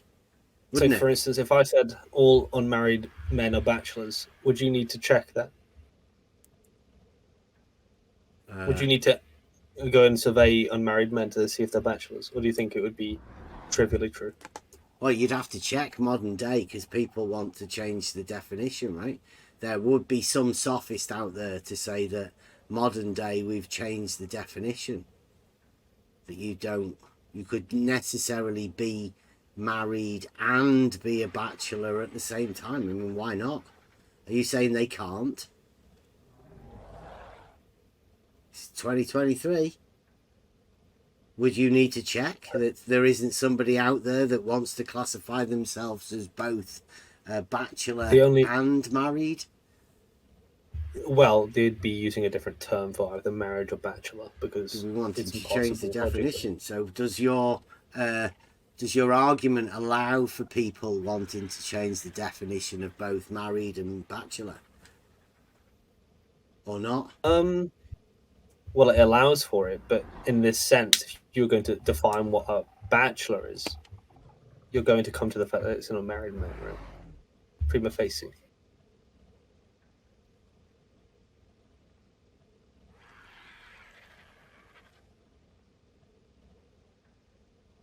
It's 2023. 2023, you're right.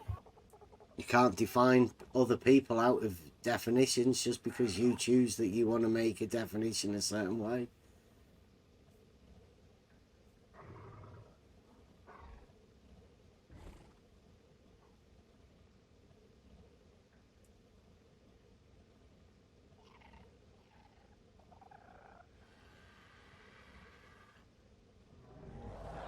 But that's a bit of a non sequitur, right? Because we were talking about a priori and a posteriori, right? Before experience, after experience. Yeah, so I take it the science deals with a posteriori knowledge, synthetic truths, right? Science does. Well, science would be both, wouldn't it?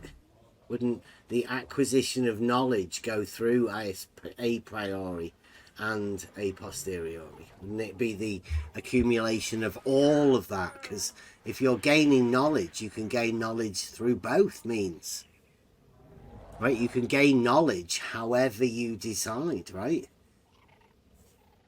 If you write down the method of the way you gained knowledge, would you not call that science of whatever it is that you're putting in the subject? Yeah, I think we differ on what we think science is. I think if you think science is just synonymous with knowledge, then sure, you could say that. It would definitely be the best way to present it, wouldn't it? If you were to say, here's some science, right? You would be better to be able to present that which you could gain knowledge from, right? You wouldn't be able to say, here's some science, and it'd be like a plate of nonsense. And you'd be able to go, well, what's that? What am I meant to do with that? And you go, well, it's science. You just gotta trust it, bro. Yeah. Well, it's science. Come on. Perhaps you just don't understand it. Well, have you gained any knowledge of that? That's not science to you, surely.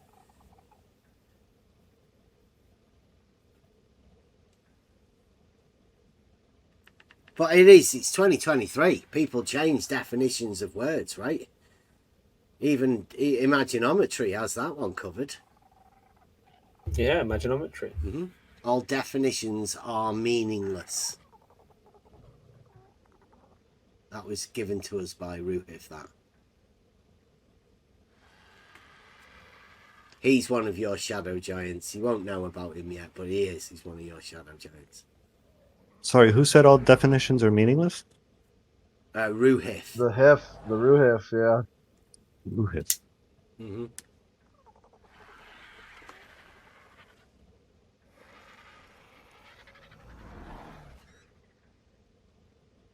He's one of those guys who like to play with Legos. Films himself making Lego. Yeah, stuff. making shit. Like, what you gonna do, little Ruhif? Well, mommy and daddy, I'm gonna put together my Lego toys on camera for YouTube. See, I would say that science deals with a posteriori and synthetic truth. AFOLs. AFOLs? Yep. What does that mean? Adult fans of Lego. Hey, don't laugh. That can be deemed offensive to a certain group of people. That. Imagine if you are an AFOL. They hear you laughing at them. Manufacturism. What would you say is inherent about a definition of a word? The meaning. What do you mean? Well, that's what a definition is, right? It's what a word means, what it refers to, how it's used, how it's understood, how it ought to be understood, at least, depending on the specific context. Like in the context of one conversation, two people can choose to use a word in some specific sense. Words have to be defined so we can make sense of them. But you know, if you want to define, I don't know, a fridge is something you use to play baseball with. And it's not the fridge that you're thinking of in your head. It's actually a baseball modern day of you. Then I think, as far as I'm concerned, as long as we both understand each other about what we mean, that's fine. You've got to set your terms right at the beginning of a debate. Yes, I think something real quick, something to consider is whether that definition is going to be prescriptive or descriptive. And typically, if we're setting the definitions, those are going to be prescriptive. Yes, but I think that's how a debate should go. Now, there's a little bit of a trick that some people in 24/7 do, which is to make you think that there is one definition and you must adhere to it, lest like you throw out all definitions anywhere. But I think that you can set your terms and them not be whatever the current established term is, because you're arguing with that person, not some other person. Yeah, and because we use definitions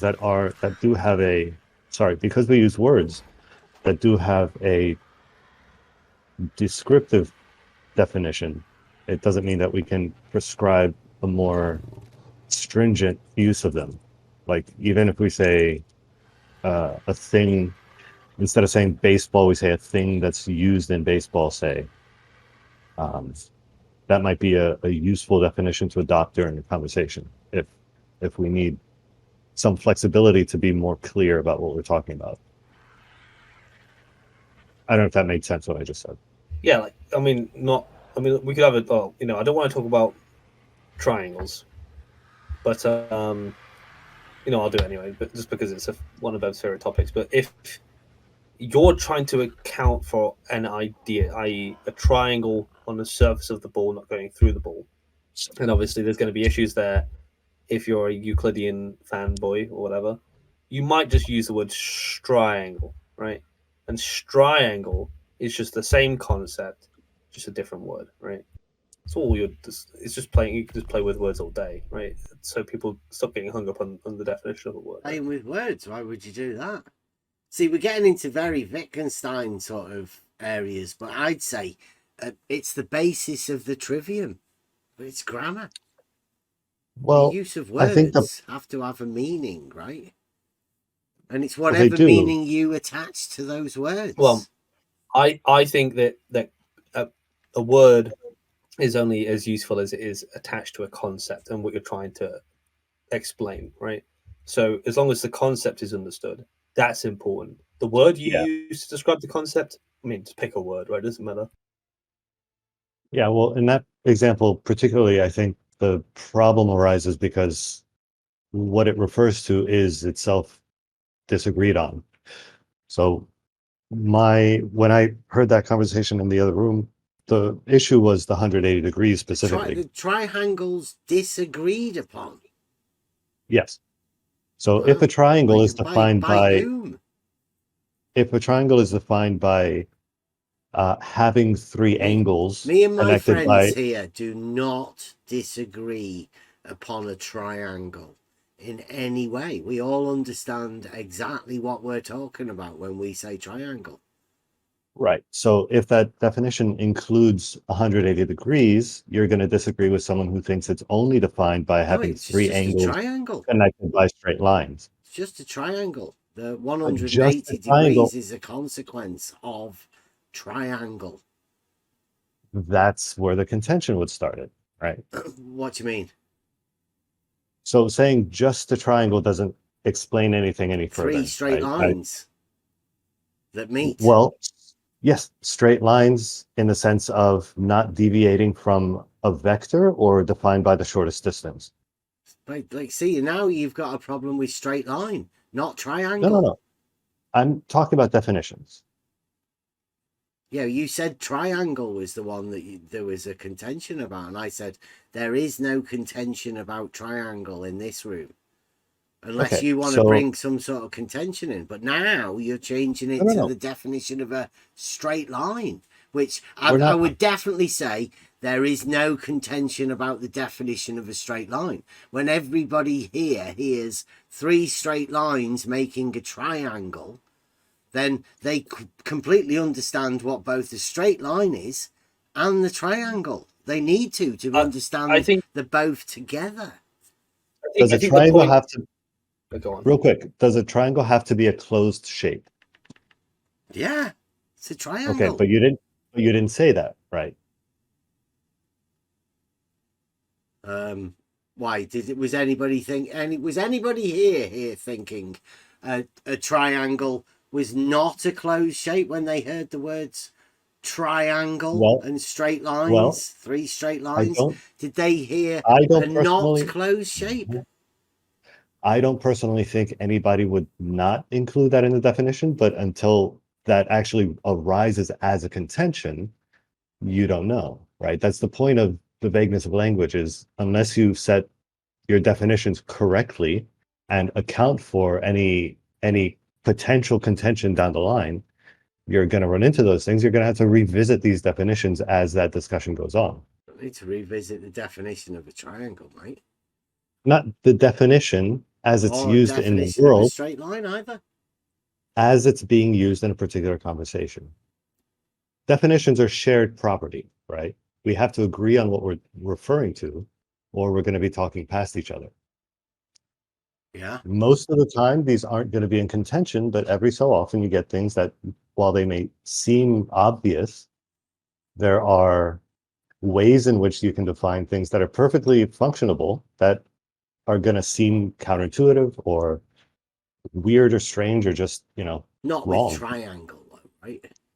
Well, like apparently. Like, how long did you guys spend talking about triangles the other day? What? Clearly, that is a contentious definition. I doubt it. Not in here. We were absolutely certain with what we were saying. A triangle is a rectilinear figure enclosed by three straight lines. Right. So that is in here. So as how about if I understood. said, how about if I said, for instance, I always find geometric would... sophistry to be enthralling, guys. Yeah. But I mean, I do have to go and take my son to go and get some dinner. But okay, I love you. Free to stay in here. I'll just jump on my other phone, but I will have to go out on a thing. Yeah. I'll probe someone else. Manufactotum. Would you say that the point is that you would use the same process that you would use to construct a triangle, like anyone else would use, right? So 3 points. I'm trying to create straight lines, right?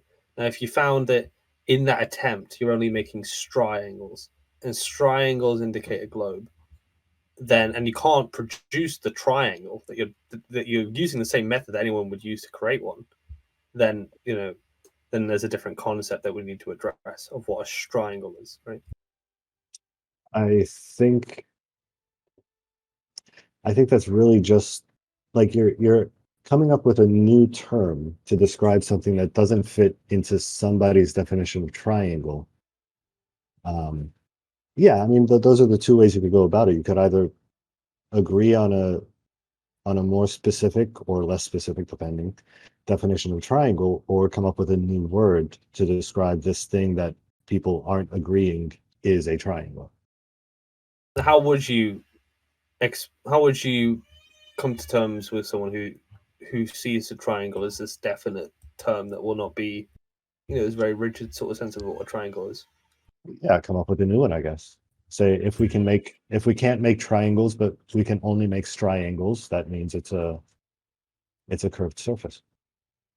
Yeah, exactly. That's what I was getting at. It's like Yeah, if you use the same method to achieve making a triangle, but you're only making triangles. Well, then what does that mean for the surface of the Earth? Yeah, that's one way to kind of break that loop, I guess. So, Special Agent Erdebear, can you explain what a sophist is yet? Because I'm not doing sophistry. We're just talking about definitions. You want to clarify your terms and then proceed. No point talking about triangles if we're talking past each other the whole time. That's called semantics. Because that's all this argument is. It's just semantics. But semantics are important. No, you can sidestep semantics just by agreeing upon terms.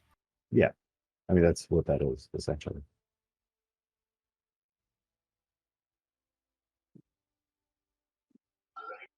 I know what a sophist is.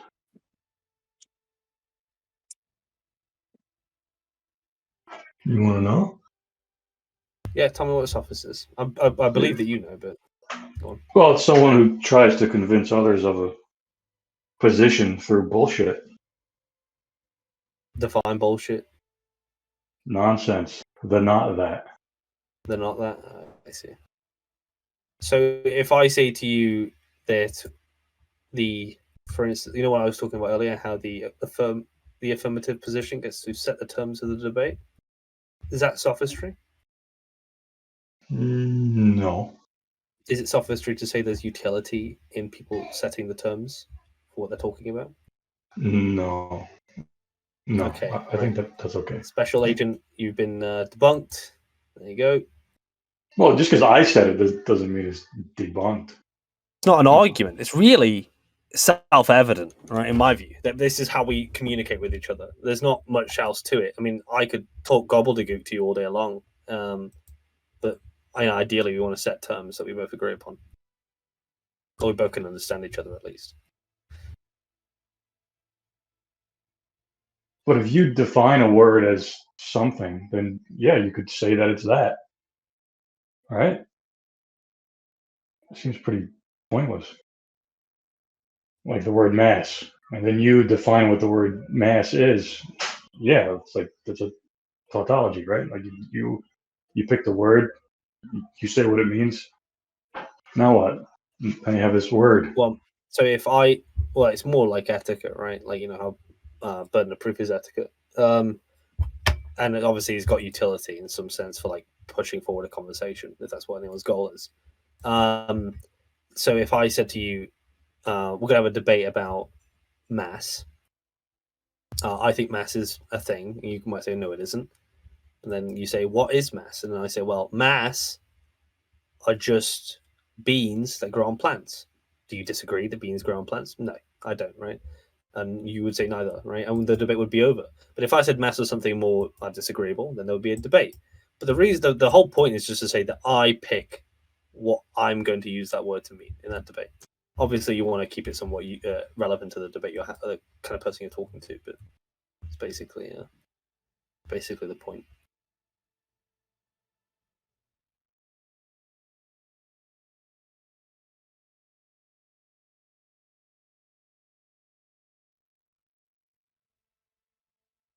It's setting out the precise terms you need to be a sophist. Without this agreement, you refuse to go forwards because the other person has not stepped into your trap. No, if it seems agreeable, then there's no trap. If it isn't agreeable, then you can debate on those terms. It's not sophistry.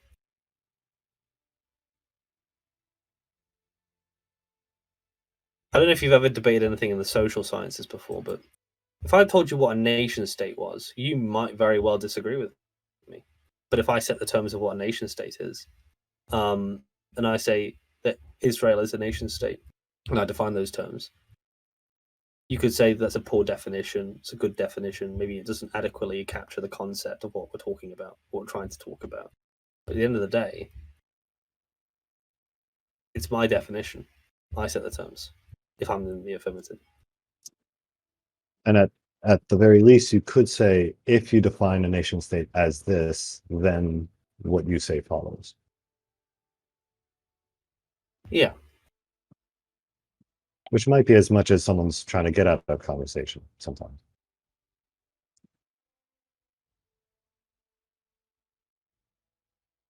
The only way you could really probe a definition, in my view, is if you could both agree upon like let's say nation state, right? You say a nation state is a polity that has that other nations recognize. Let's say you think that's a nation state, and I say, well, hold on, nobody recognizes Palestine, right? Or not many countries do. Is that a nation state?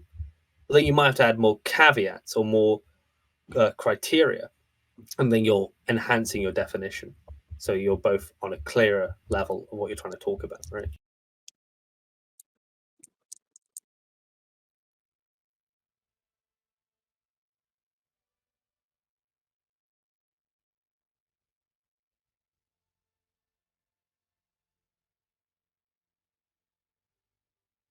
I suppose Taiwan would be a better example because no one recognizes Taiwan, but we all see it as a nation state.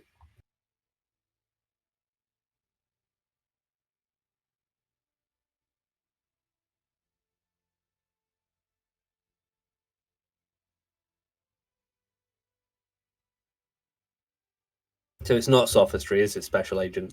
It's pretty evident what I'm saying.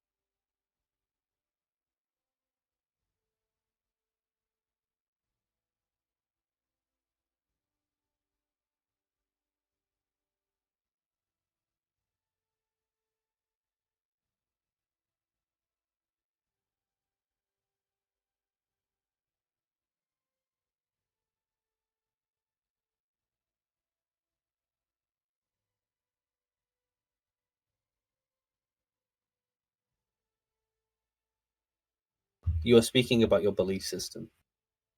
I have no strong view on geometry. Like, again, this is outside of anything I know anything about.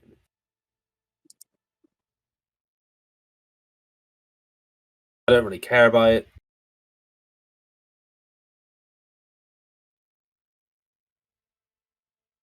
You could prove things in reality with it, couldn't you? Yeah. I don't think it comes into my reality that much, though. As in, like, I don't really ever need to deploy geometry in anything. So I'm not, I'm, an office worker. I sit on my ass, I go on the computer, and then I finish for the day. That's all I do. And then I debate on Discord.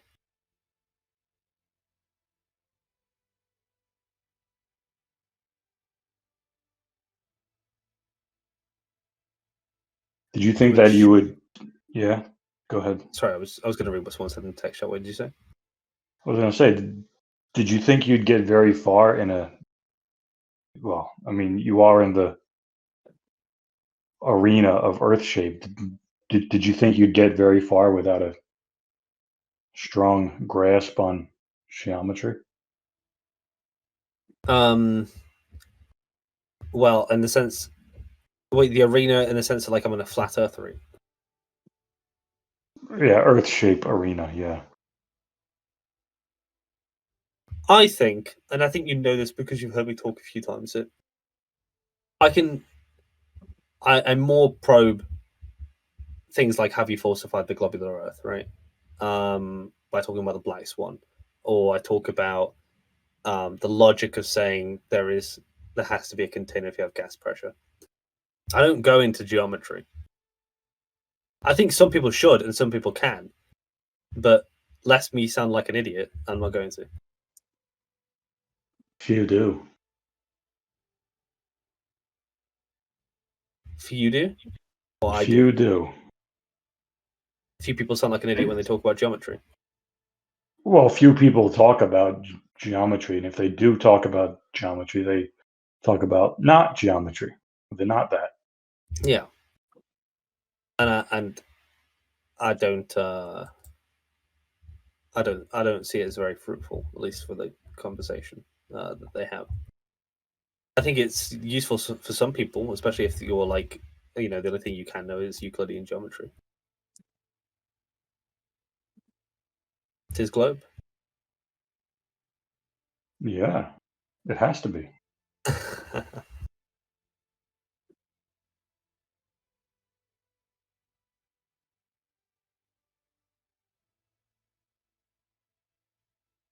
Which extrapolated would include people obfuscating certain topics because of their belief they have yet to prove.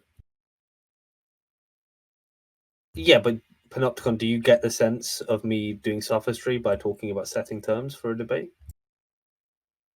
That's all I care about, because that's when I was called a sophist just now. I don't care about like if you think I'm a sophist generally. Do that all day if you want. I'd like to think I don't make fallacious arguments, but we all do sometimes. But sophistry was just like dishonest argumentation. Yeah, dishonest use of fallacious arguments, and But like intentionally, right? yeah, there's some malice prescribed to it. Like if you can't convince them, confuse them. Yeah. Baffle them with bullshit. What was that? Oh, Baffle them with bullshit. Nice. It's worse than being stupid, effectively. Because this person would be at least smart enough to know about how to confuse someone.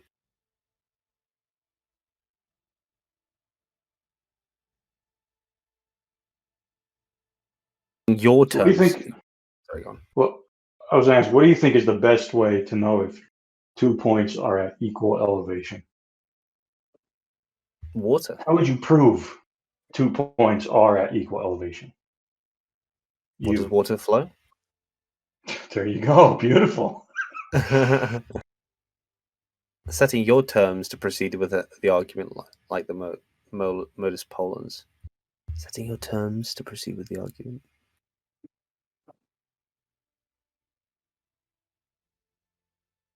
Confusing someone is the art you are training in. It's sophistry. I don't know what you're saying. I'm not confusing anyone with someone else's argument. I was just saying that if it's an if and only if statement, it isn't on the face of it, just structurally affirming the concept.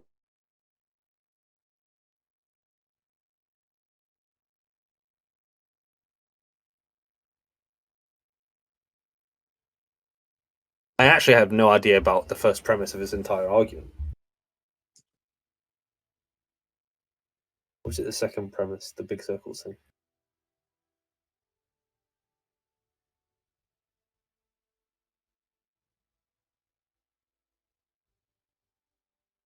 You see, with people like Peter or Manufactotum or Eggshells or any of those people who are like, balls deep in flat Earth and globular Earth, they all have a niche, right? Peter might be more good at geometry. The first time I met him, he DM'd me and we were talking about triangles. And that was his shtick, right? So who better than he to talk about that topic? With Manufactotum, I noticed that one of his niche sort of abilities is to spot bullshit in videos. Who but him, right? That would be better able to do it. I think we'll have our lanes, and it's usually better to let the person who whose lane that is in to take over when needs be. So, would you say Peter seduced you into thinking you could have a triangle with more than 180 degrees? I think Peter.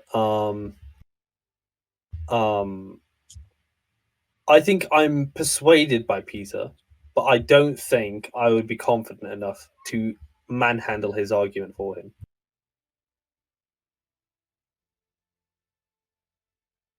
That's just a confidence issue. Did he prove it to you, or did he convince you of it? I don't know if he'd convince me. It's just compelling, I think. Sounds like he baffled you with bullshit. Maybe.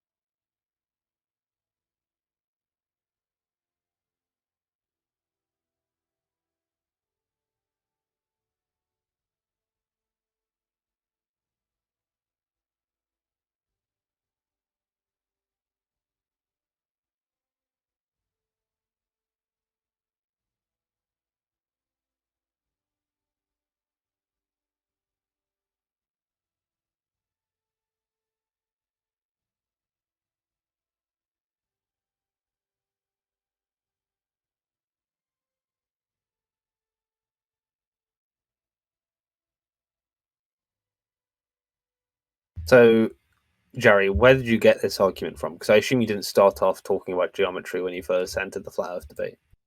Where did it begin for you? Right here in the server. I see. Who is the ringleader? Is it Bev? Was Bev the purveyor of knowledge here? No, I wouldn't say he's a ringleader. No, it's kind of a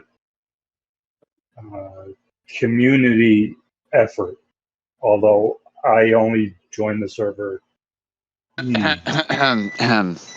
the fucking ringleader. Exactly. Exactly. What about you, Manufactotum? When did you start getting into the flat Earth stuff?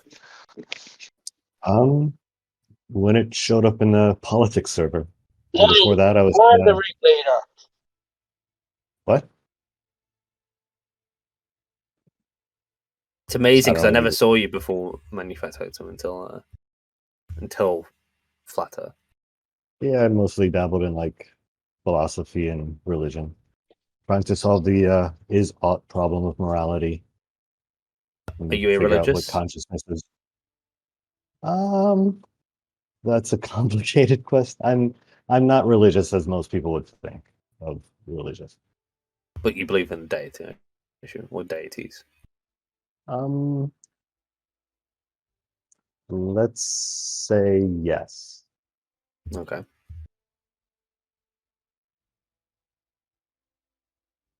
See, I feel some sort of compelling force pulling me towards deities, but I don't quite know how I'd rationalize it yet if I did. So I stay away from it. I usually just say I'm agnostic.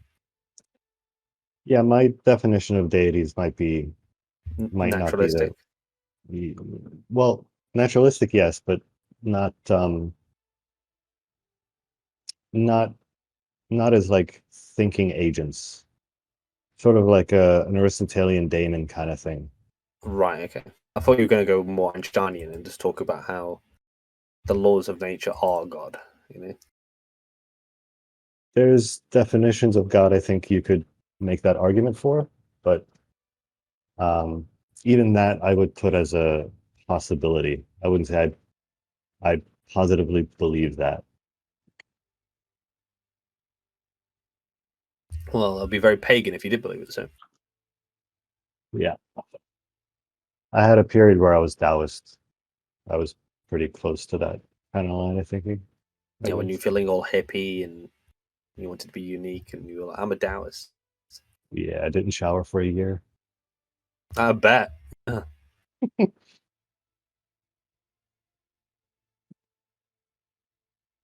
I do have very strong Buddhist sympathies.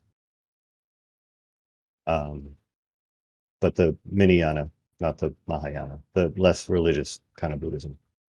I always think Buddhism sounds cool until you actually meet a Buddhist, and you're like, nah, never mind. Yeah, Not those are that. probably Mahayanas.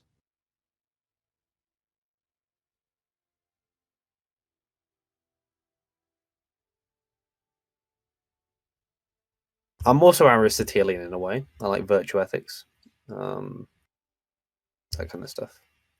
I always these days think of the good is that sort of virtuous mean that he talked about, and I think it helps in life to think that way. So, do you know So what I'm like referring to? No. What are you familiar with the Nicomachean Ethics that he wrote? It's just the No. idea that the good is the mean. So there's an excess and deficiency, which would be, let's say, for instance, I don't know, being prideful would be an excess, and being um, a coward would be a deficiency. But being brave is the virtuous mean, right? Okay. And so you should find yourself somewhere between there. There's an example.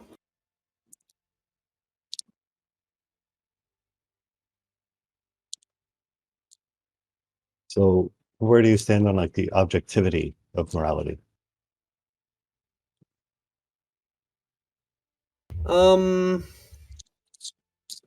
I struggle with producing that logic, right? I don't know quite how I would do it.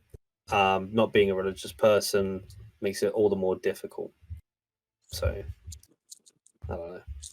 I'd say for all practical purposes, I assume morality. I assume there's some sort of laws of morality or some sort of rules.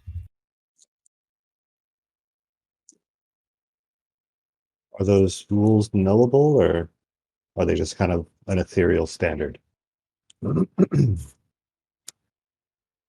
They're a standard based on, I think, what seems to produce better quality of lives, which I guess sounds quite question begging when I phrase it like that. But for lack of better words, just it seems to work innately within people. So finding a virtuous mean seems to always work with people.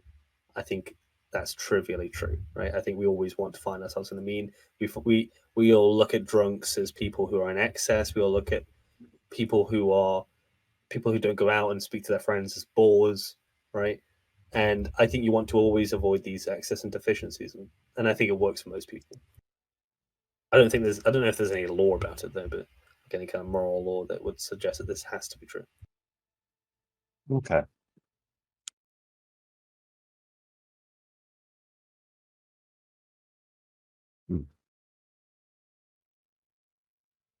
I have a moral question for you. I got into this with a friend of mine. I don't think we ever came to an understanding, but would you say if we have, actually, I don't really want to use that example. He did show me it was kind of fallacious. Here's one. Two people, right? Let's say all things being equal, two people get into their car after a night of drinking. One of them gets home safely, doesn't do anything, doesn't damage the car, himself, or anybody else. The other one hits a car and kills the family that was in it. Would you say that one of those actions is less moral than the other? So you're asking me if I'm effectively if I'm a consequentialist, right? I think so, but the way I've heard consequentialism described, when I started this, I was told I was confused about what that means. So I asked this question instead. Well, a micro level, and on this particular instance, and might be where I can't reconcile some sort of fundamental law of morality. I'd say in this particular situation, I would say that they were both in the wrong for something, but the consequence of one person's action means that they're more blameworthy than the other, right? So they were in the wrong for drunk driving for the chance that might happen, but because one was in their car and that happened, they're slightly more. You wouldn't charge the other guy. No, I think no one here would sit and say the other guy that got out earlier should be charged for manslaughter. He should probably be charged for drunk driving or being a passenger. Even then, you probably wouldn't say is blameworthy, particularly. But okay, I think I typically though apply consequentialist thinking to more macro scale things, not to more micro scale. you have a for instance? The question of abortion, for instance. Would I rule it out completely? I think that would have negative consequences. Do I think it should be allowed to the last minute? I think that would have negative consequences. Do I think having abortion is good on an individual level? Probably not, right? But I agree that there's some sort of utility that comes out of having that possibility to some degree. Okay.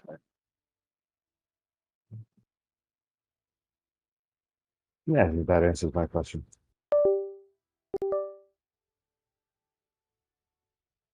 What do you think Who of do you think would be in the Saragaki's? wrong?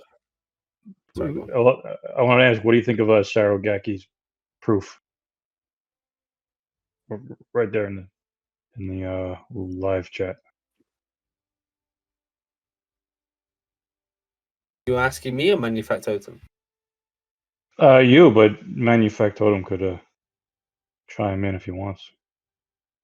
I think one of them said that it wasn't his thing, didn't he? Not geometry. Oh yeah, right. Not that. Yeah, not that. So not the guy that said that, he doesn't really do that shit. The other guy.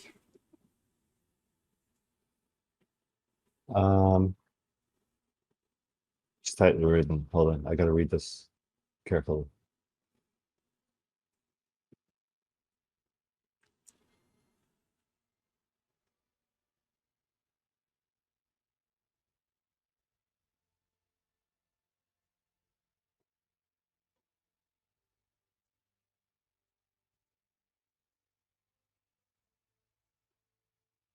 So right off the bat, where it says perpendicular and right angle, I would clarify a straight line standing on another straight line. I would go back to using horizontal or vertical because all lines are straight.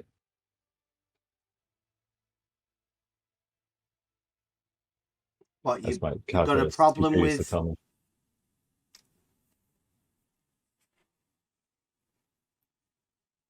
Well, because it's hard to, if I don't have this image next to it, it's hard to understand what he means by when a straight line standing on another straight line.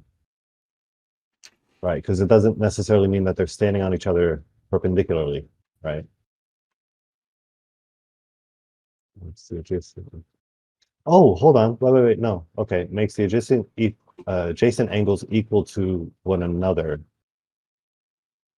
Yeah, I mean... It's called. Okay. Yeah, I got it. Sorry, I'm all caught up. Yeah, you cut that one off short, didn't you? Right. Good. That's my bad.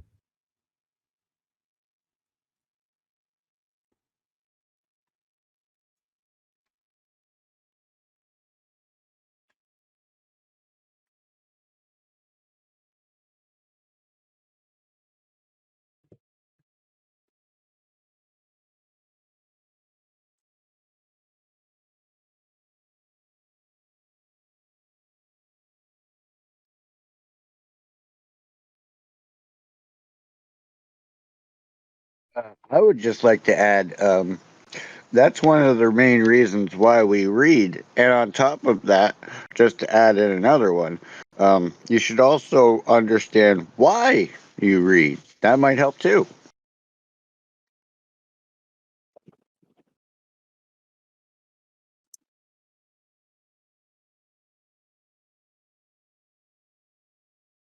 Say with these three things,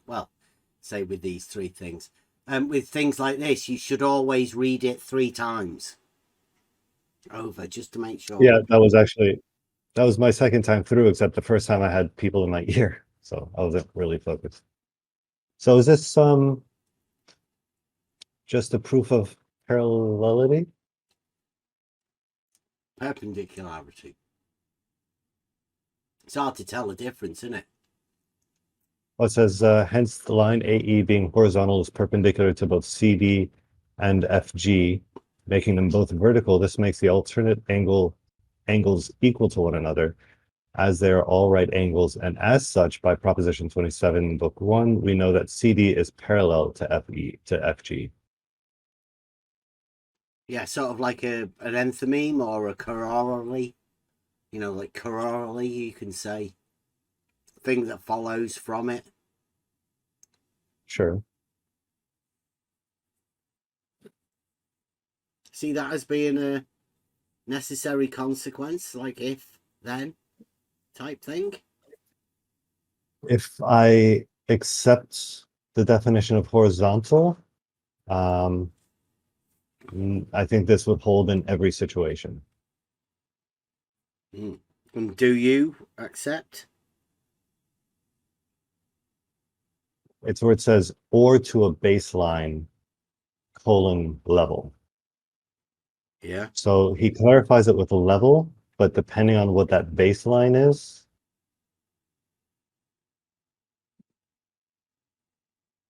Would be a straight line though, right? With the perpendiculars. if your baseline is a straight line, yes. So could horizontal be not straight if your baseline isn't straight? If I say in the plane of or operating in a plane parallel to level, I would say, yeah, oof.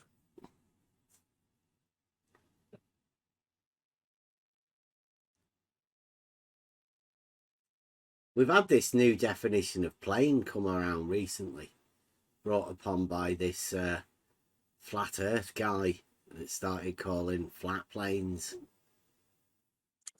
Curved planes, yeah, I heard that. I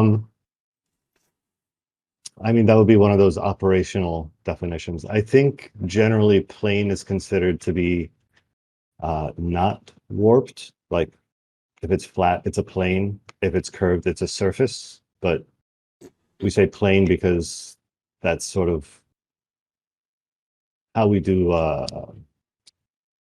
what's the grid system called? Cartesian Cartesian. coordinate system. Yeah. So the Cartesian all you have is the Cartesian coordinate system, but you warped that plane into a surface and all of those rules still match, but you get different outcomes. That's my understanding, at least. Not that, right? The Cartesian coordinate system, but not that. Well, it's not exactly that. Yeah, right? there you go. Yeah, there's overlap though. We can't ignore the overlap. You can't have a shared straight line segment overlap, can you? It's not possible.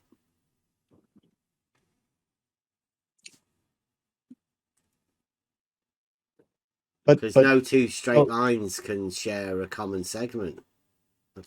Well, I think what was not very well explained is that when we talk about Euclidean or non-Euclidean geometry, what we're talking about is what is available for us to work with, right? Euclidean. That's dead obvious, that one. Euclidean. Sure, but that's always if what we have to work everywhere. Yeah, so on a sphere, right, we can cut it into slices, do all that stuff, but if we're limited to the surface of that sphere, we are now in a non-Euclidean reference, right? You can't just cut across a chord to the other side, is what I'm saying. And this is very similar to this. Because the chord is Euclidean. Because we're limited to the surface. Of the sphere, the Euclidean sphere. Yes. And the chord would obviously be Euclidean. So is that why you can't right. use it? Because it's a straight line. This is very similar to just establishing definitions, right? Well, the So there's diameter would something be the largest chord, wouldn't it? that, well, yes, the diameter of a sphere would be the largest chord. And we can't have that, can we? In non-Euclidean. But we We can can't have have it in chords. Euclidean, where We the can in sphere Euclidean. exists. We can in Euclidean, yes. Because we're dealing with a sphere as a solid object.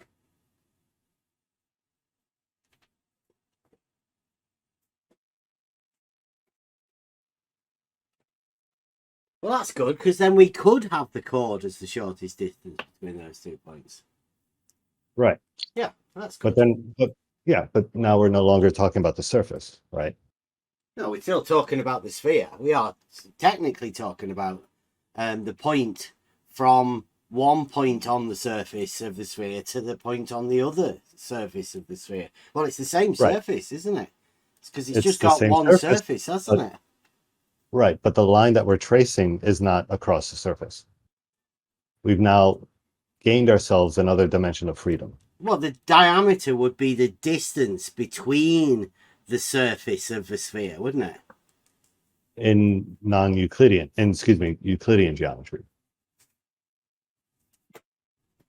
Yeah. So what would you call the distance between the surface of the sphere? The distance between 2 points on the surface of a sphere. Okay. No, I mean the distance between the surface of the sphere.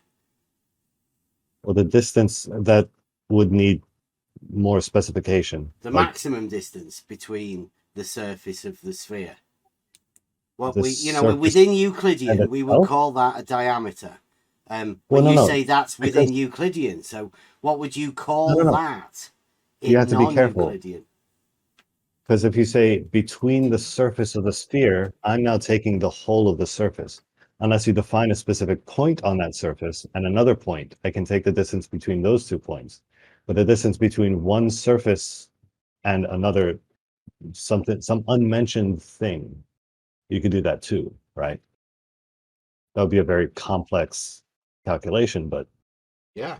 Does it have a name? Right, here you go, guys. Get your thinking caps on. I don't think this thing has a name. What thing?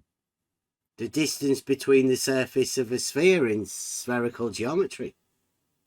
I feel like you're still thinking, like what you're saying is one thing. I feel like what you're thinking of is the 2 farthest points on that surface.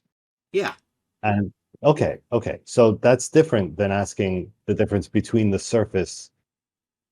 Well, it is, because in Euclidean geometry, we could be known as the diameter, and that would be dead simple.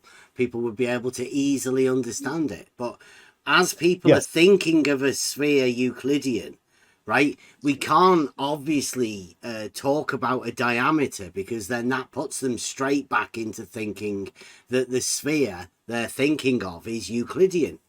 Now, we all know now it isn't Euclidean sphere, even though the sphere is defined within Euclidean. So we need to come up with something, I think, so to this use is why instead of this diameter as the maximum distance you can oppose 2 points on a sphere. Oh, you could call it 1 point, actually. You said it correct that time. 2. No, you've just said something different than what you've been saying this whole time, right? The distance between the 2 furthest points. Yeah, but that clarification is very important, because before you said the distance between the surface. I need some other thing to take that distance from. If you say the distance between 2 points on the surface, that's different. Yeah, but that technically within spherical geometry, that's just a point. A point within Euclidean geometry becomes 2 points in spherical geometry. No. What do you mean? No. Yeah, it does. How does that happen exactly? Like you just take the Euclidean point, which is a point on a plane, right? Anywhere, really doesn't matter. Just a point, that of which has no parts. Well, if you do that in spherical geometry, that's 2 points. They say they're No. antipodal to each other, but they're No, technically that's become the same point. That's Did you not incorrect. know that? No, that's incorrect. What do you mean that's incorrect? What? Go on then. Can you have 1 point, a singular, within spherical geometry? Yes. Does that such a thing exist? Of course. Okay. Well, what's the distance between a point on spherical geometry then? That's the same thing as asking the difference between a surface. Oh, well, Between what's the 1 difference point between a and surface what? then? Well, no, the distance between a point and what? The surface, right? Because when you're talking of spherical geometry, although you're conceptualizing it as a 2D, there is a surface on either side, right? Any point has 2 points. Obviously, it must do. It's a replica around the monad, mirrored. No. Symmetry. Shit, it's that Euclidean symmetry, isn't it? Can't No, get rid of it's it. Equals. I'm failing to understand how you're getting 2 points from 1 point. Well, I'm failing to understand how you're talking about spherical geometry, which is a non-Euclidean geometry that you don't seem to understand. 1 point is developed into 2. The Euclidean thought, the conceptualization of a point, when conceptualized within spherical geometry, becomes 2 points. Are you talking But about you have to projecting conceptualize it onto- as a point, right? But it is actually 2. But No, it's 1 don't point. think Euclideanly whenever you're dealing with this spherical geometry. You'll get lost. No, a point is a point. You can have a point in Euclidean or non-Euclidean geometry. It's still 1 point. No, you can't. Not in spherical geometry, mate. Are you Yeah? sure you're well versed in this or not? Have you even watched Veritasium video? On this specific point, I'm pretty sure. Like, unless you're talking about projecting it onto like another flat plane, but that would be the same point. What do you mean another Just flat projected. plane? Like you don't a think projection. the surface of a sphere is a flat plane, do you? It's not a flat plane. And It's by flat, do you mean horizontal, like the flat earthers do? Because everybody knows what a Like- plane is geometrically. When you add flat in, do you think flat is an orientation? you said flat. I wasn't saying flat with spheres. No, I said some weird dude has tagged on this word flat in front of plane, right? That has conceptualized it in people's imaginings, and they start just saying it, they vocalize it as though Yeah, there happy- is something other than a plane, right? There's a plane that's flat, and there's a plane that's, well. I'm happy to say that planes are flat and Now, discuss do you mean horizontal like QE and Nathan Oakley Doesn't have, when you say you can flat? have a vertical. You can have a vertical plane as well. Okay. So what you mean is just a plane that everybody understands, a 2-dimensional plane. Well, 2-dimensional, I can use flat to regard planes and talk about 3-dimensional surfaces as surfaces. Excuse me, not 3-dimensional surfaces. 2D surfaces warped in 3D space as surfaces. I'm happy to make that distinction. What, a warped 2D? A warped means changed from Like the surface 2D. of a sphere. Okay, yeah. So like 2D is the plane that we all understand, and then you warp it to make it something other than the plane. I wouldn't talk of it in terms of processes, like just it exists from beginning to end as a curved surface. Huh. It didn't begin as flat, is what I'm saying. Now, have you ever seen a wobble board? Rolf Harris and his wobble board. I have not. Right, well, that is what I imagine, right? Because it's a plane, it's just a board. But if you wobble it, you can bend it, you can make it concave and then convex, and it makes a weird noise, right? So there's obviously what would be classed as the plane geometrically, and then there's something other than that, where it warps and bends, and then that's not a plane then. because it's Well, not typically, two-dimensional, right? It's not. Call it yeah, we flat. can. Sure, we can add like time and motion into this and get Time, like, you know, not within if geometry you and want the to talk about, conception of the plane. I if you're wouldn't. talking about like wobbling or something like that, you can do that. Like we can map out how waves propagate, for example, but that's not really what we were talking about to begin with. Nor do I think it really helps the conversation. Really? The conceptualization of a plane, or the idea that you don't understand that a point becomes 2 points in spherical geometry? Sounds like you So don't do you really have an understand example the of that? conception of spherical geometry or what I it is. think the feeling might be mutual, but if you have an example of that, I'm happy to learn. Have an example of 1 point being 2 points. okay. When you put a point on a ball, on the surface of a ball, how do you locate it? There's two ways. You can map the surface with a Cartesian coordinate. From what? Like an X and a Y. From the point on a sphere. From any arbitrary center point. What do you relate it to? The surface is you put a grid on it, right? Like an You put XY a grid grid on what? on the surface. Of a ball. Sure. And where do you put your 0, 0, 0 point? If it's a ball, you can put it anywhere. Oh, can you? And that's the point Yeah. that we're starting off from. Sure. Okay. Or you can, and this would sort of return us back to utilizing the Euclidean space for this. You can put a point in the center of that sphere and have some radian distance. Are you allowed to utilize Euclidean in, was it non-Euclidean that you're doing? It depends what you're trying to figure out. Oh. What about like if whatever you're you're trying doing, to figure out some sort of sophistry, for some geometric sophistry that you haven't really got a clue about? Are you just pretending that you know, sort of, you can imagine this spherical geometry? Because you're talking to people, well, I mean, what do we know about spherical geometry? Well, that's what I'm trying to get to the bottom of. Yeah.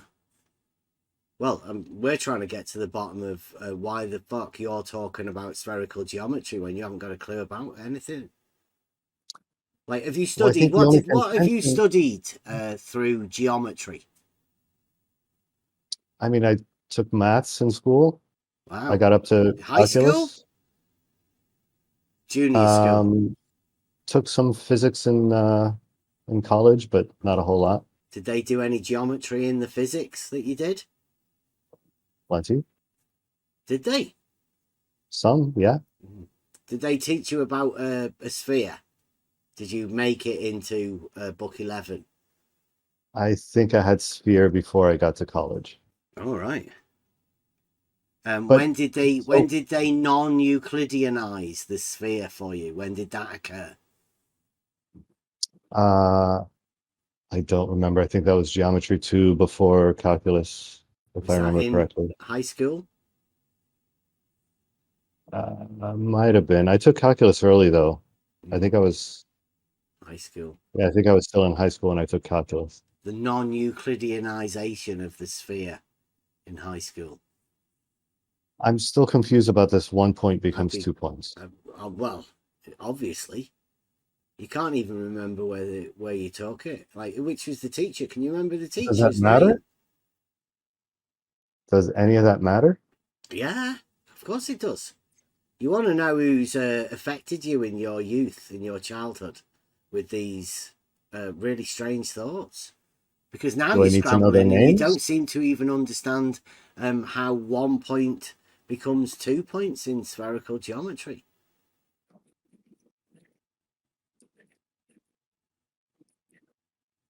Well, to say I'm struggling, I mean, you haven't demonstrated that I'm wrong on this. I haven't demonstrated that you're wrong about 1 point becoming 2 in spherical geometry. Do you know how to demonstrate non-Euclidean geometry? That's right. How's that? You can't. Okay. It's non-Euclidean. Well, You I can just demonstrate thought it was Euclidean geometry what to we anyone, worked like on. within demonstration, but you can't demonstrate non-Euclidean. You mean the existence of non-Euclidean, or Just give us a what? demonstration of non-Euclidean geometry. I don't know what you mean by that. What do you mean a demonstration of non-Euclidean geometry? That's a convenient. I can show you how to do things in non-Euclidean geometry, Go if on, that's then. what you're asking. Yeah. Well, we've been talking about it the whole time. No, go on. Show us. Demonstrate it. Was the thing. Yeah, you restrict your operations to the surface of a sphere, and now you're in non-Euclidean geometry. That's really all there is to it.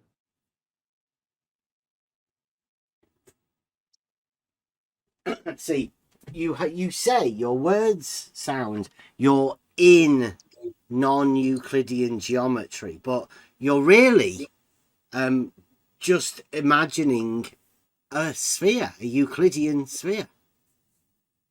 No, I've been imagining like platonic solids, not the Earth. Like this is, you can do this with like plastic Yeah, that's balls, Euclidean. right? They're all Euclidean solids. And The ball, okay, all right. the ball Wait, is whoa, Euclidean. whoa. The surface is not. Okay, just yes, it's not a platonic solid, right? The sphere is not a platonic solid. So if you've been imagining platonic solids, then you haven't been imagining a sphere. What I meant by that is like some idealized form, right? A perfect sphere. I didn't mean like That's the not platonic platonic. solids. Like, okay, all right. Well, I just in case anybody here is listening, Sure. and like, yeah. Fair enough. I So misspoke. you weren't imagining a platonic solid then, were you? I was imagining an arbitrary perfect sphere. So a Euclidean sphere.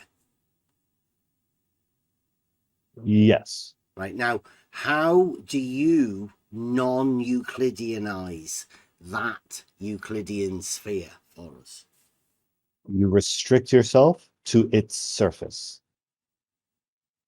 It doesn't change it from a Euclidean sphere, though.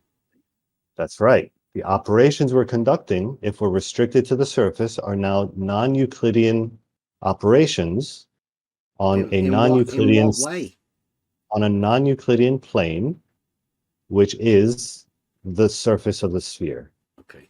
What non-Euclidean way are we conceptualizing this surface of a Euclidean solid? So, for example, to get from one point to another point on that surface, you cannot go through the sphere and you cannot leave the sphere. You're restricted to its surface, and any path from one to the other will be along that curved surface, including Oh, I think we a heard about straight this line. last night. Wait a minute. It's illegal. That's one way to say it. It's against the rules, yes. And the rules are laid down by who? The rules of, is this rules of spherical geometry? Whoever laid down the rules of mathematics to begin with.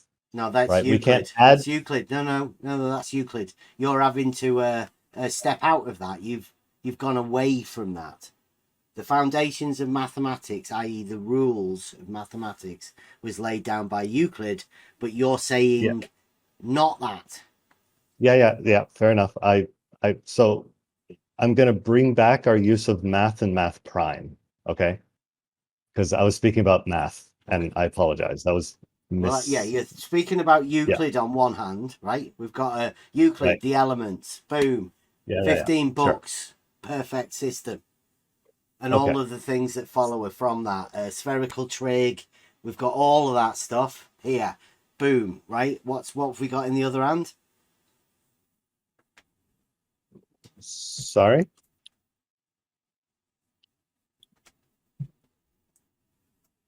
Well, we say we've got maths and Euclid and foundations of Euclid, all of that in one hand. And the other hand, what did you say we had? Non-Euclidean. Not that. Well, no. Wow. It's so when you say in the other hand, could we put imaginometry in the other hand, right? Real quick. When you say not that, what I'm hearing is anything but that. If by not that you mean we can just tweak one thing, then I would agree with that. But if you say anything that you say that resembles that is wrong, You know, I would disagree with you that. do realize that a tweak within an axiomatic system will give you an exploded logic, which It'll give you a whole new geometry. Yes. literally anything can happen. Yeah, pink elephants and all Not sorts literally. of shit. No. Not anything. Not Yeah, anything. absolutely anything. Literally No. anything. Not if you keep the rest of the rules. What do you mean? Right? Keep the rest of the rules. If you make one tweak, where are these rules that we are keeping, and which are the rules that we are tweaking in order to do this, please? I don't remember exactly. There's a couple of rules of Euclidean geometry that are This is hold on, beginning to sound more and more like let me- sophistry. Like you can't even you have remember. to let me. There's something You have within the you foundations have to of let me get mathematics that you want to tweak. Bev. Something. Bev. Go on, Listen. compose You yourself. have to let me. You have to let me get through my wrong nonsense bullshit, so you can tell me how it's wrong and nonsense and bullshit. You can't jump on the first wrong thing I say. Okay.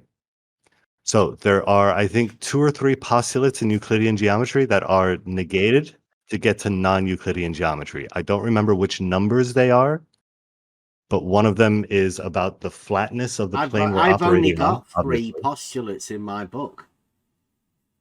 Of Euclidean geometry? Yep. Hold on.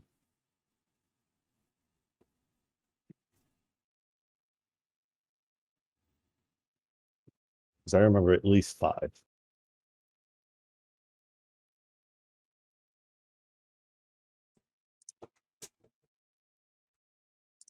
I've got 12 axioms and 3 postulates. Total 15.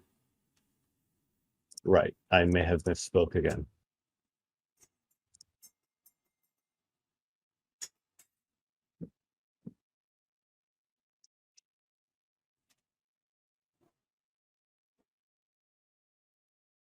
See, when talking of the not that, it helps to know the that. I have 5 here. How many axioms do you have? 7. 7 axioms and 5 postulates. Do you have no 2 straight lines can enclose a space?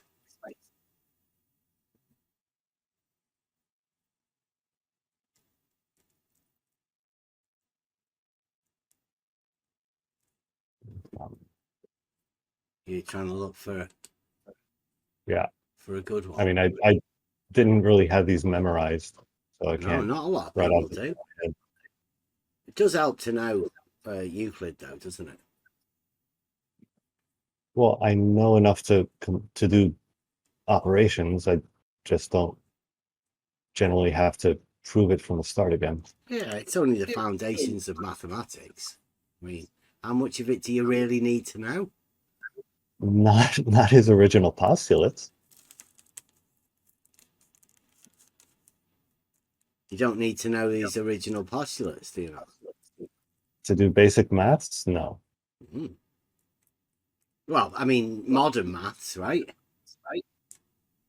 Modern maths, you don't need to know anything, really. You can just imagine a not that straight off the bat because you don't even know what that is. Yeah, that doesn't seem like it would be successful, what you're saying. Well, if you don't know the postulates, how do you know what that is to enable you to know whether you've said not that or not? Well, depends what you're trying to do. I don't know that you need to know if it's that or not that.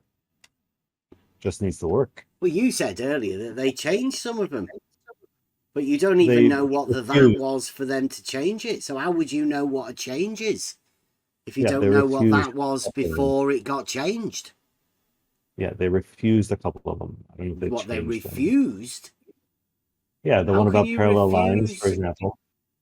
What? What about parallel lines? That's a definition. Did that get refused? Is that a definition or a consequence? No, it's a definition, number 35. Definition 35, book 1. Look Can you it tell me up. what you're looking at so we can be It's on a the same book. It's page? called The Elements by Euclid, the foundation of mathematics. Oh, Scheiße. Give me 2 seconds. I'll be right back. Mm-hmm.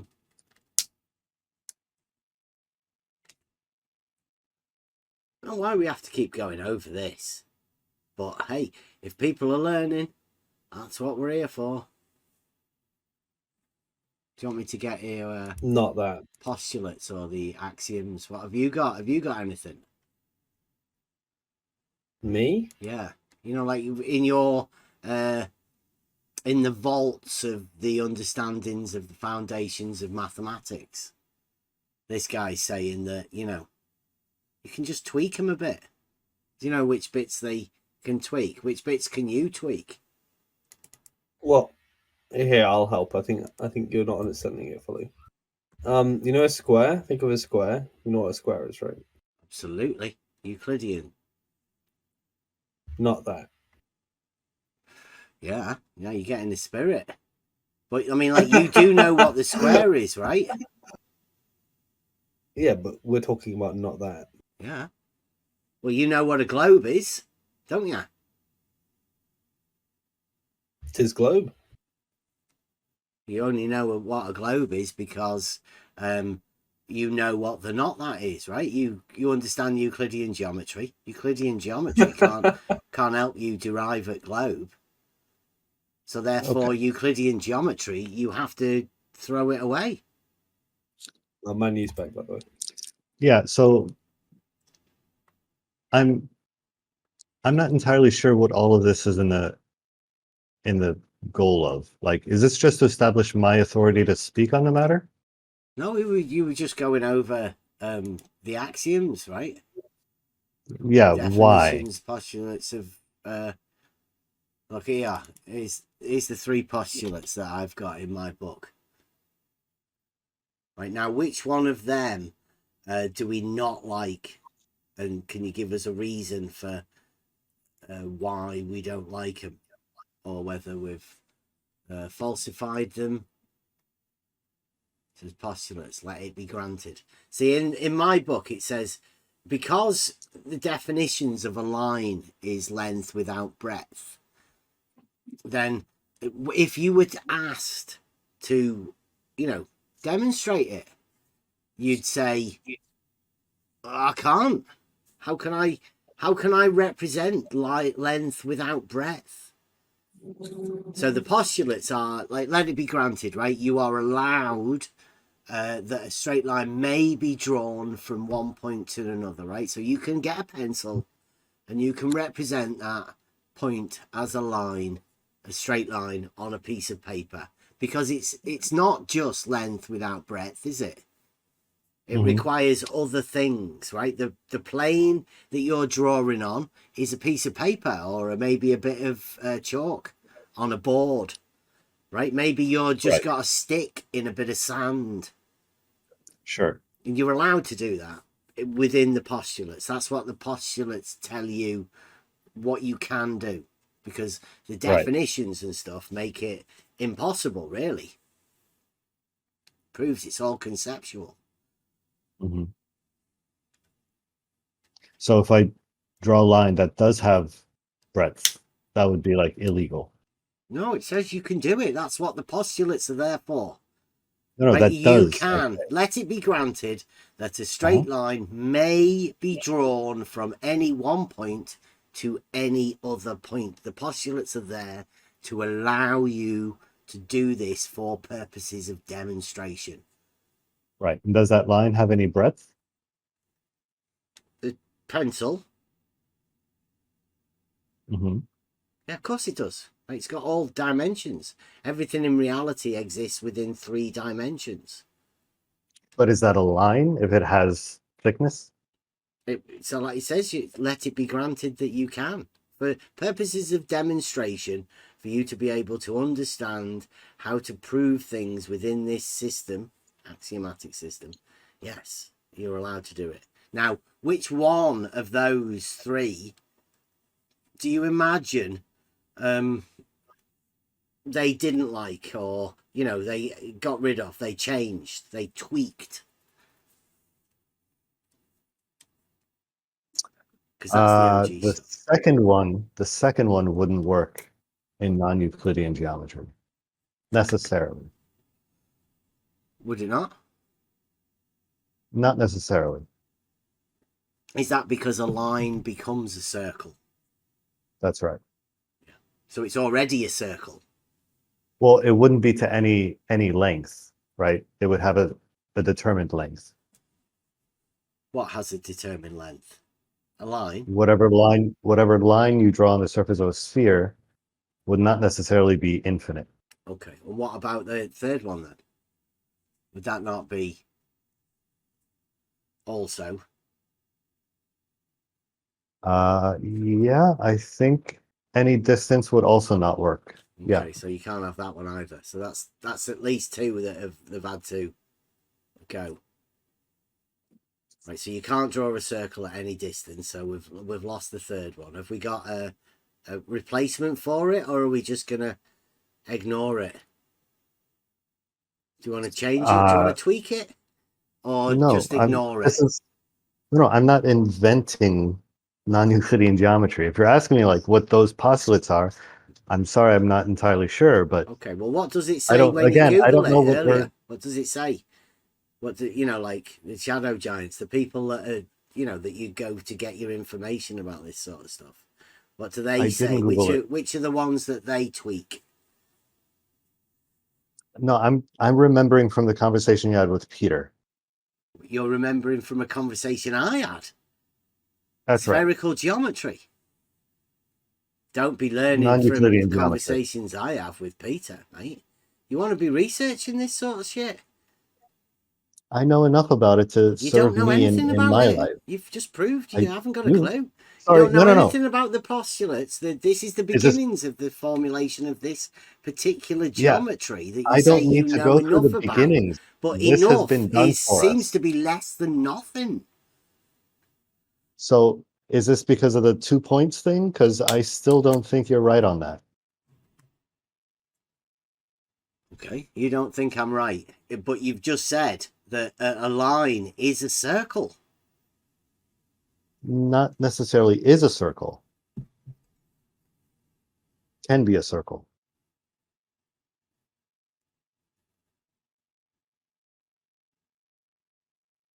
Really? Well, in non-Euclidean geometry, like one surface we can work with is that of a sphere. Another is an open-ended, unbounded surface, something like a saddle shape, right? What, like the inside of the sphere? No, that's going to follow most of the rules of a sphere. What I'm talking about is like... No, it's negative curvature. Definitely. Negative curvature on the outside. Negative curvature on the inside. Positive curvature on the outside. Sure. Yeah. So like a saddle shape, right? Where you have the two axes that are parabolic, perpendicular to each other. The Euclidean perpendicular. You've got to be careful with that. That's yes. So you're using Euclidean terms to describe non-Euclidean. That's right. Stolen concept. Ignore it. Don't worry about it. Beautiful.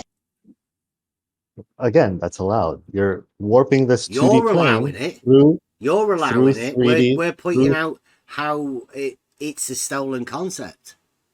Right? It's a fallacious thought process, but you're allowing yourself it. It's really not.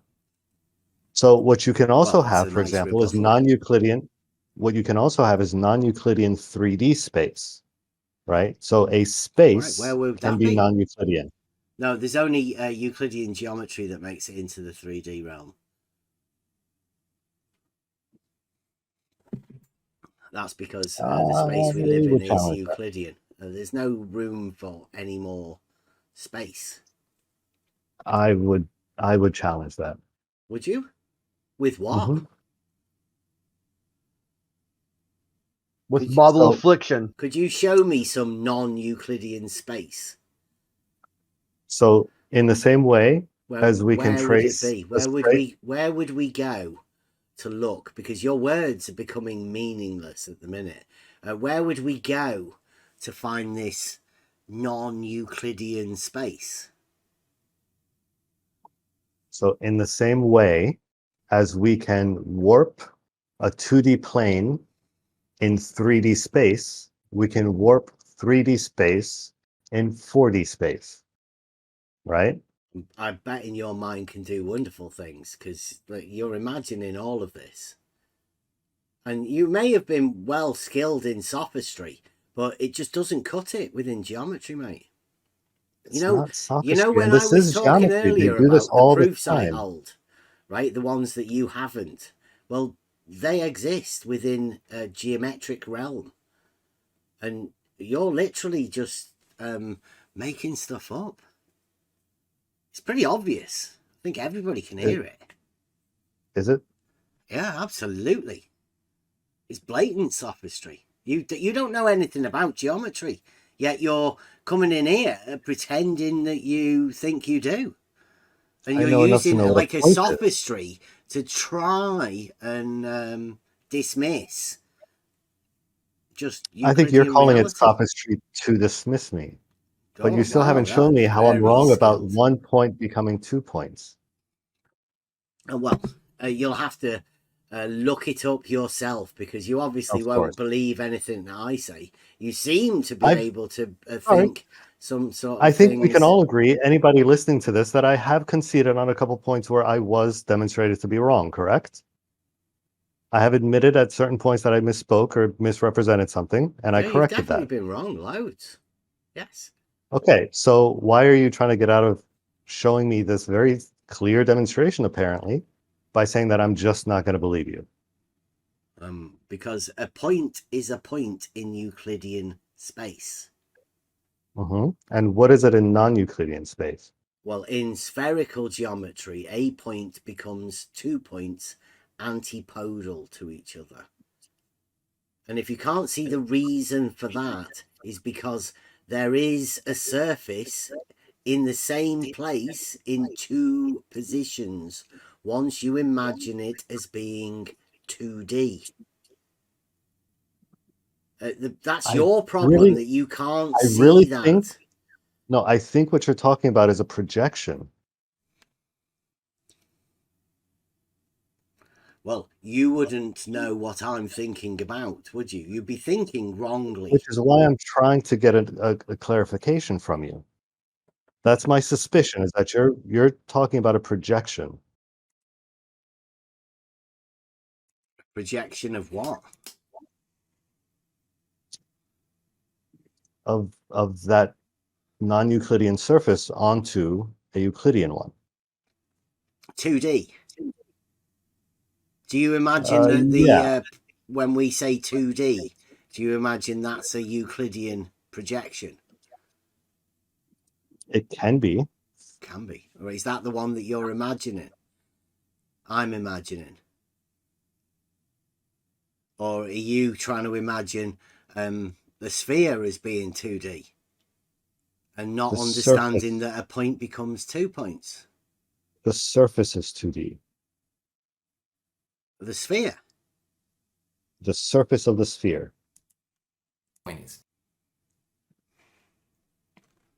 Yeah, that's the bit that you can see when you look at a ball, is the surface. Yes, we understand.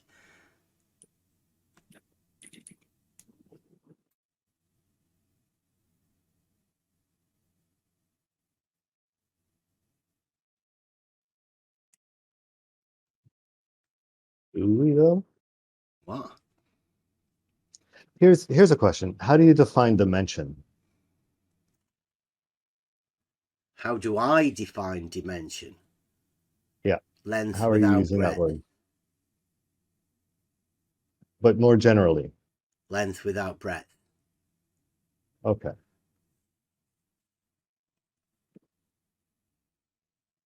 Three dimensions would be X, Y, and Z. They would all be perpendicular to each other. That's what you would call 3 dimensions. Take only Have you ever two heard? of them, and you would understand what two dimensions are. Okay. If you label them X, Y, and Z, you can then give, orientation to these particular two-dimensional planes, and you can visualize them in that three-dimensional space. Mm-hmm. So if we're limited to the surface of an object, right? How many dimensions do we have? How many degrees of freedom? 3 dimensions. Because everything No. in reality is 3 dimensions. Lives within 3 dimensions, has to be 3-dimensional. So therefore, everything in reality has a surface that will be 3-dimensional. Okay. So there are some situations, would you agree, that can be Are you described? going to actually give us one of these situations? I haven't even finished the question. Mm-hmm. Would Yeah, you you're just agree going to that make there's a vague, random statement making no point to anything. I know how it works. Would you agree that there are some situations that can be described in non-Euclidean terms because of what something dealing with that object has access to? Euclidean geometry doesn't involve situations at all, so I would imagine any situation would be not be able to be described within the Euclidean geometric system. Really? Because situations aren't within the definitions. You know, like earlier we did an argument and we used the definitions and the arguments, the propositions, to build upon proof on proof on proof. And that's what we use as a self-contained system. You can't start injecting stuff into it. So I think there are some situations that can be described in both, right? Depending on how accurate we need to be and what exactly we're looking at. Magic? Like what's useful to know. No, not magic. What's useful to know in that situation, right? And where would this non-Euclidean thought process be going on? So let's say a soap bubble, for example, right? You're familiar with like the little bubbles that you blow in the little soapy water? Yes, I have seen a bubble. Right. So the soap and the water, everything about that bubble that isn't air is essentially, we can describe it as a two-dimensional plane surface wrapped back on itself, right? We can describe it that way. I wouldn't. Sure, we can also describe it. I would say that's a bubble. I think yes, we agree it's a bubble. We can also describe it, right, off the surface of a table, say, and describe each of those points on its surface in Euclidean space. Would this be table geometry? I've heard these sort of things. Can we do planes as well? Because I've heard a lot of people use objects that aren't involved within geometry to describe their conceptions of geometry. But I mean, all they're really doing is sort of with bad rhetoric explaining that they haven't really got a clue what geometry is. I find it quite funny, personally. But I don't want to laugh. Yeah. I mean, I want to cry at this point. Don't. I think we've lost the plot, both of us. I don't even know what the fuck we're talking about anymore. No, you haven't got a clue what you're talking about. You were leading yourself up the garden path, I think. I might have helped you out. No, you did everything except help. But again, if you can tell me like how 1 point becomes 2, Well, I'd love to see that. you know a Euclidean sphere, right? Yeah. Okay. Now, imagine you've got it on a plane, right? And now you want to know what are the dimensions of this sphere ball. Like, how do you measure it? How do you measure the dimensions of this sphere?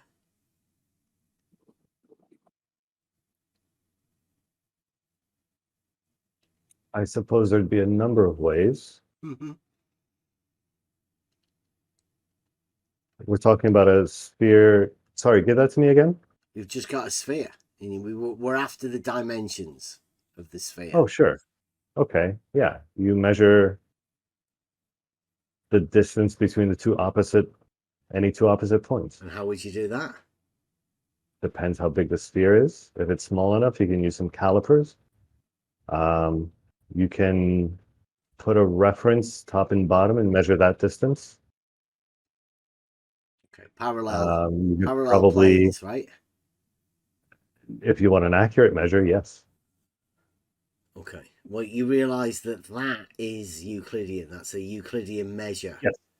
Yes. These are all Euclidean operations I'm describing. Now, can you imagine not that? I can imagine an infinite number of not that's. Can you be more specific? Can you give us a non-Euclidean method for measuring the surface of the sphere? For measuring the surface of the sphere. Because what you'd be doing, like when you do that within a Euclidean method and you're making parallel planes, you know the point of contact on those planes? Yes. That would be classed as being antipodal, wouldn't it? Yes. Right, well that's your point in non-Euclidean geometry. But that's not one your point. That's 2 points. Those are 2 points. No. 2 points. No, it's a point in non-Euclidean spherical geometry. 1 point in Euclidean becomes 2 points. It's the same thing as 1 point in Euclidean space is 2 points within the two-dimensional spherical geometry space. That's incorrect. Is it? Yeah. Are you thinking spherical trigonometry when you're thinking of this? Spherical geometry, right? Because a lot of people do that. Spherical trigonometry exists within Euclidean sphere, right? A Euclidean space. And you can take the angles from the straight lines and the points. You can still have that 1 point in Euclidean space, but that's the Euclidean sphere that you're talking about. We're not talking about that. We were talking about the non-Euclidean spherical geometry that you don't really seem to understand. And I can't imagine how you've ended up in this position either. I mean, how did they let you get here into a position where you literally don't know anything about anything, not even the actual foundations of mathematics to start off with?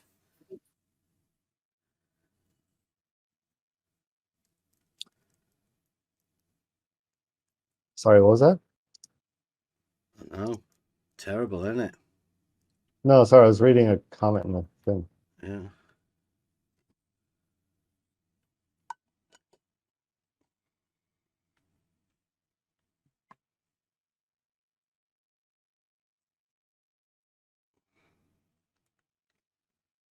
Saturday.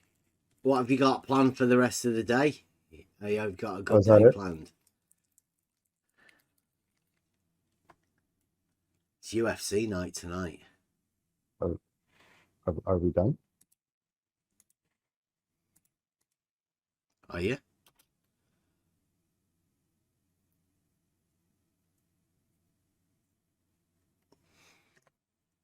Have you got Point on anything a yet? sphere. Have you got Yeah. anything? What's that this video says- from? Pardon? Someone posted a screenshot from a video. Yeah. And by point, you mean a point on a sphere. Yeah.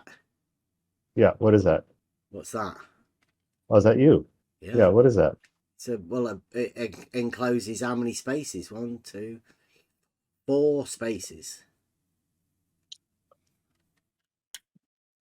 The line encloses 4 spaces. The 2 lines.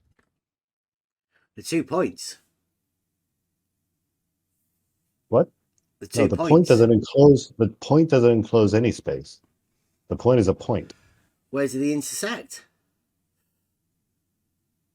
Right where the red is. That's the point. That's where the 2 lines where intersect. else does it intersect? The 2 lines, they intersect on the other side of this. 2 points. Yes. There you go. What do you mean? What do you mean? Who said that? Who are you confirming? Sir, you've just confirmed it. There you go. What? Okay, maybe I misunderstood you. What is your point here?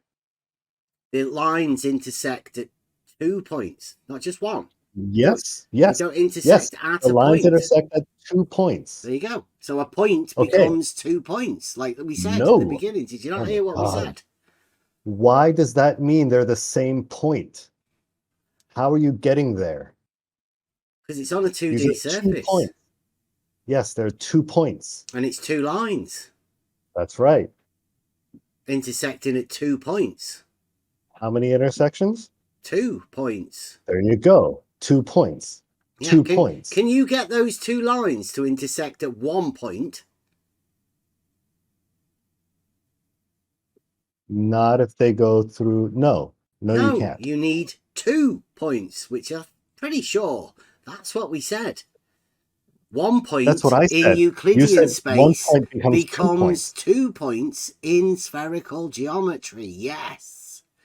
That's not the same point. It's 2 points, yes. Okay, so where's the disagreement? Well, I don't know. It was you that seemed to have a problem with it. You said it was wrong for me to say that. And now we've just agreed that that's exactly what you were saying. But it wasn't what you were saying. You said, no, that's wrong. Am I the only one who understood that to mean 1 point doubles itself? Am I the only one who took that from what you said? Because if I'm the only one who misunderstood what you were saying as what I just described, I'll shut the fuck up. I think you're the only one because yeah, you should shut the fuck up. I don't think you will. I mean, honestly. I understood you manufactured. You should have shut the fuck up ages ago. Or, like, your man here should have shut the fuck up. She told you to shut the fuck agree up on that. quite a long time ago.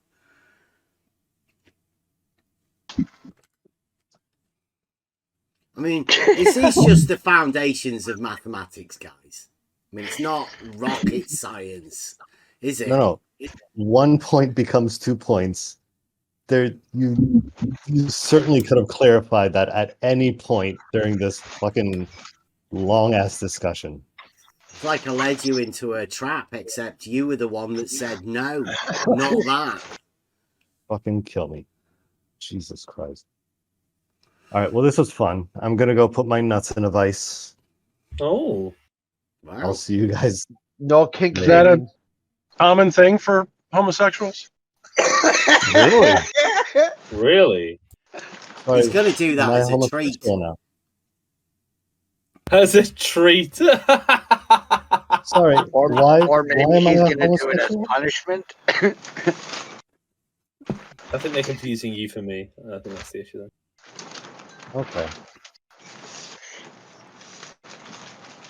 Have a nice day. That was, I mean...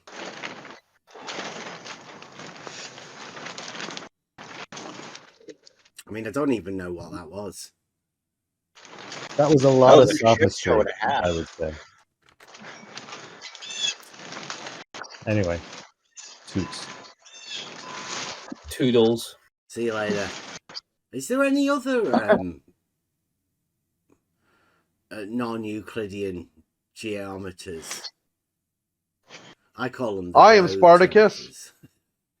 The globe geometers. There's not many of them, but those freestyle ones are pretty amazing. Like, if you want to go, like, who's a sophist? Just start talking about geometry. You'll fucking find them jumping out the woodwork.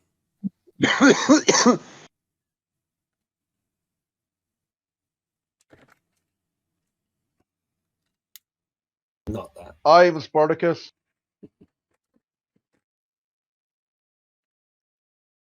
You don't feel like a globe gets threatened, do you?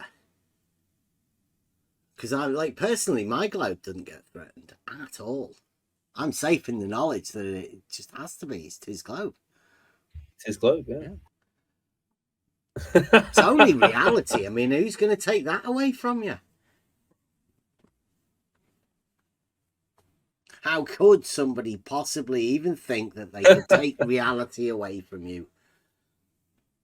So, like, I don't know about you, but seem to be like a different sort of flat earther, but you would definitely definitely not a flat earther, right? That's one of the things, the first things you can do. One of the How most many obvious times things. can I say that? I can prove it's not flat. Well, okay, let's say non-glober. No, 'tis globe.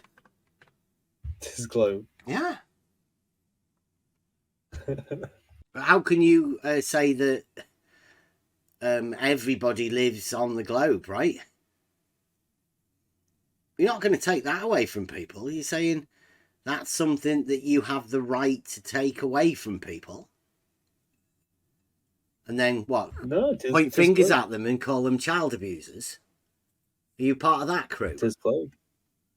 No, it's 'tis globe. Mm-hmm. Or a child murderer.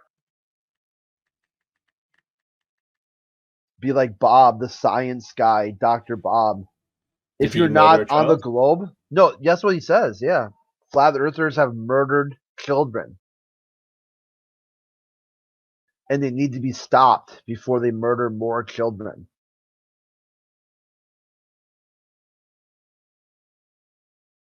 This one, yeah.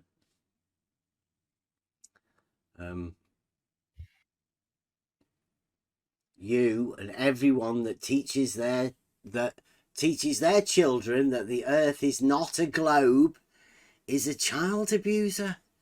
So is that what, you know, like when you saying that, like, we don't believe in this globe, right? Are you setting us up for Fight the Flat Earth to point fingers at us, call us child abusers? No. You have a thing about FTFE. I'm just people calling people child abusers. Yeah, I do tend to take it personally, particularly when it gets aimed at me. And then when people like you seem to be setting up the narrative for people like him to be able to go around and publicly do that. I mean, you wouldn't publicly call people, you know, child abusers because they don't believe in this globe, would you? I think anyone who's ever done that are retarded and insane. But you would call people, you know, not globe believers, right? You would say you don't believe in the globe, do you? Yeah, I think you don't believe in the globe. That's correct. Okay, but what's the globe? Don't forget, modern day, right? People have their own definitions of what it is. Some people don't even have a definition for what it is. It's just like a freeform thing. It's an idea. It's just there. And I have an idea. Yeah, I know you do, because you've been in these little rooms where things, you know, you develop pictures and all of that. But I mean, what about the people that don't have the ability to have those pictures? Like Manufactotum, the globe develop is pictures. What do you mean? Hey, like for Manufactotum, for him, the globe is literally putting your nuts in a vice.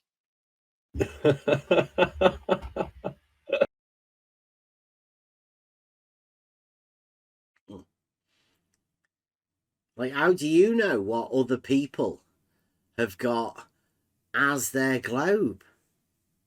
Because I'd say most people have horizontals being parallel as occurring on their globe.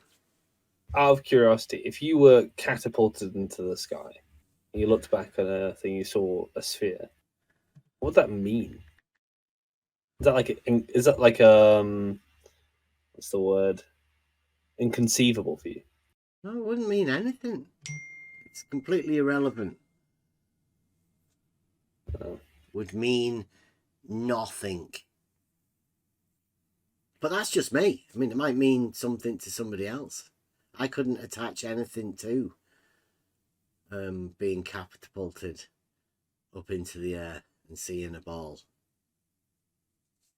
Just seeing like if it's like necessarily inconceivable, so that you could even make sense of such a hypothetical. Couldn't even imagine it. No. No. Don't have the imagination to be able to imagine myself as being catapulted up into the air. But then again, to be fair, most people don't worship that thing anyway. Yeah, I mean, I definitely wouldn't start praying or anything like that, wouldn't I? I don't think I'd have a religious experience. What do you think you would? Would you say that Euclid was wrong, or like what would that mean for you? Like with respect to like Euclid? Sorry. With respect, would you say Euclid was wrong? Well, no, I'd say I've already got a proof. I've already established my proofs that I have. So even if you saw it, you'd be like, you'd be there, you'd be looking at the sphere, but because Euclid said so, therefore no. Yeah, level is horizontal on the globe. All horizontals are parallel on the globe. Triangles have 180 degrees on the globe. Here's a good question back at you though. What if you got high enough that you couldn't see a shape? What if you got so high that you just couldn't see a shape? What would that mean to you? So high that you couldn't see a shape, or like being in an airplane? Yep. No. Like imagine as far as you could possibly get, as high as you possibly could get. Just imagine it. You still can't see a shape. That's just any shape. Oh, that's inconceivable. Okay, well, fair enough. I could imagine going really high up, the highest possible way I could go, and seeing a shape, flat, spherical, cubed, cone, triangle, square, whatever it is. Did you say flat as a shape? Did you list? Yes, you did. Okay. Flat as a shape. Well, I was gonna. I realized at the end that I did that, and I corrected myself and said square and circle and so on. But you put your nuts in the vice there, Sonny.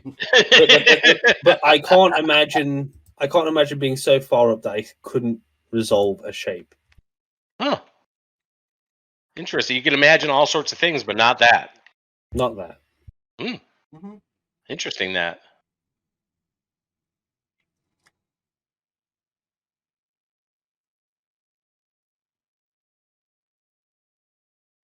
I think Special Agent Erdebear has a hard on for me.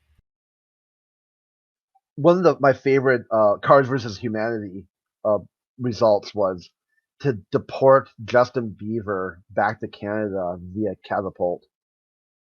Okay.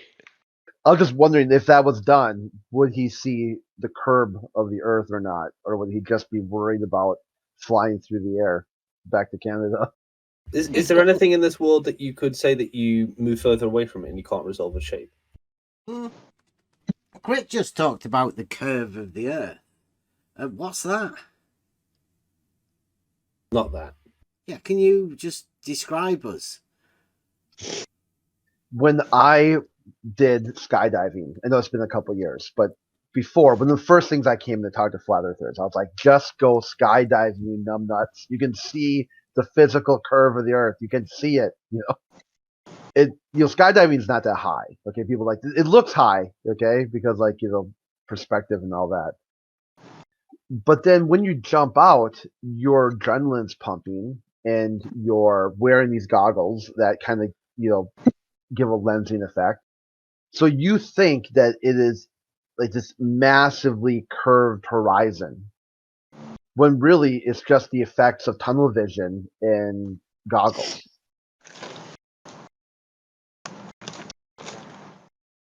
Because when I tried to put numbers to it, I'd be like, it was like Planet, the county I lived in, Like you're seeing a 3% curve across the horizon. I'm like, okay, if I complete that circle, how big would the Earth be?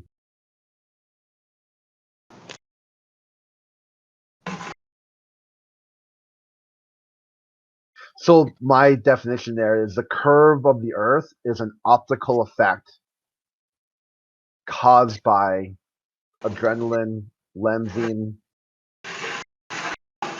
the physics of the human eye.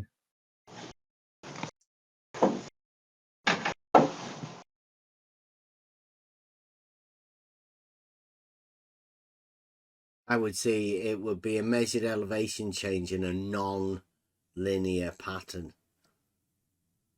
Were it linear, it would be like a slope. You can't really call that a curve, so you'd need a non-linear measured elevation change to be able to see a curve, and that would be obviously of the measured land, so therefore that would be the Earth curving, measured. What about you?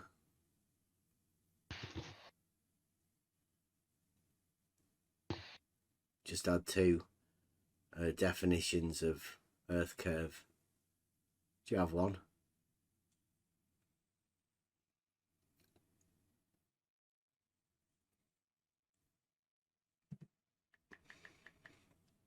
Just a definition.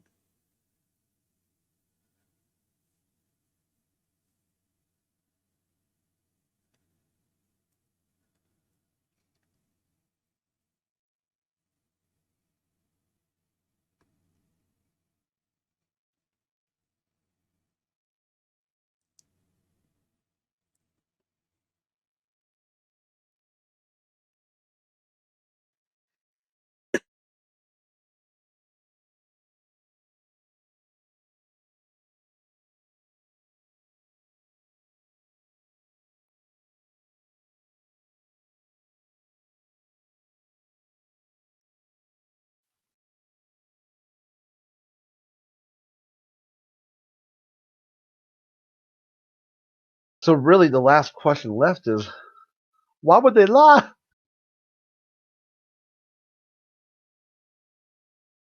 Sophistry, really, I think.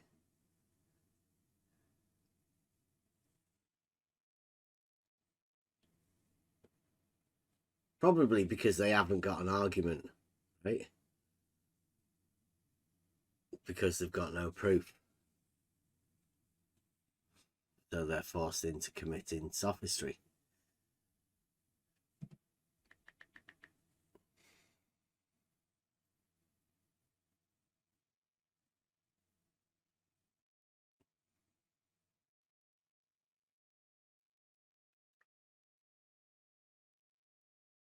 Maybe not. Maybe there's another reason. Not really seen anybody come up with any arguments to sort of any sort of conversation or any talking points.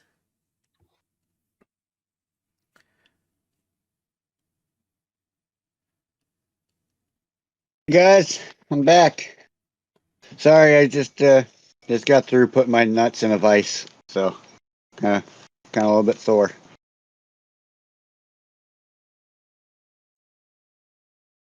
Treat yourself. Is that, I don't understand, is he? I've never even heard that, or, is that like an Americanism? I definitely don't use it in the UK. No, I've never put my balls in a vice. So no. Yeah. That is like a leaving, sort of like a see you later, guys. Type In thing. fact, I've been trained the opposite. I've been trained to keep things away from a vice. Yeah, exactly. Yeah. No, that was definitely him literally announcing that he was going to go and punish himself for being so idiotic. No, that's not what he meant. Yeah, I've heard that shock collars are less painful, but I could be wrong. Legit. Well, he's the shock collar. he's still here though. No. So I mean, he might be putting his nuts in a vice, but he's still in the Discord. So wow.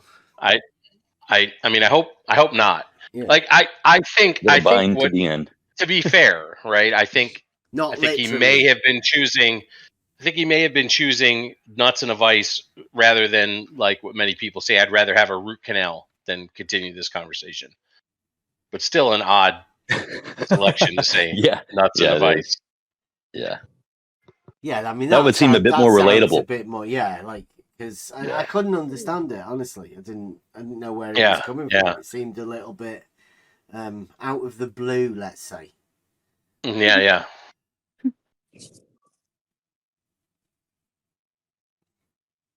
Yeah, maybe a colloquialism, but I don't want to continue this conversation. Right. I hope. Anyway, we can. It was kind of enlightening though, just to listen to him get to the point where it was like, okay, so what the fuck are we even talking about then? You're like, yeah, I don't know what the fuck you've been talking about this whole fucking time.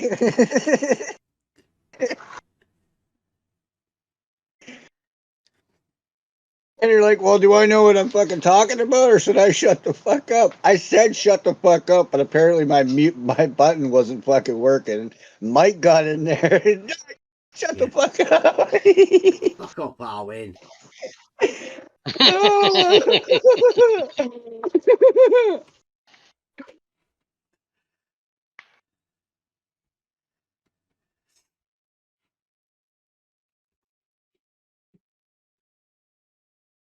See, I think we should have the Jerry and Crit show over there at politics.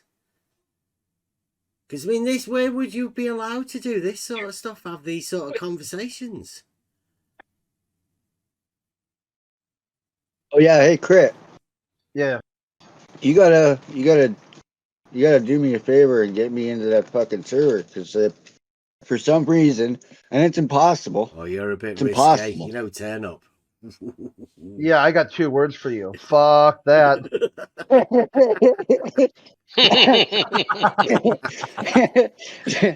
Crit's no dummy, man. Come on now. There's you know how you're supposed to verify your phone number or whatever? Yeah, I'll get you. I'll send a message about it. Yeah. Are you in the server but not verified, right? Did you get Buster as well, Crit? Okay. Yeah, I can do Buster too. Yeah, cool. Because Buster has literally lost his password, so he can't do it. He can't finalize it. And but they're telling. Put the word out for. I'm going over there, but I mean, I'm not really interested in that 24/7. There's loads of people out there for conversation, and what we do is have conversations with people. That's why I'm going to go over there. No, I'm not.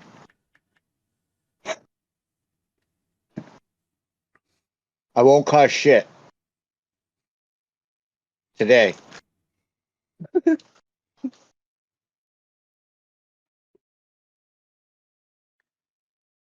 I got 2 words for you. Fuck that.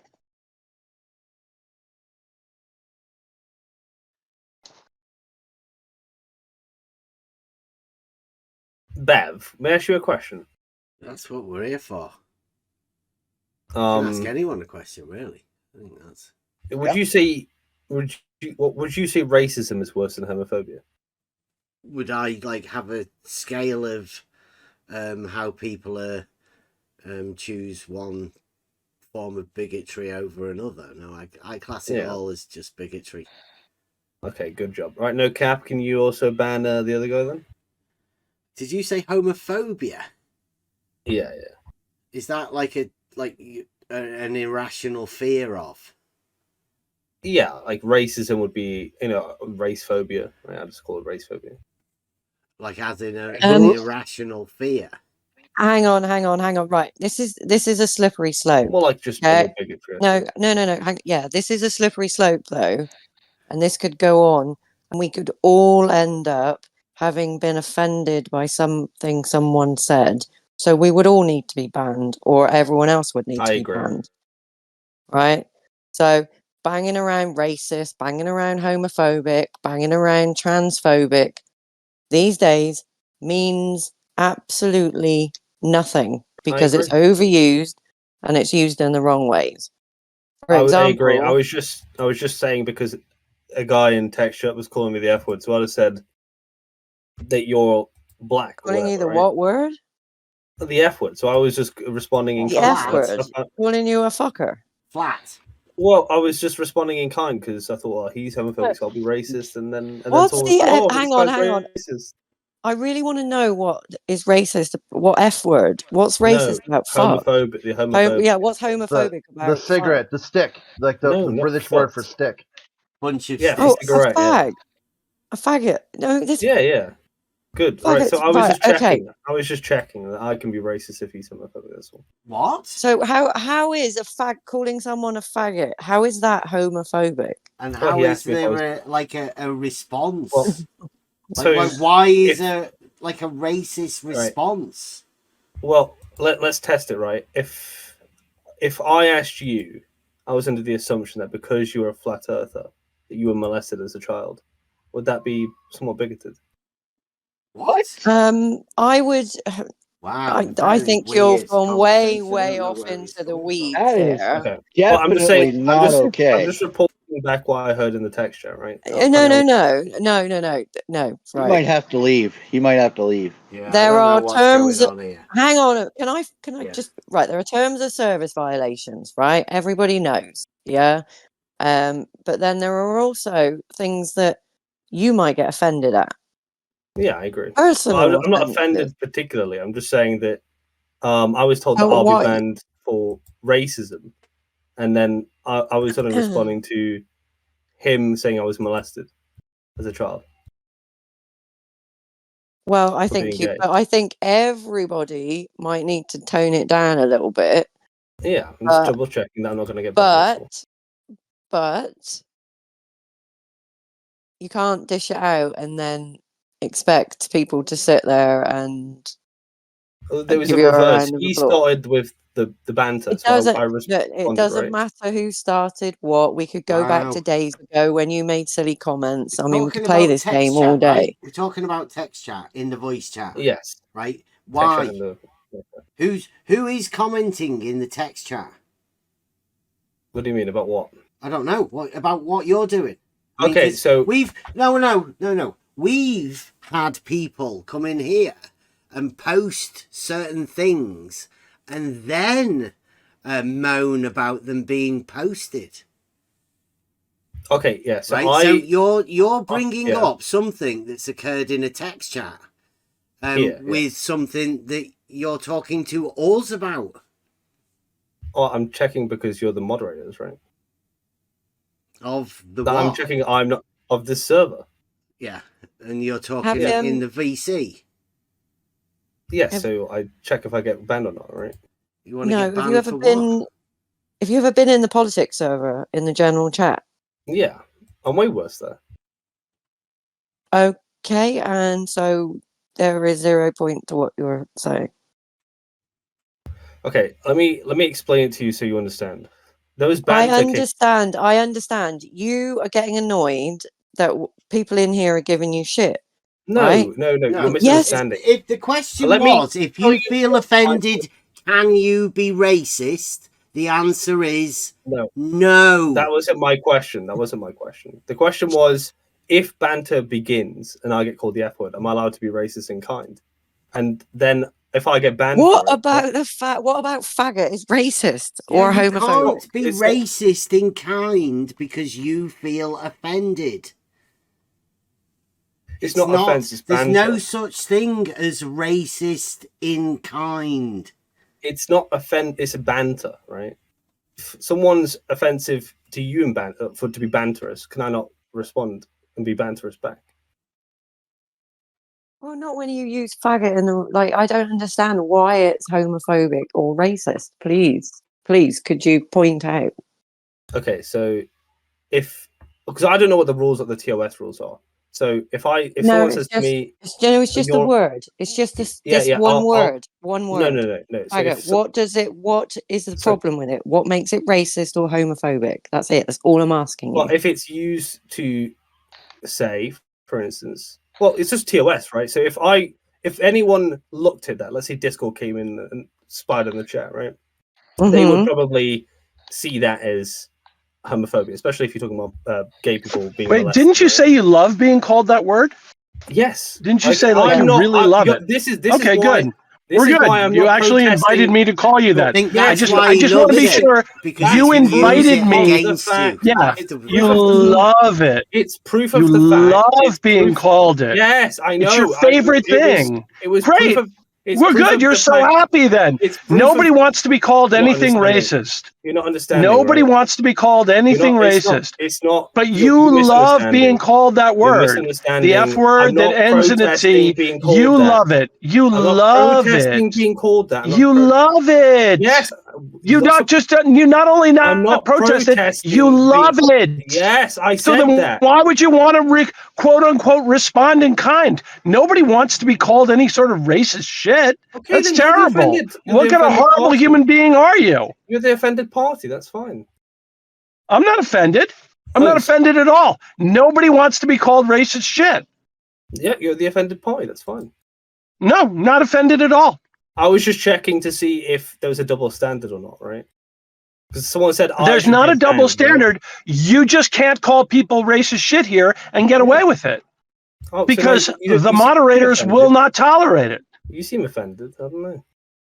No, not at all. Well, I'm offended Perfectly that happy. you think you are allowed to respond in kind with racism. Well, I thought the banter level. Why is that in kind? Relaxed here, right? It's not banter. Like racism is not banter. I don't know where you've come from or like what other places you exist in, but racism is not banter. It never has been. Okay, well maybe it's just me then. I guess I don't know. I thought the banter level was just might be you that's a racist. Yes. What the fuck, dude? I am. Good. That's goodbye. That's besides the point. I just thought it was banter. I think it's time. I think honestly, it's time for you to leave. Okay. Bye. I think you should delete. You're getting really mad, but I was saying that. No. I think you should self-delete. I'm not mad at all. Okay. Right. I think you should self-delete because you are endangering yourself and the server. Well, I can stop being racist. No, you can't. Once you're racist, you're always racist. Okay. You're all of a sudden you're going to have some sort of like epiphany about your racism. Well, it was more just that I wanted to double check that we're on the same page with TOS, right? That's all. You wanted to check that you were on the same page of TOS about racism? No one here is okay with it. Yeah, that's fine. That's why neither is Discord. I'm pretty sure it's not within the Discord TOS, right? Well, yeah. But like saying the F word is against TOS, right? So like, is it? What of it, right? Yes. So wait. Saying a bundle of sticks is against the terms of service? Are you kidding me? And you love being called that? Is that the reason? You said you love it. I do love it. I actually love being called a British cigarette. Yes. Well, to be fair, that I'm not. This is why I said I'm not protesting it because I don't mind it. But I was told just now that I'm going to get banned in the text chat for being racist, right? Yes. Yeah. Racist, yeah. So that's why I could banter, but never mind. That's why I asked. Racism isn't banter. It's not within terms of service, right? Banter's all right. Racism not. Okay, well, I guess we all disagree on what the TOS is doing. It definitely doesn't say in the TOS that you can respond in kind with racism if you feel offended by calling a word, being called a word that you love being called. Yeah, I know that. I love that, right? But it's usually the case that, from my experience, that if you're any sort of if you use any sort of slurs, you're going to get your server taken down, right? But like usually when people call you that word that you love being called, do you usually respond in kind with racism? Well, that depends on where you think the racism is coming from, if it's genuine or not. I mean, that's literally, I mean, how does it normally go down? Wait a minute, hold on. How can you, I can't believe you separated those. How can you be racist and genuinely racist? So one might be a joke, right? Which I obviously am not party to. Racism one is might be racism, genuine, right? whether you like it or not. Yeah. So I hold this belief, right, that when someone wants to play hardball, then I will respond in kind, right? Especially things I believe in, right? But you don't respond in kind to being called a word that you love with racism, do you? Well, it depends on how they're trying to frame it, right? So I don't mind it prima facie, but if they start asking me if I was molested as a child, then I'll start, being racist to that person if they're not white. That is. I never asked to be asked that question, Not that I was, because I wasn't, but Still. It seems fucking messed up, mate. Don't know what the game is. We don't normally talk about this sort of shit, but this seems absolutely like your response to it seems messed up.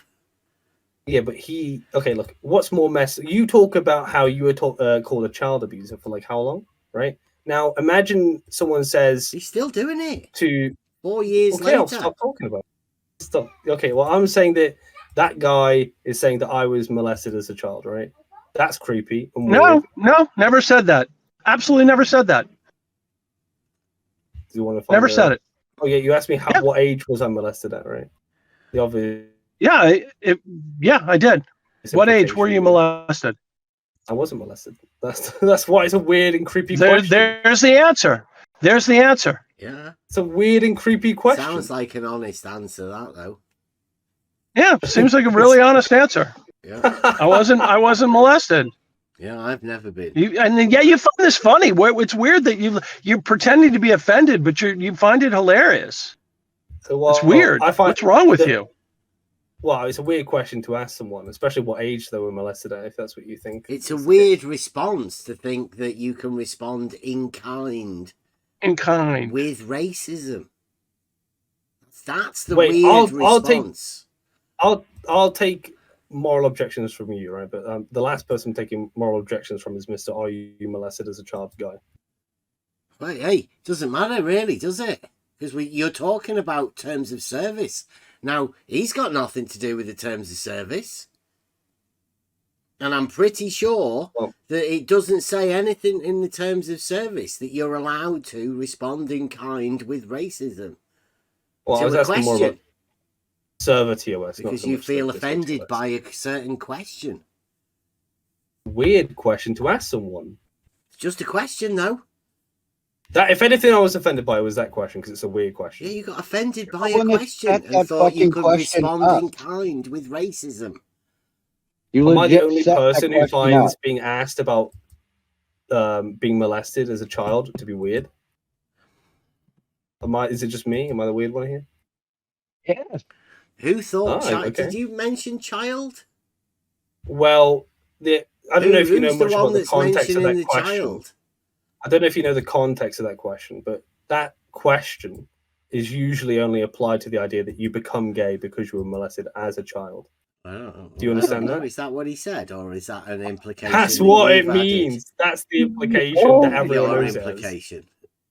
Oh yeah. Okay. When you think of, like, I don't know, being molested as a 25-year-old and then becoming gay henceforth, do you think that makes much sense? Or do you think it's usually used? I don't know. You tell us about your life as a gay man. I don't know about it. Like, save it for your other servers, mate. Well, then I was just asking to make sure I didn't get banned, that's all. Well, just to make sure, right? Are there any other things you want to make sure of? Your response in kind?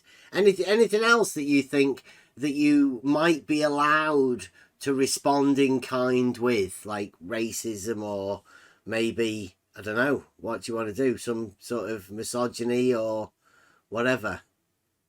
Like, are we okay that all of that sort of stuff is not okay? Or I agree that I won't be racist. Okay. I was What just about checking any of the rules, other so. things that, like we didn't actually plan on doing? Or we don't think... Do you think we need to write that in the rules for the server? I think it's unnecessary. I hope not. How many other people are there out there like you, do you reckon? What, racists? Well, that think that you can respond in kind to a question Well, I that think you feel offended to with racism. Look, I will bet my money any person on the internet who happens to be gay, who's confronted by a non-white person talking about their sexuality, will probably be receiving racism as it follows. White. I'll bet my money on it. Have you ever had a chat with Arwin? I don't know who that is. I think Arwen's white. What if he said it to you? Who's that? He's I think Well, of all of the people, he's the most homophobic person I've ever known. Like, he's publicly homophobic. Oh, well, I think he's don't mind. Danish. I don't mind white homophobes. I find them cool. Are the Danes white? I think the Danes are white. As long as they're white, I don't mind.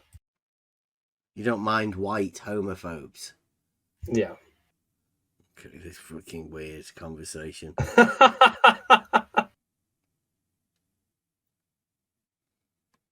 I was just checking I wasn't going to get banned, that's all. Well, you still might get banned. I mean, like, there isn't like a... Like, buddy, I have some pretty fucking weird conversations in here.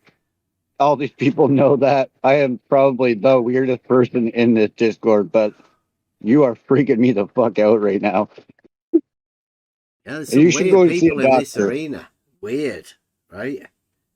Well, my political views are irrelevant, so... Hey, buddy, you have some problems. You need to recheck your whole view on life. Like, if you told what you told us, you're 25, you just came into this arena. If that's true, you're a disaster. Your whole mind is broken because you came in very hot. You know very little about subjects, yet you act like an authority. Can you say that again?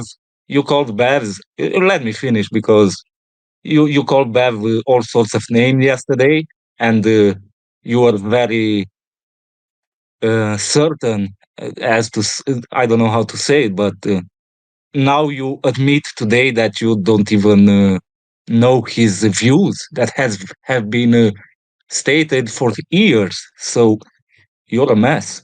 You know the irony of Also, I someone... think you take the idea of what a racist role is. You don't even have that identity. You know the You irony messed of a up. guy who can't string a sentence together telling me that I'm stupid? Very interesting. I'm not saying you're stupid. Did I say that? I said your mind is fucked up. I'm not saying Fucked mine up. isn't, but your whole the way you approach things, it's very bad. It's not normal. I'm sorry to say. This is the internet, buddy. Get used to it. Yeah, sure, but I think maybe you want to draw respect, right? When you come into conversations with people, and it's impossible to do that Well, for you if you act like this. I came here What to you did discuss... with the racism, like, that was Yes, I understand uncalled for. Like, you. Well, uncalled for is not the right choice of words I'd use. It might be Oh, yeah. immoral. It might be mean. Sure, mean, horrible, Like, not nice. somebody told you there's an equivalency between racism and homophobia, as you call it. Somehow you put those two together, and you think.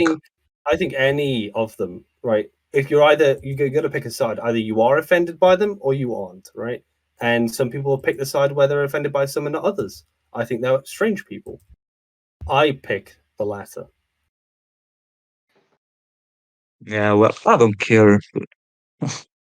Yeah, you got to pick a side. The less I find out about you at this point, the better.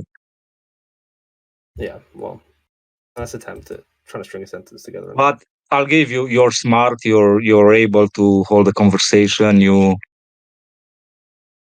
have your limit, of course, but you are above average. Okay. So if that means anything to you, and it seems it does, you're not stupid. Okay. I didn't say that. Well, thank you for the ego stroke. I appreciate it. But there's many worst ways to be than stupid.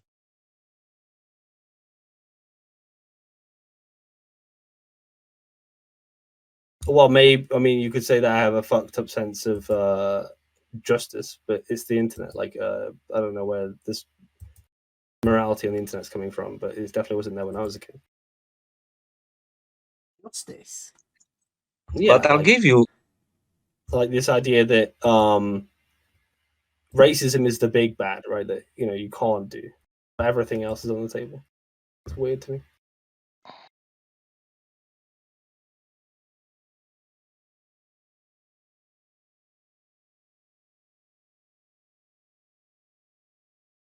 Justice on the internet. That's yeah. Like social justice, right? Yeah, it's worth thinking about that, right? Because have you ever read The Republic? No, I've not. No. Well, that's all about a conversation about justice. Yeah, there's lots of books about justice and articles. But you're talking about justice on the internet. Yeah. Like, who gets What do you think? What do you think? I agree. Oh well, it seems to be the crowd, right? Do you have a Judge Dredd? No, it's the crowd that determines the justice on the internet. It seems like, so like loads of little Judge Dredd. Yes, exactly. So I could sit here in a more, I guess this is a more left wing server, because if I went to a more right wing server, it would be fair game either way, right? Whereas this is a more left wing server, so I guess it's selective, right? What's a wing? It's just a concept. Yeah, go on, explain it. Based on the Parisian assembly, where you would sit in a certain wing of the building, and that would determine your political bent. Oh, so you were assigning us a political bent? Yeah. Yeah, and what's that? What's that political bent that you're assigning us? Confused social justice. That's what I'd call it. Here? Yes. Wow. And how the social justice, where's that justice being given? Is that with you? Like, because we're saying that you're not allowed to respond in kind to questions that you don't like with racism? Is that like some sort of social justice that you like having to fight against? Well, it would be something like if you were trying to make the case that gay people were pedophiles, or that gay people are victims of gay pedophiles. No, you were trying to say I wasn't actually doing that. Oh, no. Well, that's what that guy was doing. Who? That's weird. That's what's inferred, and it's not like I'm inferring. Did he say that, or that's did what, you? That's what it means. That's what it means when he asked that question. So what you're doing is you're interpreting. I've been on the internet a long what time. He did, right? and then I know you're exactly being what he means. offended by your inferring of something that wasn't actually said.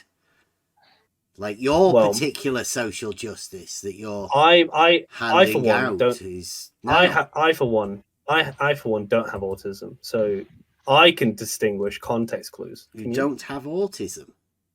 Yeah, I can distinguish context clues. Okay. What the fuck is this new sort of like ableism that he's coming up with? Yeah, he doesn't. He's have racist autism. and ableist. Yeah, because he doesn't fucked have up. autism. Now, can I just chat with you, right? Autism is a spectrum, right? Sure. So, where would you fit on the spectrum? I'm too base to be on the spectrum. So you're not even on the spectrum? No.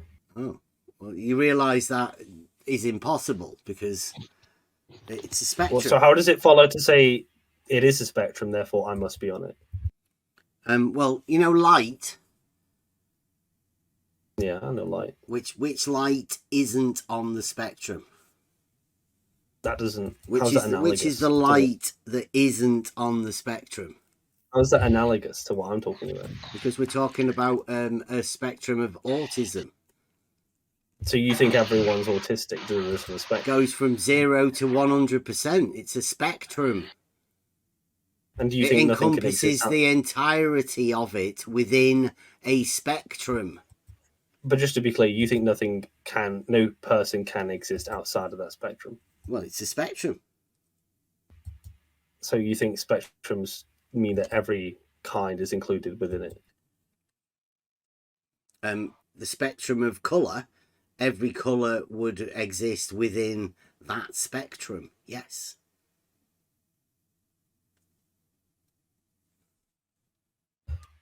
Interesting take. Bit retarded. Retarded?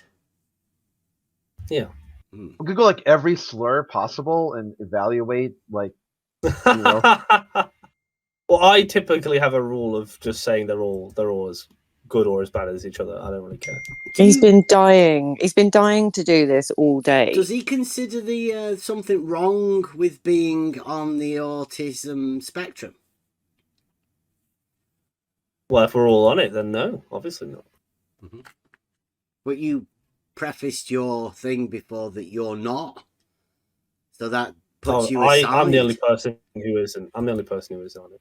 Oh, okay, but that you gave you some sort of special power or something, did it? Yeah. Okay. And what was that special power that you gained from not being on the autism spectrum? That you could feel emotions or something? Yeah. I can smell emotions. Mm-hmm. Through the internet. Through the internet, yeah. Come on, guys. Come on. Not even I've said this fucking crazy, stupid shit. This is outrageous. Can you not detect sarcasm? Of course I can. I'm just trying to view or display my opinion on we need to get you the fuck out of my shack, yo. Okay, I'll stop talking then, I guess. Sorry to have ruffled some feathers. Oh, you didn't ruffle my feathers. I'm not a bird, Why is it? so I don't have feathers. Why is it as soon as I say like someone's mad, they all go, "No, I'm not." Very interesting. Because we're not matched. Well, turn There's a difference. Well, I'm not. Are you sure? I'm absolutely sure. I'm not mad. All I'm saying is that I really, really need to have listened to not this kind of conversation that's really going absolutely nowhere, and it's kind of hurting my ears a little bit. It's an old school type conversation, this, isn't it? I get the feeling very, very... he does. I did say he does sound like Nick. And then he laughed. Yeah. So what? He wouldn't know who Nick is, so don't worry about that. No. Yeah, no. I thought of Nick Fuentes in my head. That's why I left. You know Nick Fuentes? No. I guess so. Never mind. Yeah, he's like a right-wing shock jock, kind of. Does like really kind of hit videos and stuff like that. Oh, he might be then. He was calling us left wingers before, wasn't he? He might consider us as the enemy. The one thing that does trigger me, right, is when people have an opinion of like, oh, we can do this sort of bigotry, but then cry when I do it back, right? I think it's such cowardice in my view. It's got like you got to pick. You do get triggered by what? If someone bigotry. If someone raises the boundary of banter, right, I'll play along. But as soon as they do it, they always cry afterwards. It's really weird. Mm-hmm. Are you crying about the text chat again? Still?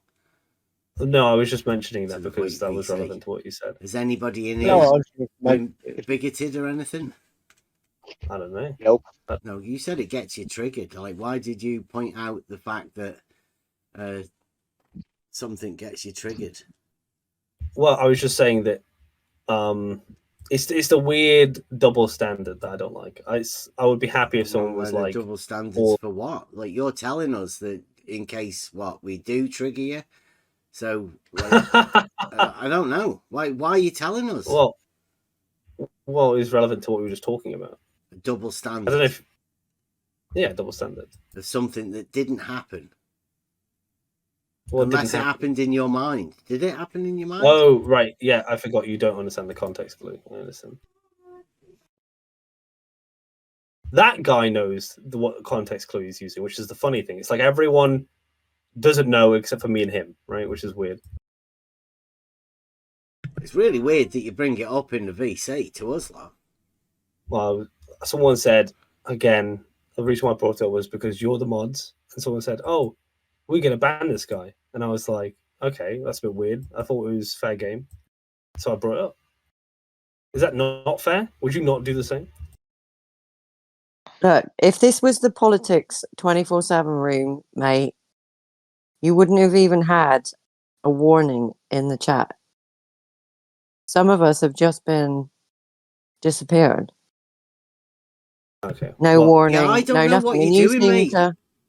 You seem to love the politics server, but then you complain about this place, which is mild. I mean, tame in comparison to the politics server. So I'd say the opposite. I think politics is more. You can sort of do whatever you want there, rather than. Yeah, you can drop hard R and get timed out for like an hour. Yeah. Respond in kind with racism, right? Is that allowed over there? No. Yeah. No, they just what they do is they want to keep people on the server, but the guest rooms, if you start doing shit like that, they'll lock you out from the guest rooms. You should in the politics server, if you see the Black Thoughts room where all the black people go, there's only one of the group of people that go in there. It's just racist. It's just race and IQ debates all the time. What are you talking about?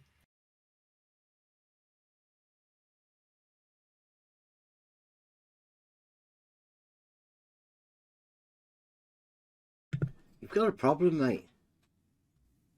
We don't normally have this sort of a problem. Can you explain to me my problem so I can be better next time? Well, I'd rather just get rid of you, to be honest. You just don't seem like you fit.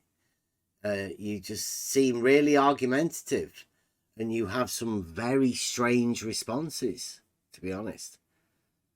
Okay. You can get rid of me if you want. You need to get out of it, mate. I'll let you off. I'll let you off this time. You need to get out of it. Get away from the computer and the internet and that little world you're living in. This is weird gaslighting. It's a weird That's snowflakey true. place You you're coming from. But I don't you sound know like Owen Jones.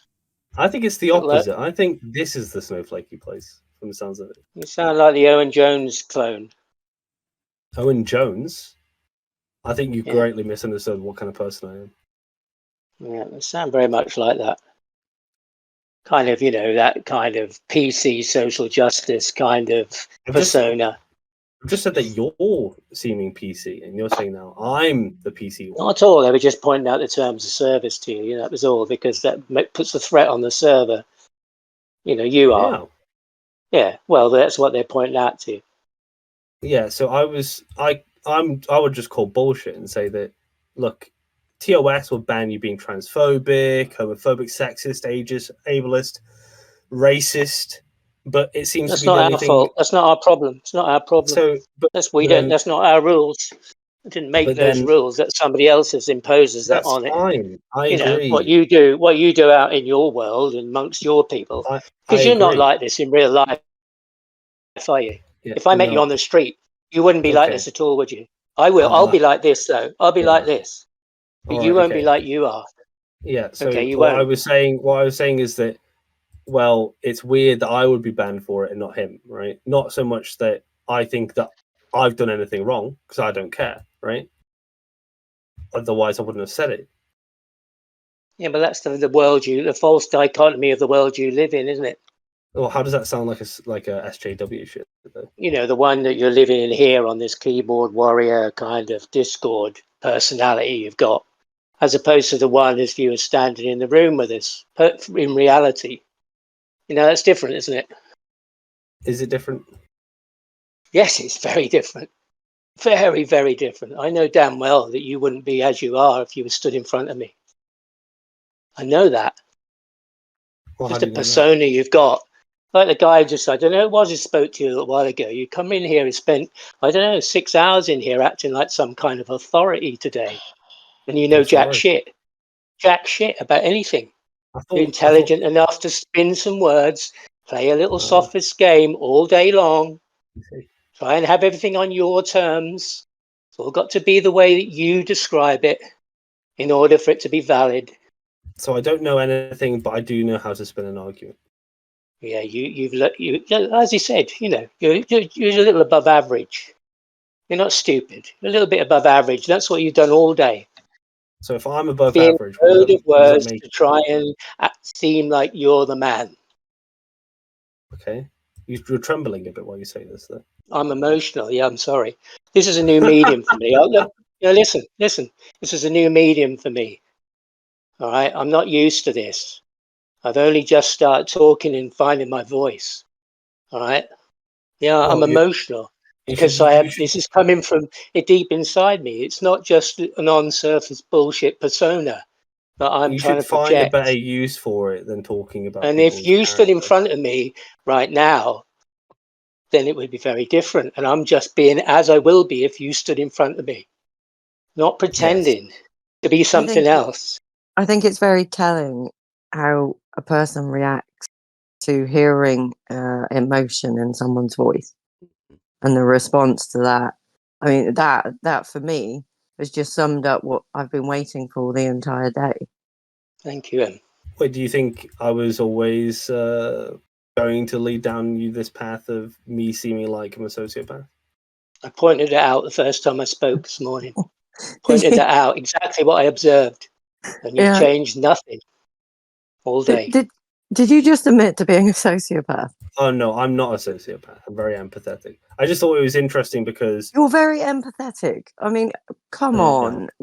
Do you ever stop and look in the mirror? What he was talking to I you. thought Mrs. M or Miss M. I thought we were having a good conversation. I actually found to quite like you because you were very normal, right? But Mr.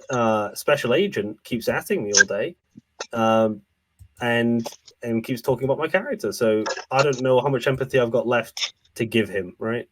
Okay, so you've been in this for about 2 months, you say. And so has a Special Agent, maybe a little bit longer. I've been around this for too many years now, right? That's why I can sit here, not get emotional, not get worked up about anything. I've been through the process. You two are still going through it. But for you to be at the same level with each other and then you laugh at him showing a little bit of emotion, it's just, I don't know. Like, do you not stop and reflect on that ever and think, like, why am I laughing at someone being true and honest in their speech? I think that if someone approaches me and calls me stupid or like akin to stupid and saying, you know, you don't know anything, but they tremble as they say it, is it not natural for someone to say, well, you don't seem very confident, you know, that kind of thing? Like, just like kind of mock them back, right? Maybe I have this weird thing. That's just your perception of that. You haven't been around. You haven't been around, man. That's just your perception, and I'm very new to the flat earth stuff. That is true. No, in life, you haven't been around. I'm a young man. Yeah. You're talking. Yeah, you're a young man. Exactly. What do you know about emotion? What do you know about real shit? Really, what do you know? What experiences have you had in your life that brought you to where you are now, that made you decide this is where you're going to be and make your stand? Well, I'm used to taking Discord as like a funny little thing to play. It's entertainment. It's entertainment, and you're willing to fuck people's heads up along the way. Whoa, that's what it's about. I never do that. You don't. You tried it all day. Tried it all day. You tried it the other day when I was listening over at 24/7 to the world, to anybody who's willing to listen and to bend to your sophist argument. Bro, we've already gone over. You don't know what sophistry is. No, we haven't. It's just you talking bullshit. That's what sophistry is. Trying to convince me you know something I don't by trying to use words, or sophisticated words that you think I might not understand, so you can just try and pull one over on me. That's what you're trying to do. If you sit in front of me, I'd knock the fuck out. Oh, that's goodness. my emotion, all right? Because that's how you are. You wouldn't be in my life. You're that kind of person. All right? Because I see that, I hear that in you, in your voice. I'm actually quite likable, believe it or not. I'm pretty sure you are, because you wouldn't play this game in real life. That's the truth. No, it's just you have to be likable. The whole thing is that I see the internet somewhere where you can kind of like have some fun, right? And I will meet someone at their banter level, right? I'm not actually racist, obviously, but they if they ask me to, want to be on that level of banter and everyone's offended by it, then I'll just be like, okay, I mean, that's fine. That's the rules, right? You are so who you're you not are. actually racist. You've been racist majority of the morning. Like the flat earth says, he meets people with their, intent like the same in an equal way. It's just that he thinks, like you, it's okay to have respond in kind this way, right? He gets offended the same way that you get offended. I mean, there's not much different in modern life, right? The way that people can get offended and imagine a response in kind for something that they're not actually, right? Like now you're saying that you're not racist, but earlier you thought it was okay to respond in kind with racism. Well, I guess when I say I'm not racist, I'm sure someone out there in this room will probably think I am. But the point I'm saying is that the way I grew up on the internet, right, might be different from all of you because you probably didn't have the internet when you were kids. But the principle really is if you're going to get mogged, you better bring your mogging with you, right? That is the principle of the internet. Sorry, what's that? If you're going to get mogged, you've got to bring your own mogging with you. A mog? Yeah. Like someone's going to... What's a mog? So imagine someone comes in and throws shade at you. Do you know what throwing shade means? No, go on. This is you being brought up on the it's kind of black terminology there. I can't really think of anything. So being mean, I guess. I don't know. Is there any other way I could frame it? But then being mean to you, with you rather, for entertainment purposes, and so yeah. But like, do you imagine it's being mean to ask you a question that you feel offended at? Right? Is that mean to ask those questions? If you know what the question actually is saying, yes. Of course, you know what the question is. That's why you ask the question. You and I know, right, a context clue, right? You and I know that Fight the Flat Earth said that you're a child abuser, right? Now, if I asked you, knowing that context clue, next time I saw you or something, how have you ever abused a child, right? You would be like, okay, like, don't do that. You would be like, oh, no, we're not doing that. Or you might say, okay, then I'll banter back and I'll throw something at you. Now, I wouldn't. I'd have a context I'd say, clue. why are you listening to people on the internet? Like, you don't just normally go round saying people like things like that to people, do you? But you understand? Now, you understand would you do that itself... because somebody on the internet told you to do it? What do you mean? I mean, would you go up and ask somebody like that question because somebody on the internet had led you to that position? And would you be calling that banter?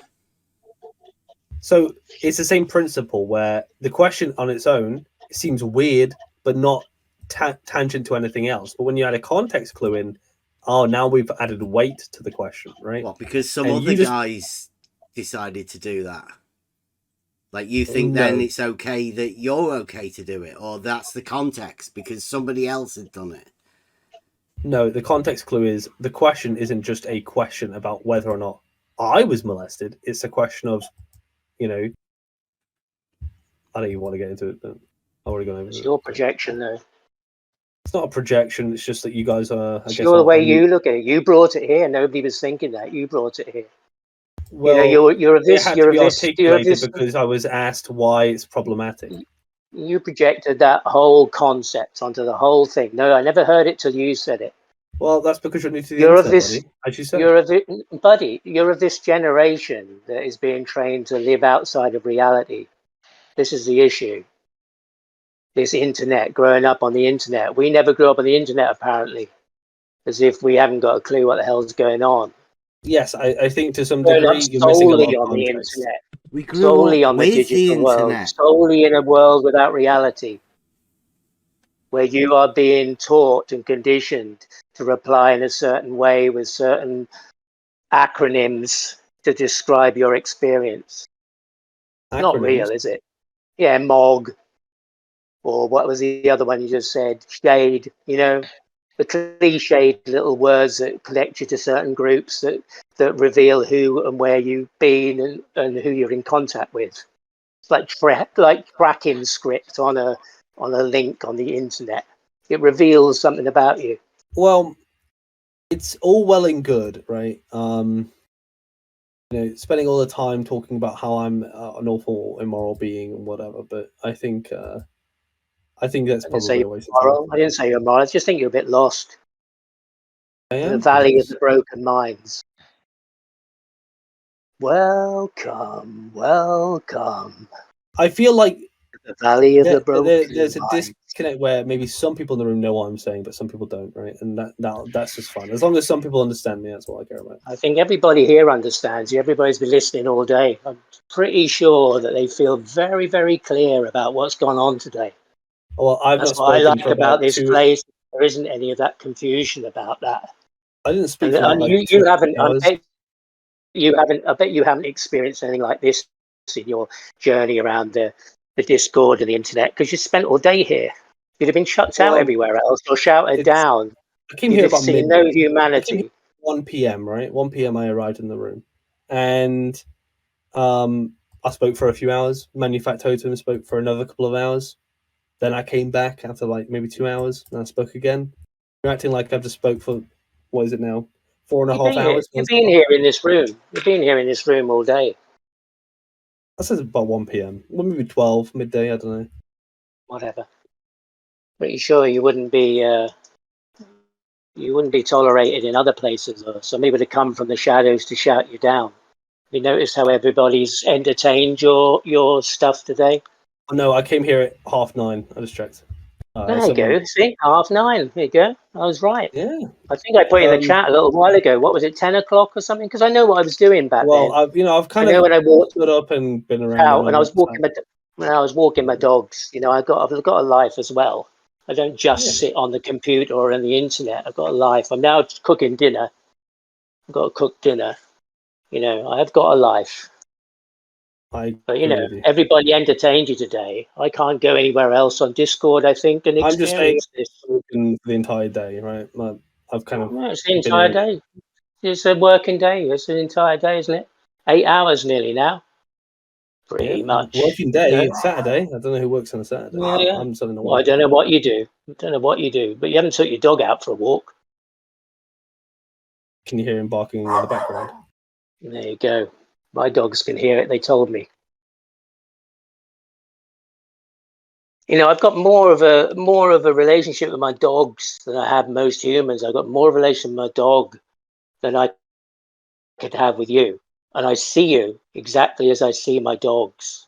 You'd be I understand surprised. You'd be surprised how much you can like someone based on more than just 2 days of knowing them. For instance, a lot of the flat earthers hated me when they first met me, but here we are, and I hang out with a lot of them. So just don't be too presumptuous. Why do you think people hate as an initial response? What do you mean? Well, I don't know. You're assuming a hate. You said a lot of people hated you. I mean, how do you know that? Did they? Well, How did they express their? Okay, I'd say hatred? hate is hyperbolic. I'd say dislike, because whenever I revisit some of them since then, they always say, "Yeah, we had a maybe we got off on the wrong foot, and then we, start again." What do you mean by hyperbolic? As in, I'm exaggerating. It's more like a dislike than a hate. Okay, so that would be an untruth statement that you just said. Then, was that for dramatic effect to make people have a particular opinion, or if I hadn't have said this, would you have gone back and corrected it, or would you have left it in the minds of people that? It's more like normal people would often just use hate in place of dislike. Normal people. Yeah. Do you not have you never used the word hate when you meant dislike? No, I don't. Oh, I have, but then regretted it and like, oh yeah, I didn't mean that. Like being over dramatic.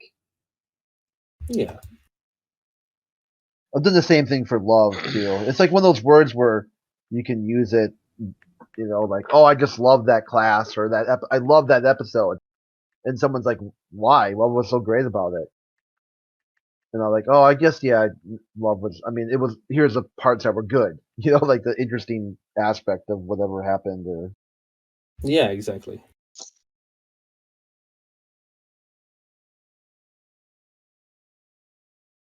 I think you all you wanted me to be someone who's offended by Esslers and didn't end up to be that way. I think that's what the conclusion is. I think so. Sorry, what was that? I think the reason why this took longer than it had to be is because you guys wanted me to be offended by the F-slur, but that wasn't how it panned out. I don't think so. You came in here, remember? Yeah, to ask you if I was going to get banned, really, effectively. You allowed that. You brought that into the world. You brought that into the conversation. Ask if I was going to get banned. No, you brought the whole subject into the conversation. You said you enjoyed it, and that was it. That was the beginning of it from you, nobody else. It wasn't mentioned before. Oh, of course it wasn't. It was brought up in the text chat, and I just brought it into the VC. I don't have to rehash this. We already are on the same page on this. Well, you're rehashing it, I was just reiterating. It's been a great day. It's been a great day, I must say. Okay. Learned a lot today. It's been, quite grateful for what's happened. As for the kind of being Bev's kind of fanboy, well, you really got that wrong. I was given something a few years back that told me I was my own master. Even though I might be emotional, I might have to find my way in a new world. I've done that many, many times. I'm to find my way somewhere, be able to kind of have a voice or stand up, have a position, sit around and learn a lot of stuff before I could even get anywhere. It's not the first, place I've been or in life to do this kind of thing or being less emotional. I can cry. I can cry in front of people. That's no big deal. Well, I can be in emotional. Discord, I can show my emotion. In Discord, you'd be wrong to show your emotion. Oh, I don't care about that. That's not really, that's your paradigm. If it can't be done, it can't be done. That you've been in, right? We are. That's why this place here. is. This is different. This place. I can be here and be me. Maybe I'm really learning more. Maybe I'm a product of Discord, right? Because I came on Discord when I was like 15, and the rules. Maybe you're the rules a product of the time.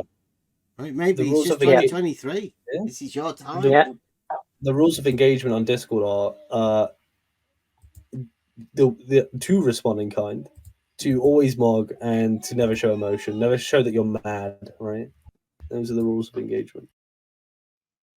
That's your world you're learning in, you're growing up in, and it's defining your existence and your experience. That's yours. You're living in a place that's nothing to do with reality. If I met Effie Jedi on the street, or he came into my house, I'm pretty sure he wouldn't be like he's acting online. I don't think many people would. I really don't. easy to be tough out there, pretend you're something you're not.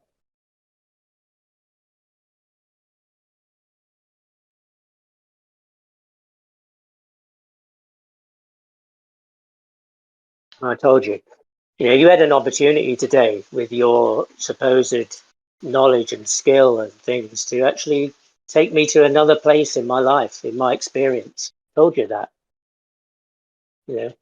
My life isn't dependent on being here or talking in this place or anybody who's here, really. Not in total. Somebody came along and gave me another picture, another free door, window, cleaned the windows, and I'd be able to see a little bit more clearly and walk a little bit more upright or whatever I need to do. I offered you that. You want to just kind of say, oh no, you're a bevtard, or, kiss his feet. Bollocks. You had the opportunity. You didn't have it. You didn't bring it. So, I'm grateful because today I'm much more clear about many aspects of this whole argument that brings clarity on different levels that isn't anything to do with a straight line at all. And these are moments that are really valuable in life, really valuable. Man, you can't buy it. It hasn't even got a price you could put to it. So, so thank you for being here and triggering that. But I won't be following you. I don't ask you to follow me either.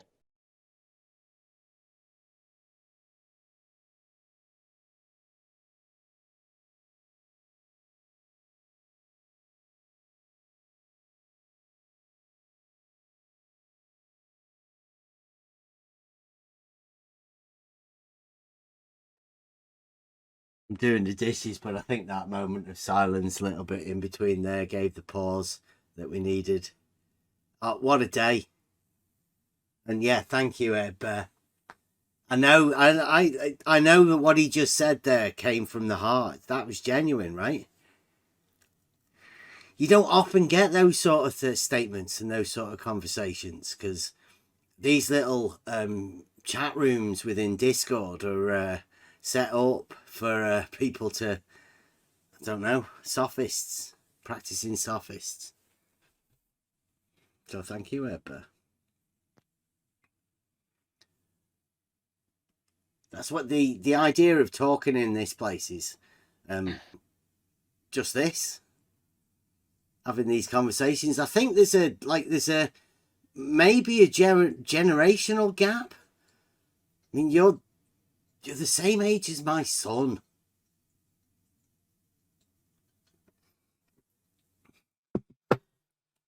And I don't think my son would ever be so arrogant to assume that, he's having a laugh.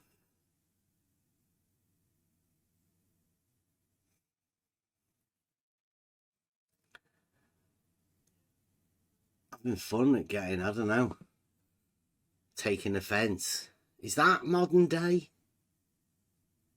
I think so. Yeah, to take offense. Look forward to, yeah. Yeah, take offense. Snowflakes everywhere. It's all about feelings over facts, and everything's upside down from when we grew up.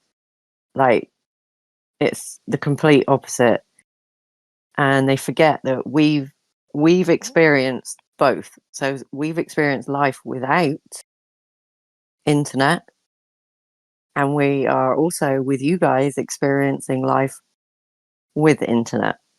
And we can see the massive changes in young people today. Like we said, we've all got children. We're here for that. So this conversation, it's worthwhile to see the differences, how the communication can occur. Yeah, because the whole point of these rooms is you've got these faceless, nameless people that just and you don't ever have to hold anyone to account. And that's what they want. They don't want people getting together to discuss things like we are today. They want everybody fighting, pick a team, pick a colour, support, argue backwards and forwards. And also, just don't pay attention to anything that's going on in the real world.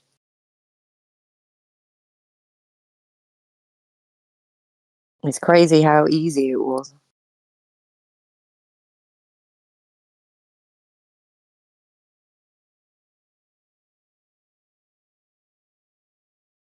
I don't know why. Can we get Man V to speak up? Because he keeps going on about an F slur, and I'm not understanding. If he's still on about the food group in the UK, then it's not a slur. It's a food. Yeah, I'm not particularly keen on them myself, but I can remember No, I when don't. we used to have them. I'm like, Yeah. again. Or we had them as again? kids, yeah, and it was like, really? It's like, they're good for you. It's like, come on, who would normally do that to the kids? They're called Mr. Brains as well. Yeah, You know? it's just awful. It's just all like crap. They're disgusting. Yeah. So, I mean, take it however you want.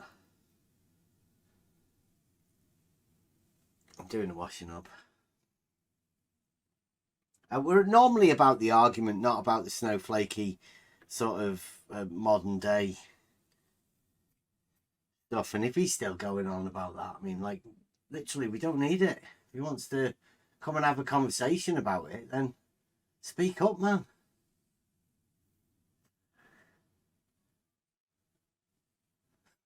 Still going on about 2 antipodal points.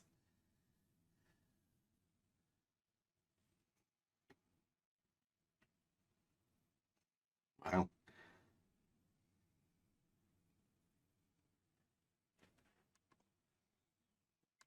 Yeah, see, we do it all here. We just talk about stuff, reality, logic.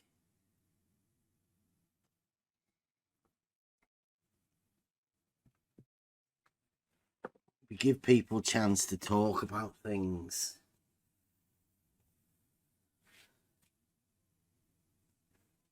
Didn't go over to 24/7 today, but I think it's probably getting close to the ban.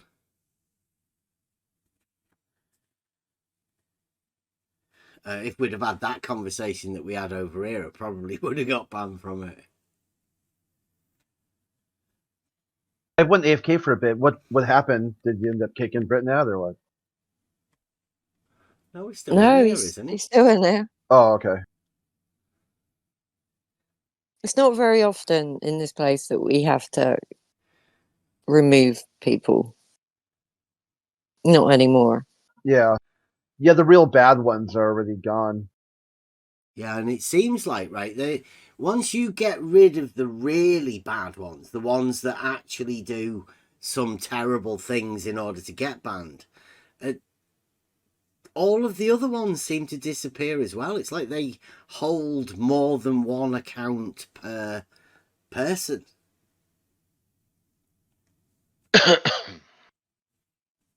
Most of the toxicity within this arena can be gotten rid of by, well, mainly just by not talking to them.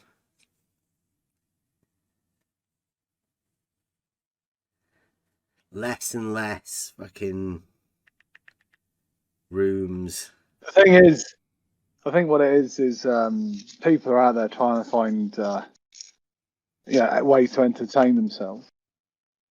And the thing is, the problem is when they come in here.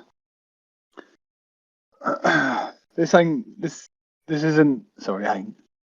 isn't entertainment. Although we do get entertained, but what with the geometry and the logic, that's not entertainment. I was listening pretty on and off, pretty much all day. Couldn't talk a lot at all, but it's just really interesting listening in. I appreciate the opportunity to listen in, to hear how other people's minds work, and because every question that's put out there, I'm answering, and in my own mind. And it's strange to hear how other people answer questions. I mean, you can have the same say statement, but people can find two different meanings to the same statement. And that's, well, I mean, yeah, I've been around quite a while too. And these young lads that have, not necessarily just young, but some of the younger ones that we've spoken to, it's a different. This, I think this guy who was talking, English guy, is he still in it? Is he still about? I don't know if you said you went to university or you sound quite well spoken. And I think that it gives people this.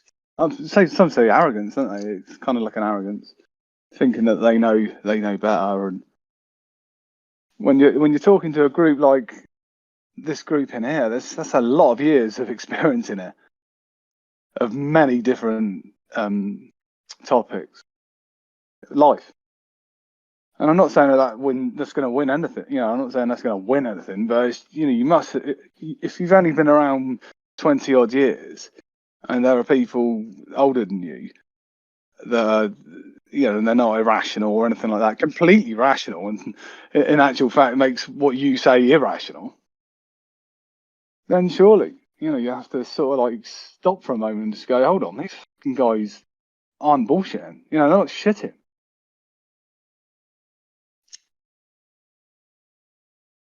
Because we're not, like, we've just been, like I said, people are looking for entertainment and they find this place, they think it's entertainment, they soon realise it's not.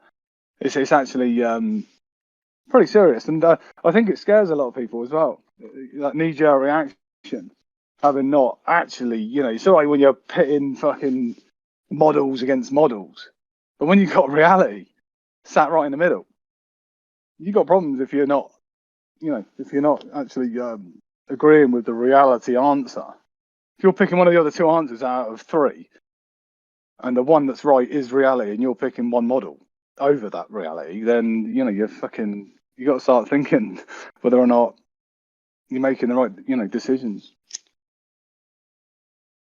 Over.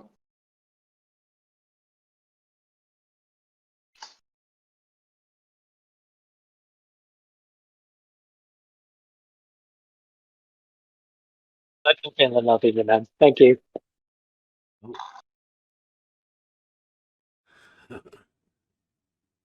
Could be a hot Michael.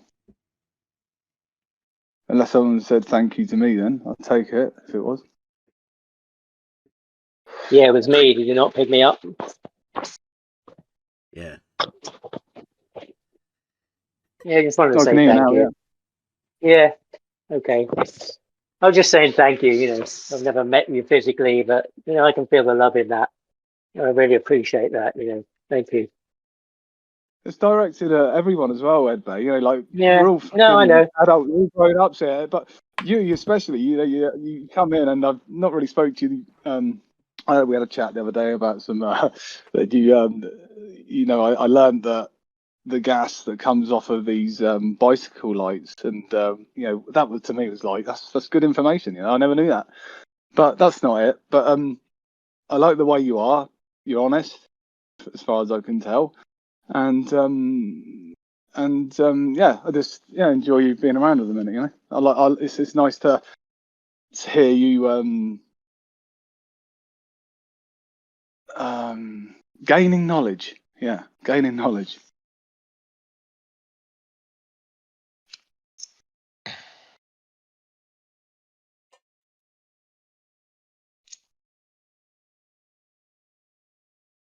Yeah, that's been the gift. I think I'm quite thankful for it.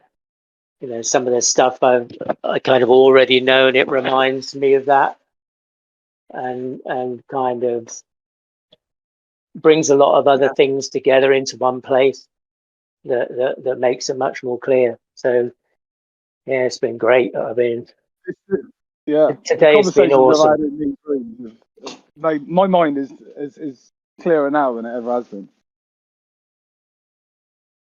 Yeah, that's the truth. So yeah, no models to contend with, no contradictions, no paradoxes, no model affliction, just living and doing the best I can for myself and those around me. Sort yourself out, and then help the others, right? If you can, if that's possible. Yeah.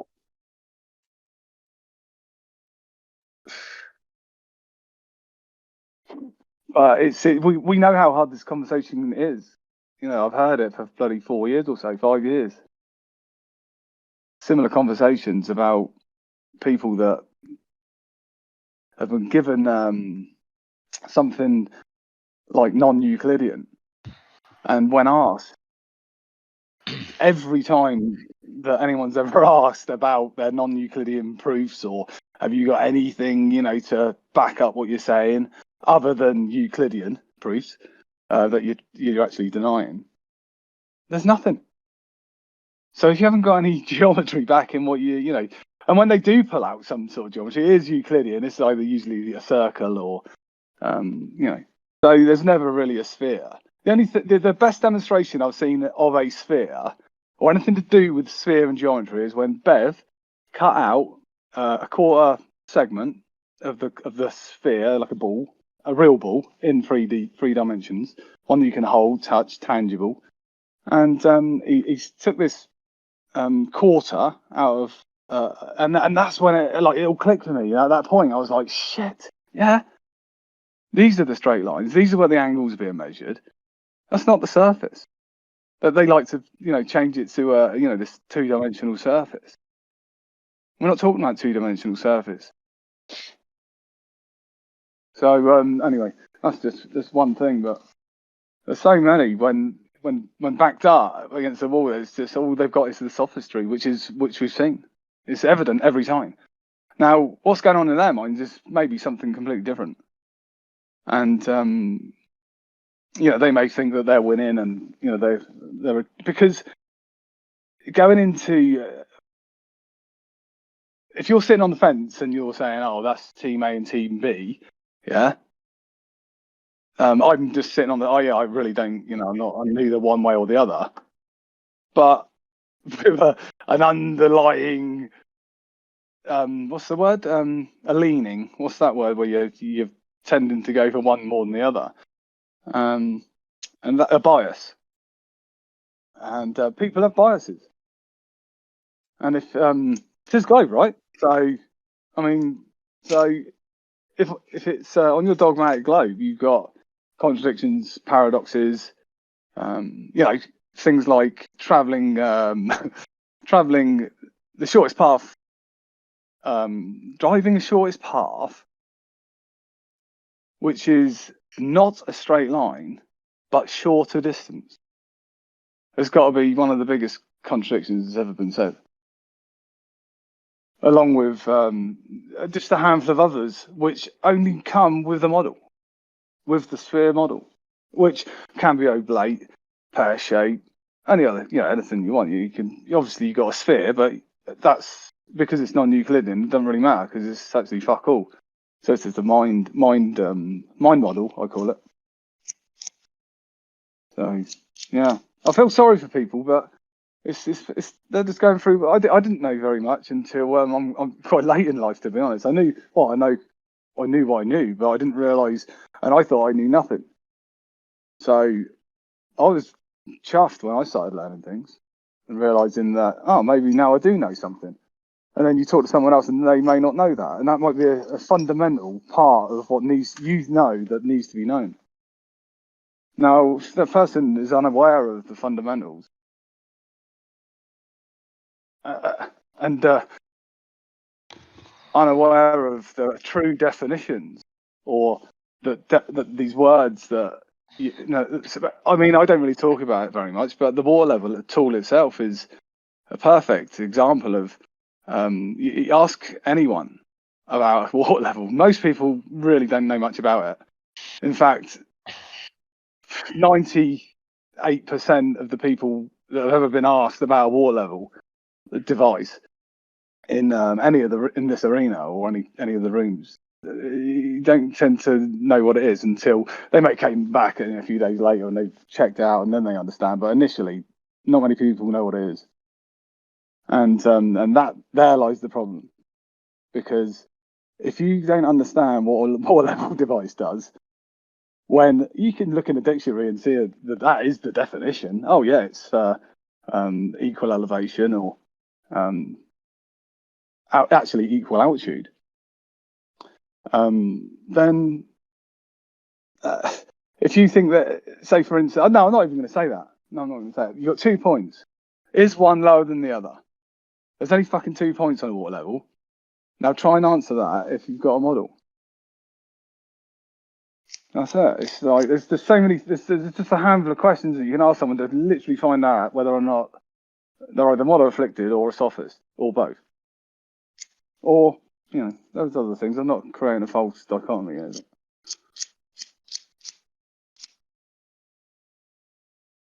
Anyway, that's what I got to say. Yeah, I never knew I needed this information. It's not something I would have gone specifically looking for. It's just arrived. No. And like everything else in my life, they just arrived. And I've been around, done some crazy stuff. I've been around some different things in my life, that have just come. They've just present themselves to me, and I've either been scared to go there or I haven't. That's it. Yeah,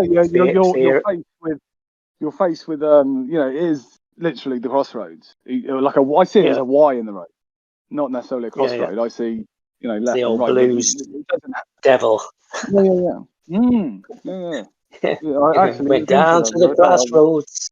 That's where am I, the devil. Yeah. Dun, dun, dun, dun. So brilliant. Quite interesting. I saw a documentary on that guy the other day. He was fucking genius, but he also had the reason he sang the blues is because his life was full of the blues. I mean, he lost his missus and child, I think, and then he lost another missus. Not I say lost, I mean they were down to his own doings, right? Some of it was because he was actually playing the blues when he should have been, not playing the blues. But, so yeah, if you're an actor and this is what I found out recently, and this is from an actor, that you can draw down on your emotions that you've learned in your life to act. Now, if you're going out from the start and you've got no emotion, you haven't been through many things, then you're going to struggle to actually find the emotion to suit that position, acting. But if you've been through that, if you've actually been through something like that, I mean, not everyone's got to know this. This is, you can go into this and take a role and you could take it on like it's you. And that's what they do, isn't it? That's what actors do. Yeah. Take on a role and act it because it's an emotional response, that you can. I mean, you dig deep enough, you can make yourself cry, if you've been hurt that much. Yes, for sure. No, well, that's what you need. That's why I said to that guy, I can cry in public. I've cried in public in front of a lot of people. No, it's a good thing. Funny how many songs come to my head and lyrics come to my head in these little journeys, and that's what you were just saying about when we go about the crossroads. There's a line, I was just trying to look for it. I'm pretty sure it's in a Roy Harper song, but it goes, every time I met a prince, a fork came down the road.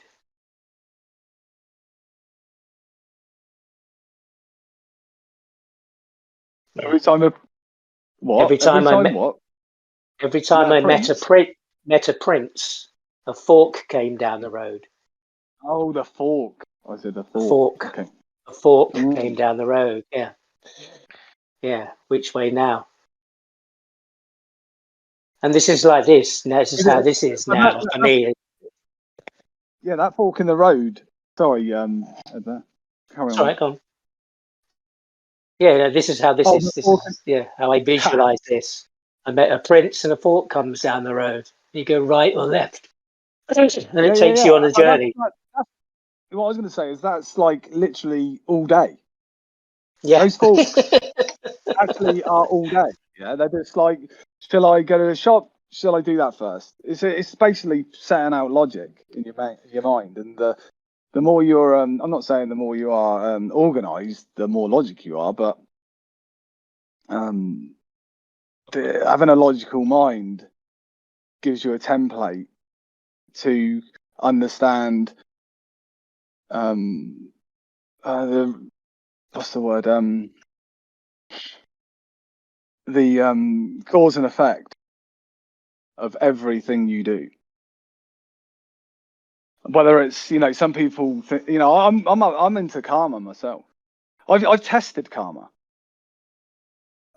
Bevel and Emerald back me, and anyone else, that I tried karma on I was using it in fun and laughter whilst playing a game of pool for a few nights. Yeah, actually over a period of weeks and months probably. But so if you were playing pool, Ed Bear, yeah, with someone, you're on the pool table, you know, with the old, you know, and this is how it all starts, right? So you got someone who's playing pool, and like you go, oh yeah, you're gonna miss this one, or you know, you just mess up someone. Cause it's only like a mess around, so you just like put your hand over the pocket. You're gonna get karma for that, right? And I watched it literally happen in front of me. Yeah, this may sound a bit out there, right? But bear with me. But the moment someone does something they shouldn't do, and you say you're going to get karma for that, well, if they know they're going to get karma for that, and you literally see, you know, the next shot they may just come off the top of the ball and it spins off and it's 2 shots to the next player, right? That's karma, right? That's you got your instant karma there. Right. Yeah, but I don't know if that sounds anything like something you've ever done, but I just think there are just different parts in this life that we've got that we can use to guide ourselves. Bob, Yeah, go on. just sorry to interrupt. Yeah. Can you just check your DM a sec? Thank you. You can carry on. Yeah, sure. I haven't looked at anything, so I haven't looked at live chat. Yeah, okay. Yeah. There's nothing important. It's just. Mm-hmm. Yeah. I'll get around to doing that at some point. Thank you. We'll look at it. Fuck you, Spot On. Yeah, and fuck you, Turn Up. Hope you're having a good day. A good day. Subjective, Good day. subjective. Half an hour ago.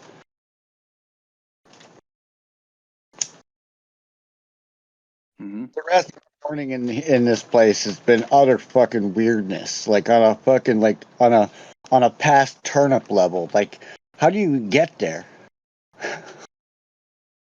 It's never a dull day with me and VC.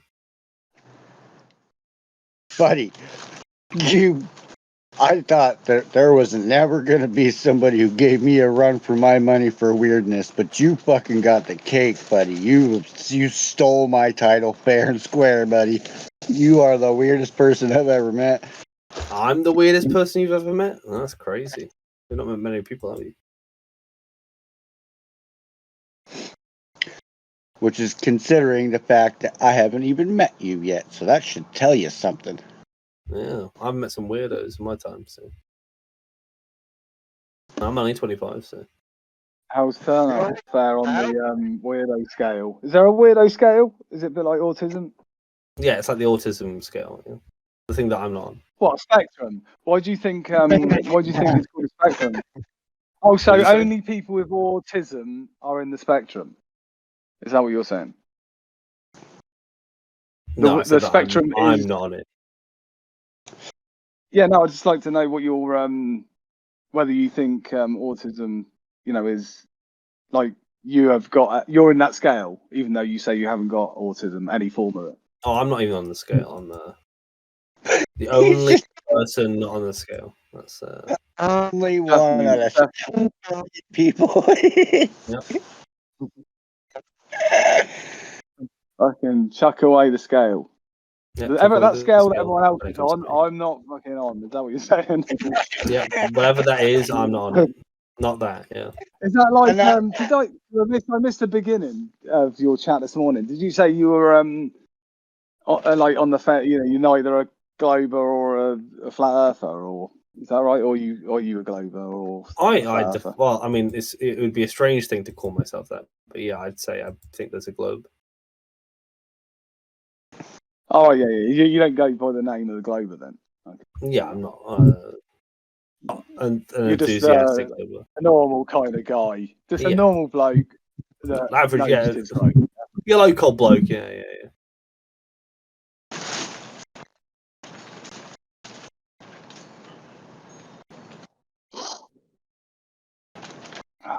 So what's I mean, I don't know whether to bring you back in the conversation or what. I don't know what I've missed. Oh God, please. Who else is talking? But no, I wondered if you'd had any. Have you done any geometry before?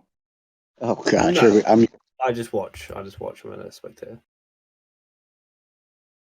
I mean, I only came in here to ask one question about Mr. Bob the Science Guy's modus Polens. That was it.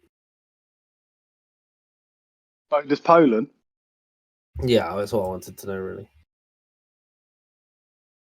So I don't know how I got sucked into this chat for the entire day, but that's what I wanted to know.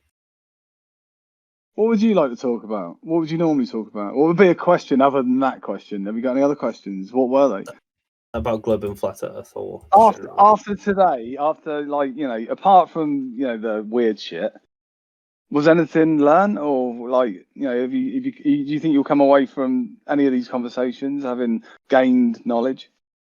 I would say about. no. Well, I mean, I've gained knowledge about people. I think Miss. Yeah. Sorry, no, I meant like, did you, like Bev explained some of the geometry and I don't the problems with the non-Euclidean bit. No, I don't. Oh, I see. I didn't realise you didn't fuck with geometry. As far as that goes, I mean, I get told by some people that it must be Euclidean.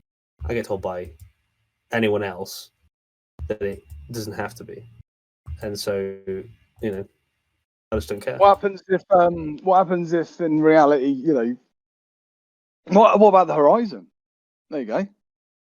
Do you think the horizon has got a link to the word horizontal? Yeah, but I don't play with genetic fallacies. No, fair enough. I mean, like, is it just a bit weird that one's called the horizon and the other one is horizontal, like this straight line that you actually see on the horizon, the true horizon? Yeah, when you must have been to the water before, the sea or whatever. And Yeah. I think seen that horizon. I think whoever may have coined it, right, may have just thought that looks pretty horizontal. I'm going to call it the horizon. I don't think they had some profound knowledge about whether or not.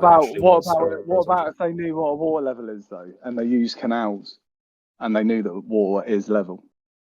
No matter what the sophistry, no matter what any fucker says about it, the water does not give a shit. It's in its tube. It's sat there.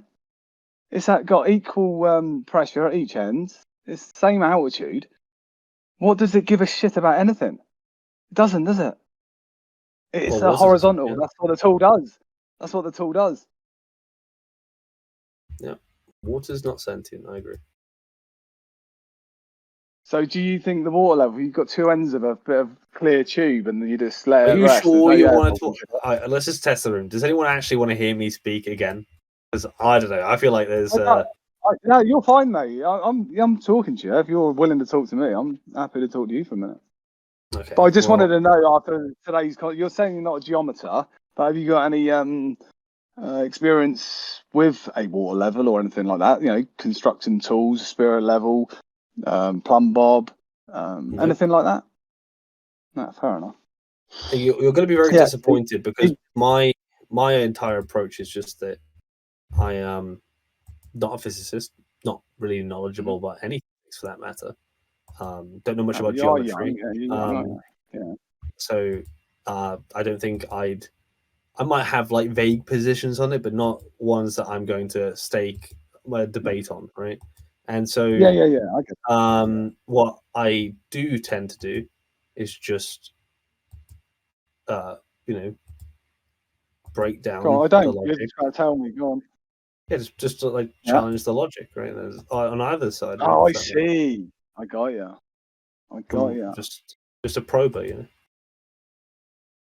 But it says the logic that you're interested in. Yeah. More than anything else.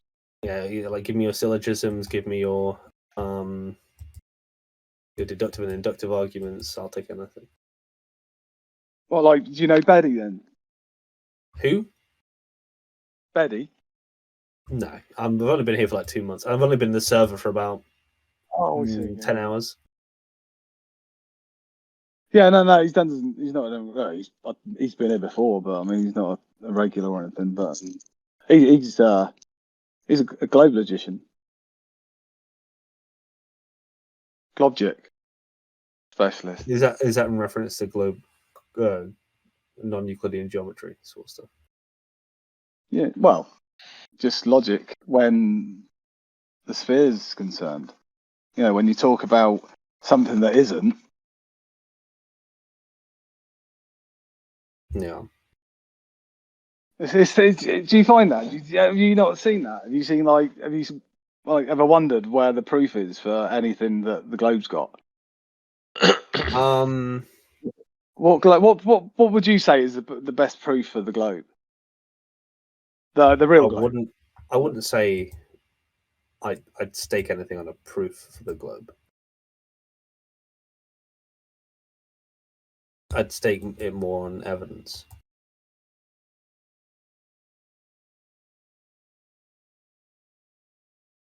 But it would be hard for me to have that conversation with you because I could give you a set of evidences, and each one you could knock down one by one. But I'm more concerned with whatever the better explanations, and that's the one I'll work off.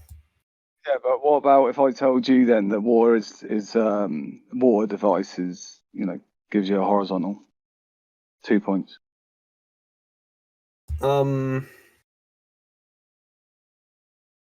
I think I might have some sort of discrepancy over the idea that it's actually horizontal, but Well, you don't think each end of the water level is horizontal? Equal to each other. You think one might be something different than the other? I think bodies of water, like large bodies of water, don't hold that principle. No, I didn't. Not large bodies of water. I'm talking about the water level device. This tool, like I said, Yeah, just I think a tube of water water. level does, but I don't think a large body holds that principle. So just water level devices, not water. Water level devices, maybe. As far as large bodies of water, no.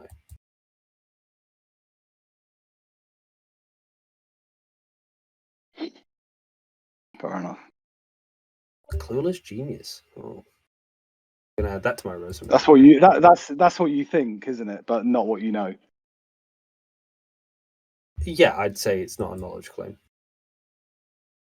Some people might say they've justified true belief, but I don't usually say that. No. Well, you said you'd not use it all, so I don't expect you to fully understand. But I just thought you might be able to get on logical principle that one end can't be any lower than the other end. If it was, then it wouldn't be a fucking water level, would it? It'd be called a water or something other than level. Yeah, see what I'm agree saying? with you. Just Water that level simple is, fact that is. Yeah. Yeah. Water level is virtually horizontal. I'd So, agree with have you ever heard the term water level before? Yeah. Other I've than heard the it water from level Mr. tool. Yeah, from Mr. Jerry. I said I would accept a water level as Who's that? virtually horizontal. Yeah. Oh, okay. Well, any water level or the water level? The device. Yeah, the water as well, though. Obviously, the device useless about the fucking water, isn't it? Well, I think excuse my language. I think the physics of water probably manifest themselves differently than the water level device, especially large bodies of water. Is that something to do with a model, or is that in reality? Everything to do with a model which is meant to reflect reality. Mm-hmm. But not in the fallacious way.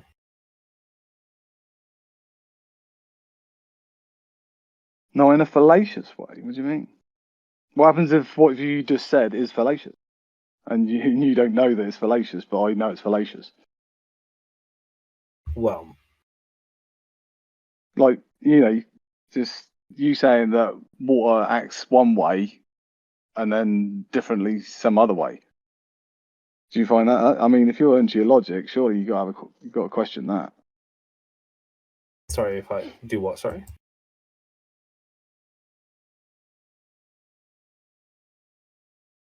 Look, bro, you're not going to find any entertainment from me, but it's. I'm not looking for entertainment. I'm just asking a couple of questions that I generally ask most people that come in here.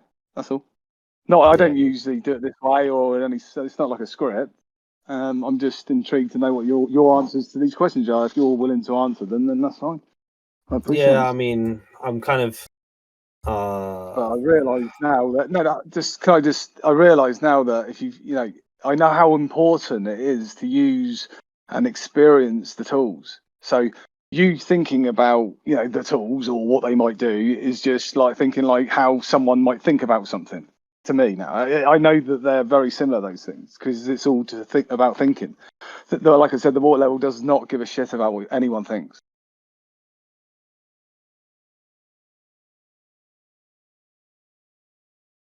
But we don't, I'm happy to like leave it there, mate. But thanks for answering the questions. I've got no more questions. But cheers. I didn't say a straight line was a circle, by the way, Mr. No as King. They wouldn't be. Right? Yeah, but I mean, what happens if you're on a boat, yeah, and you just went west in a straight line, yeah? How can you get your head around that? If you're on a boat, no, not an arc, just west. Yeah, in an arc. Is west a straight line? No, an arc. What do you mean arc? What's the arc got to do with it? What you're saying is. Have you got what I'm saying is, What's if you a go straight west, line on a globe? What would you call that on the surface of a globe? You tell me. I mean, you I'd said call it. it an I mean, I don't know what that's got to do with it. Oh, right. So what way? What way is it arcing? It's a cross. Across.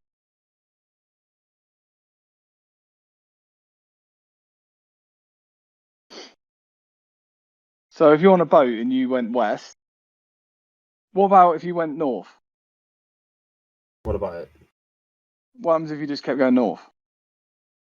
You get to north, destination north. And from that position, You go every south. position would be what? South. Every position would be south. Every single one.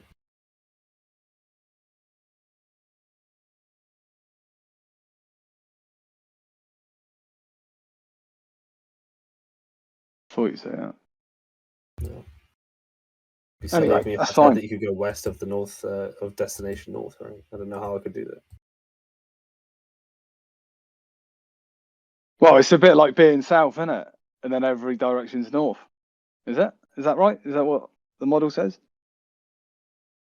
Sorry, if you're at the south destination. Well, if you travel south, yeah. Do you think you'll come to a point where you'd start going north again? Yeah. Fair enough. Right, I have got shoot on, so I'll be nice chat. I'll leave it, in someone else's capable hands.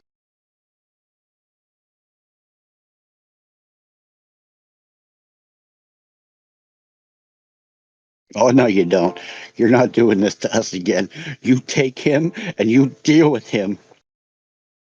I'm not as weird as you think, Cam. I don't know why everyone's got this impression I'm this weird guy. Pretty normal, I think. I'm just fucking around. Yeah, okay, so just checking. If I had to say, honestly, I don't think anybody in here is affected by you at all. I think we're just ignoring you, really. I should hope so. I think everything was going so smoothly up until the fact that I mentioned that I don't want to get banned. Then everything went downhill.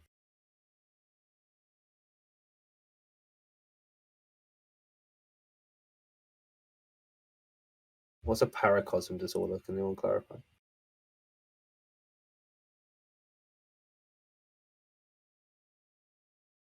Hey, Buster, are you there? Have you got your guitar? Yeah, I've got it right here. I've just been working on something new. It's a song about looking for the truth. Play for you guys. What are you doing? I want your shelf level or not? And if I say yes, you're gonna provide that for me with that? Yes? See the bubble? I'm familiar with the bubble, Morty. I also dabble in precision, and if you think you can even approach it with your sad, naked caveman eyeball and a bubble of air, you're the reason this species is a failure, and it makes me angry. You want to experience true level? Do you? Oh, that's in the mind for all to face. And it makes me angry. Choices will be made. You want to experience true level? Do you? You can choose to let your mind be free. Wow, it's so... Oh my God. Oh, Christ. Yeah, true level, bitch. I think that you're right. Exactly, it's level. Everybody knows that you're wrong. And it makes me angry. There are things wow, it's so... Oh my God. Oh, Christ. Yeah, true level, bitch. In the end, you're fine. We're all looking for the truth. Save it for YouTube. I'll keep looking for clues. Wow, it's so... Oh my God. Oh, Christ. Yeah, true level, bitch. And that's my midpoint, 981. But look what I did here. And bam, there's the radius of the Earth. Everything's crooked. Reality is poison. I want to go back. I hate this. Using this bridge. Computing the radius of the Earth. 3 coplanar points in 3D would describe a circle. You want to experience true level? Do you? True level, bitch. I'll keep looking for clues. That's the thing, your vision is already being obfuscated by the spherical cap. One of the humps.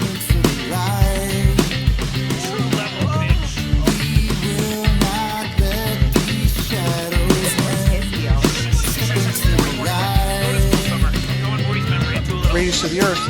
Lance to the cosmic slaughter! Well, you seem to be in charge of what I get to remember. Why? Good question. We will watch it burn. And bam, there's the radius of the Earth. From the ashes come. Yeah, true level, bitch. That is pure for all to see. Now we have our... It has been directly measured. Do you? Everybody knows that you're wrong. By Jesse Kozlowski. There are things in this world. You know, I got the idea from Belu. I'm not kidding. Yeah, true level, bitch. I'll keep looking for clues.